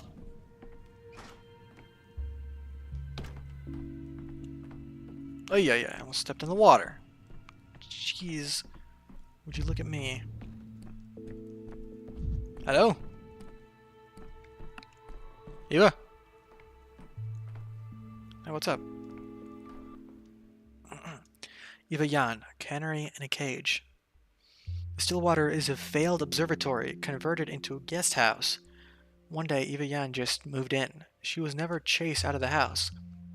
Chased out because, according to locals, the Stillwater changes people in strange ways, and some must bear its attentions. When I arrived, they'd already arranged a room for me at the Stillwater. I saw Eva every day. She almost never went outside.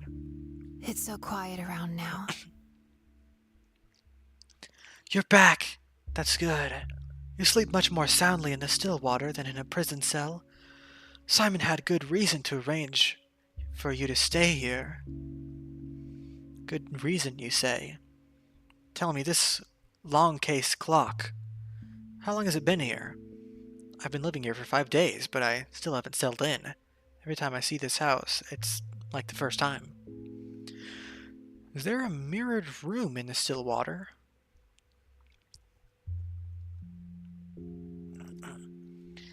That's natural. The Stillwater is one of those houses meant to twist the soul. People almost always feel strange and uncomfortable here. If you get used to it, that could be good. Or it could be not so good. Twist the soul? You'll understand later. But why are you staring at the clock like that? As if it's hypnotizing you. You're the second person today to talk to me about clocks. Who was the first? A thespian. I can never tell if you're joking or serious. I'm trying to figure out what kind of place the Stillwater is. I can't tell myself. Those who live in the Stillwater can get things muddled in their heads, but you shouldn't blame everything on the house.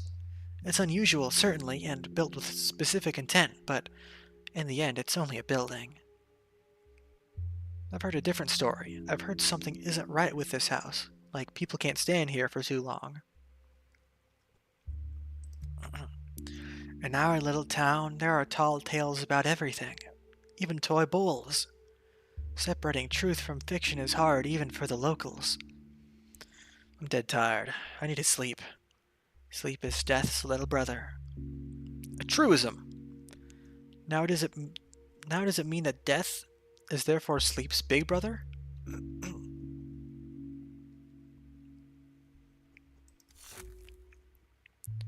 I'm quoting the great Bachelor Dankovsky. I said that? I don't believe it. Not my best quote. Don't lie down while you're thinking so much about the clock. You won't fall asleep anyway. May I take a closer look at the clock? I'll be careful, I promise. Dude, that was sick. I need to find a mechanical clock to restart time. Sounds easy. As easy as anything else I've done in this town. Yeah. Oh, a top? My train car was heated by a stove just like this one. At Northern Station, a freight car was attached to my train.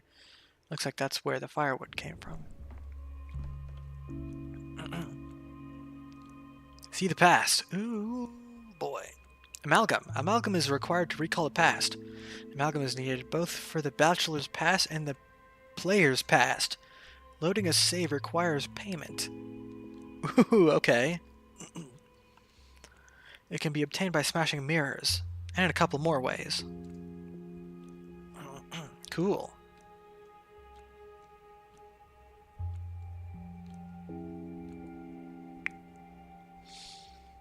Which ends abruptly at 3 p.m.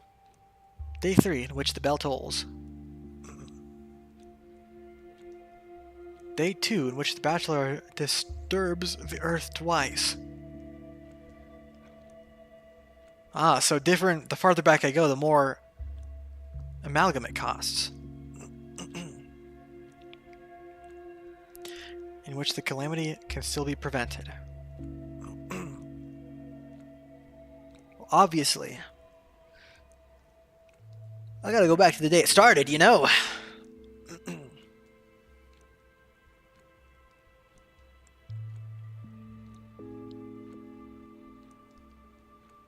The further back I go, the more I can do to prevent things. But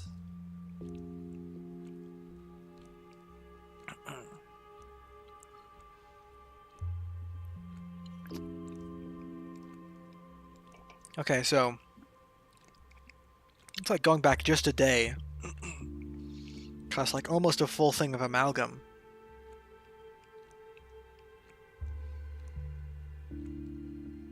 But it looks like it gets it's only a little bit each time I go back. So I was thinking I could progressively work backwards through the days to get to day 1 to, because I'll be able to find out everything that goes wrong in the previous days. But that would cost a lot of amalgam, and it only costs slightly more to go back all the way to the start. I wonder what happens if I finish a full day. Do I go back to this screen, or do I just keep going linearly?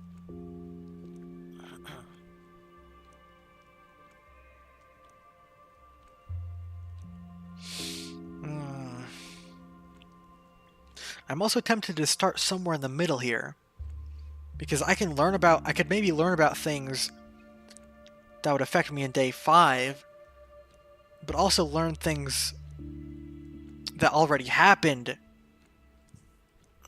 that I could go back and fix.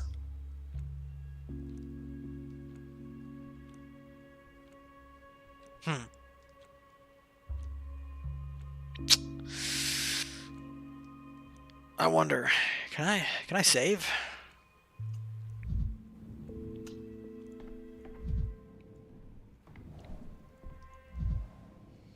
Three hours time difference with the capital. That means same clockmaker. All clocks in this town have the same time error.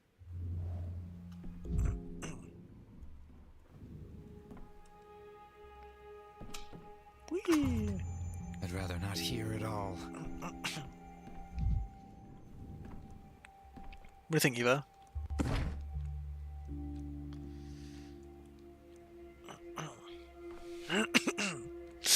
Let's see. Let's think here. Oh, I guess I can do that.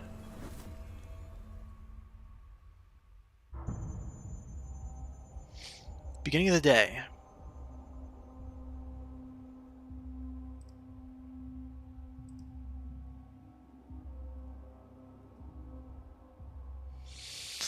Right.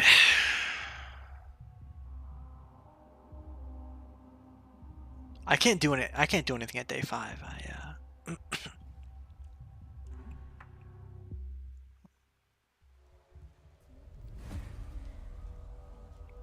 But that guy with no amalgam, death will be final. It's crucial to always have some. Got it.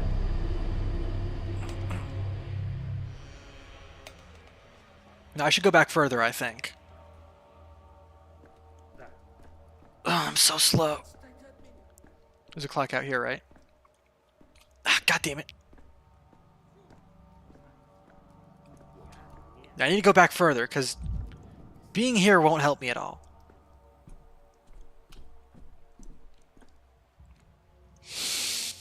I need to fix things in the past.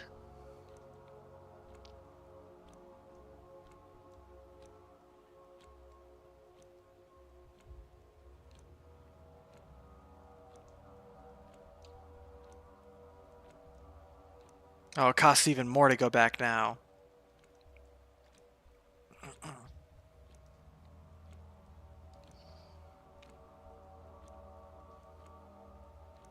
Cost me almost a full thing to go back a day. I think it's best if I go back as far as possible, honestly. Ah, but then I won't know what's ahead. Okay, think.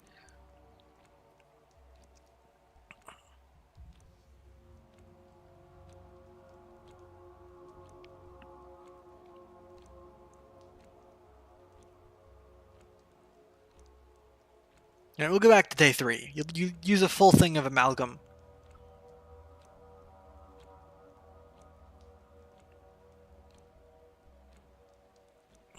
And we'll find more around. We'll have to smash those mirrors, and then maybe we can go even further back.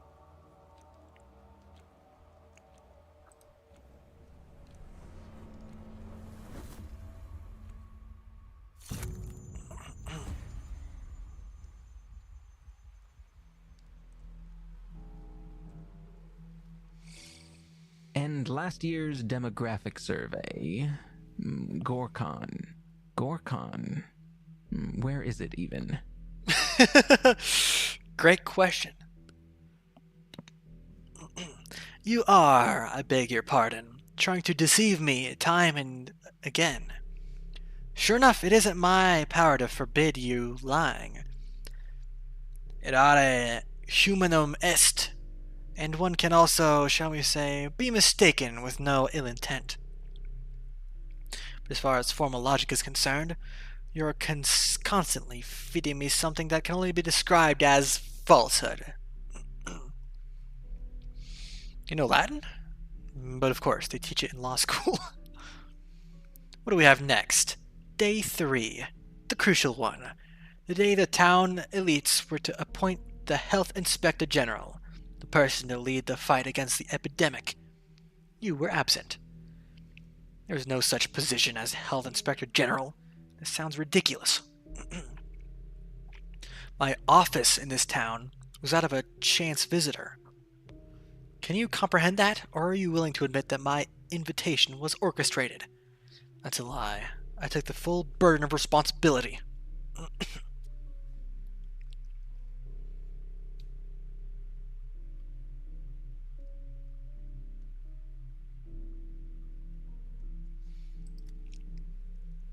Do you admit that this whole thing with Simon Kane was nothing but an excuse?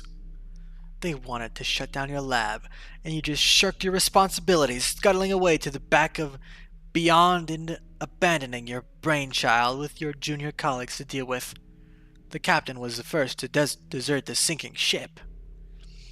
I will never admit to that, and putting such nonsense in my mouth is petty, I have to say. Simon Kane did exist. I'm sure of that.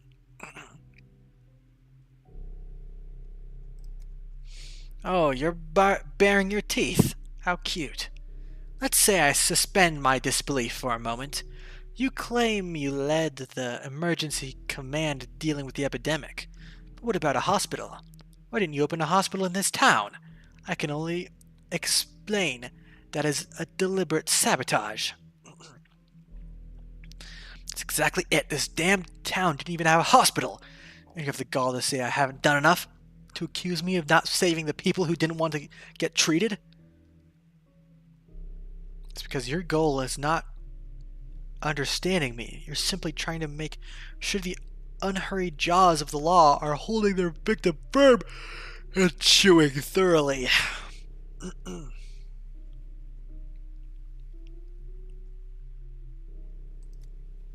Do you think upholding your Hippocratic oath is optional? No, that's why I opened a hospital and started saving people, even though they repaid me in hatred. According to my information, there was no hospital building in town. Here, take a look. Who are your mysterious informants? People. They see everything, Dankovsky. They also lie all the time. That was another discovery I made at the hospital, by the way.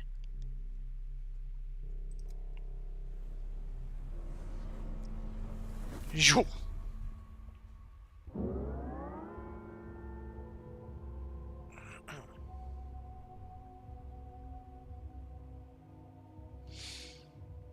Oh, I can save Ruben today.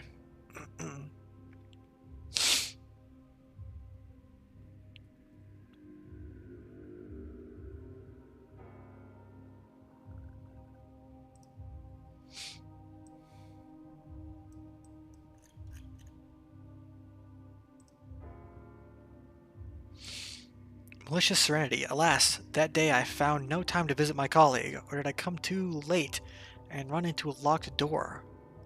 So I do have to go back further and attend his funeral. And before that, I should fucking examine his body. On day two, someone barricaded Isidora's study. If I'd come there in the morning. Young Sticky allegedly saw Isidora's killer returning to his victim's house, feeling it could track him. Even if I believe these tales, why do I need Isidora's killer? Let the authorities deal with him. I need Isidora alive. Too bad. Final refugee. Today, the late Isidora Barak is being buried. Do I have a chance to examine his body before that? Barely. Isidora's body is inaccessible. Yeah, blah, blah.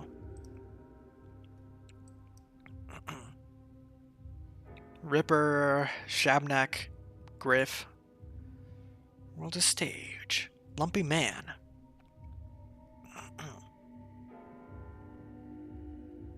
Right, that's when we swapped. Let's see what happens tomorrow. This is important too.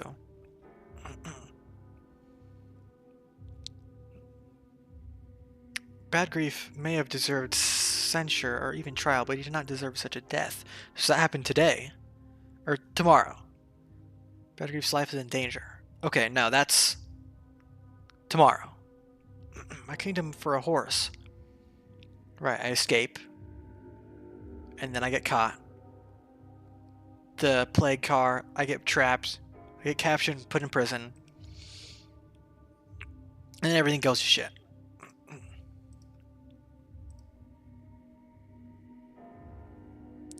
Let's see. Right.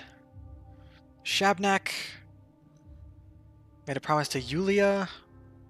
Yes.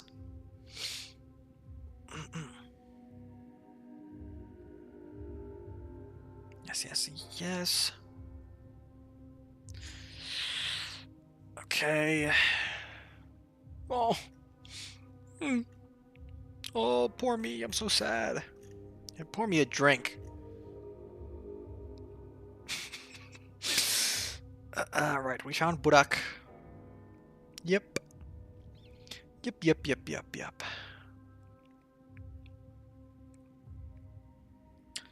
Okay, why don't we start? So what do we have to do? We don't know anything after I get my stuff back. So, but the next day we have Isidora's cabin in the morning. The murderer returns there, according to Sticky, and barricades the place, so we need to get there by morning. And then we need to examine his body.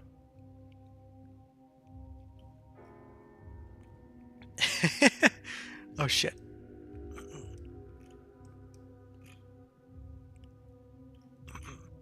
That's Vlad, Saburov, and Georgie. Cool. Okay. So we can worry about that when I come back to this day.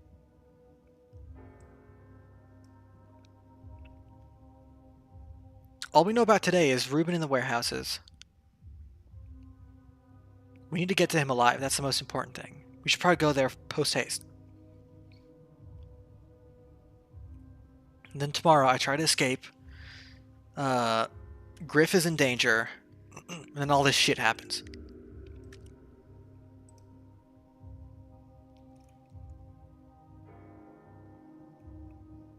Okay, why don't we go ahead and start?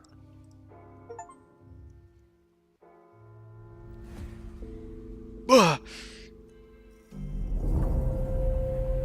In which the bell tolls. Have I saved? Or what?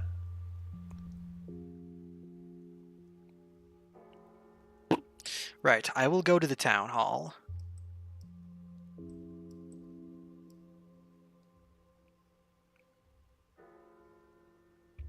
Simon Kane's family has excommunicated me from their home and friendship. However, the younger Kanes don't follow this prohibition.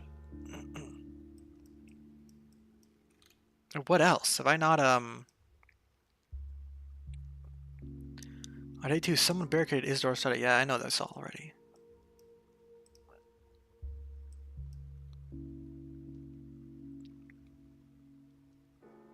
Everyone was hiding in the warehouse. He was planning something. He was afraid of something.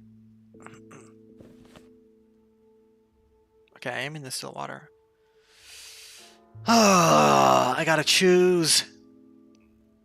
I need to get to Isidore alive. Ooh, rioting. Okay. That's gonna be scary. With some points of interest left unexplored, thanks. Have I saved here? Because I've been streaming for 5 hours already, and I'm kind of done for today, I think.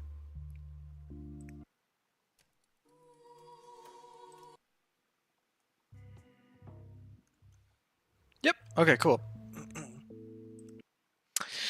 Well, in that case,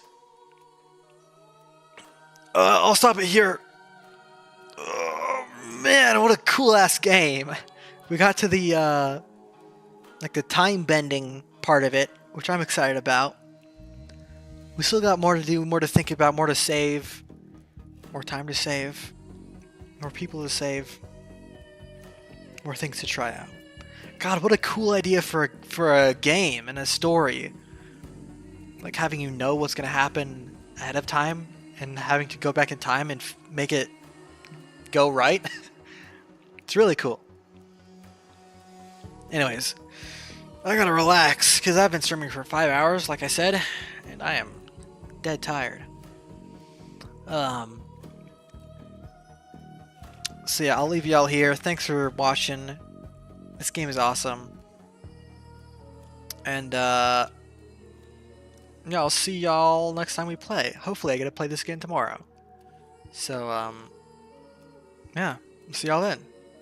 Bye bye.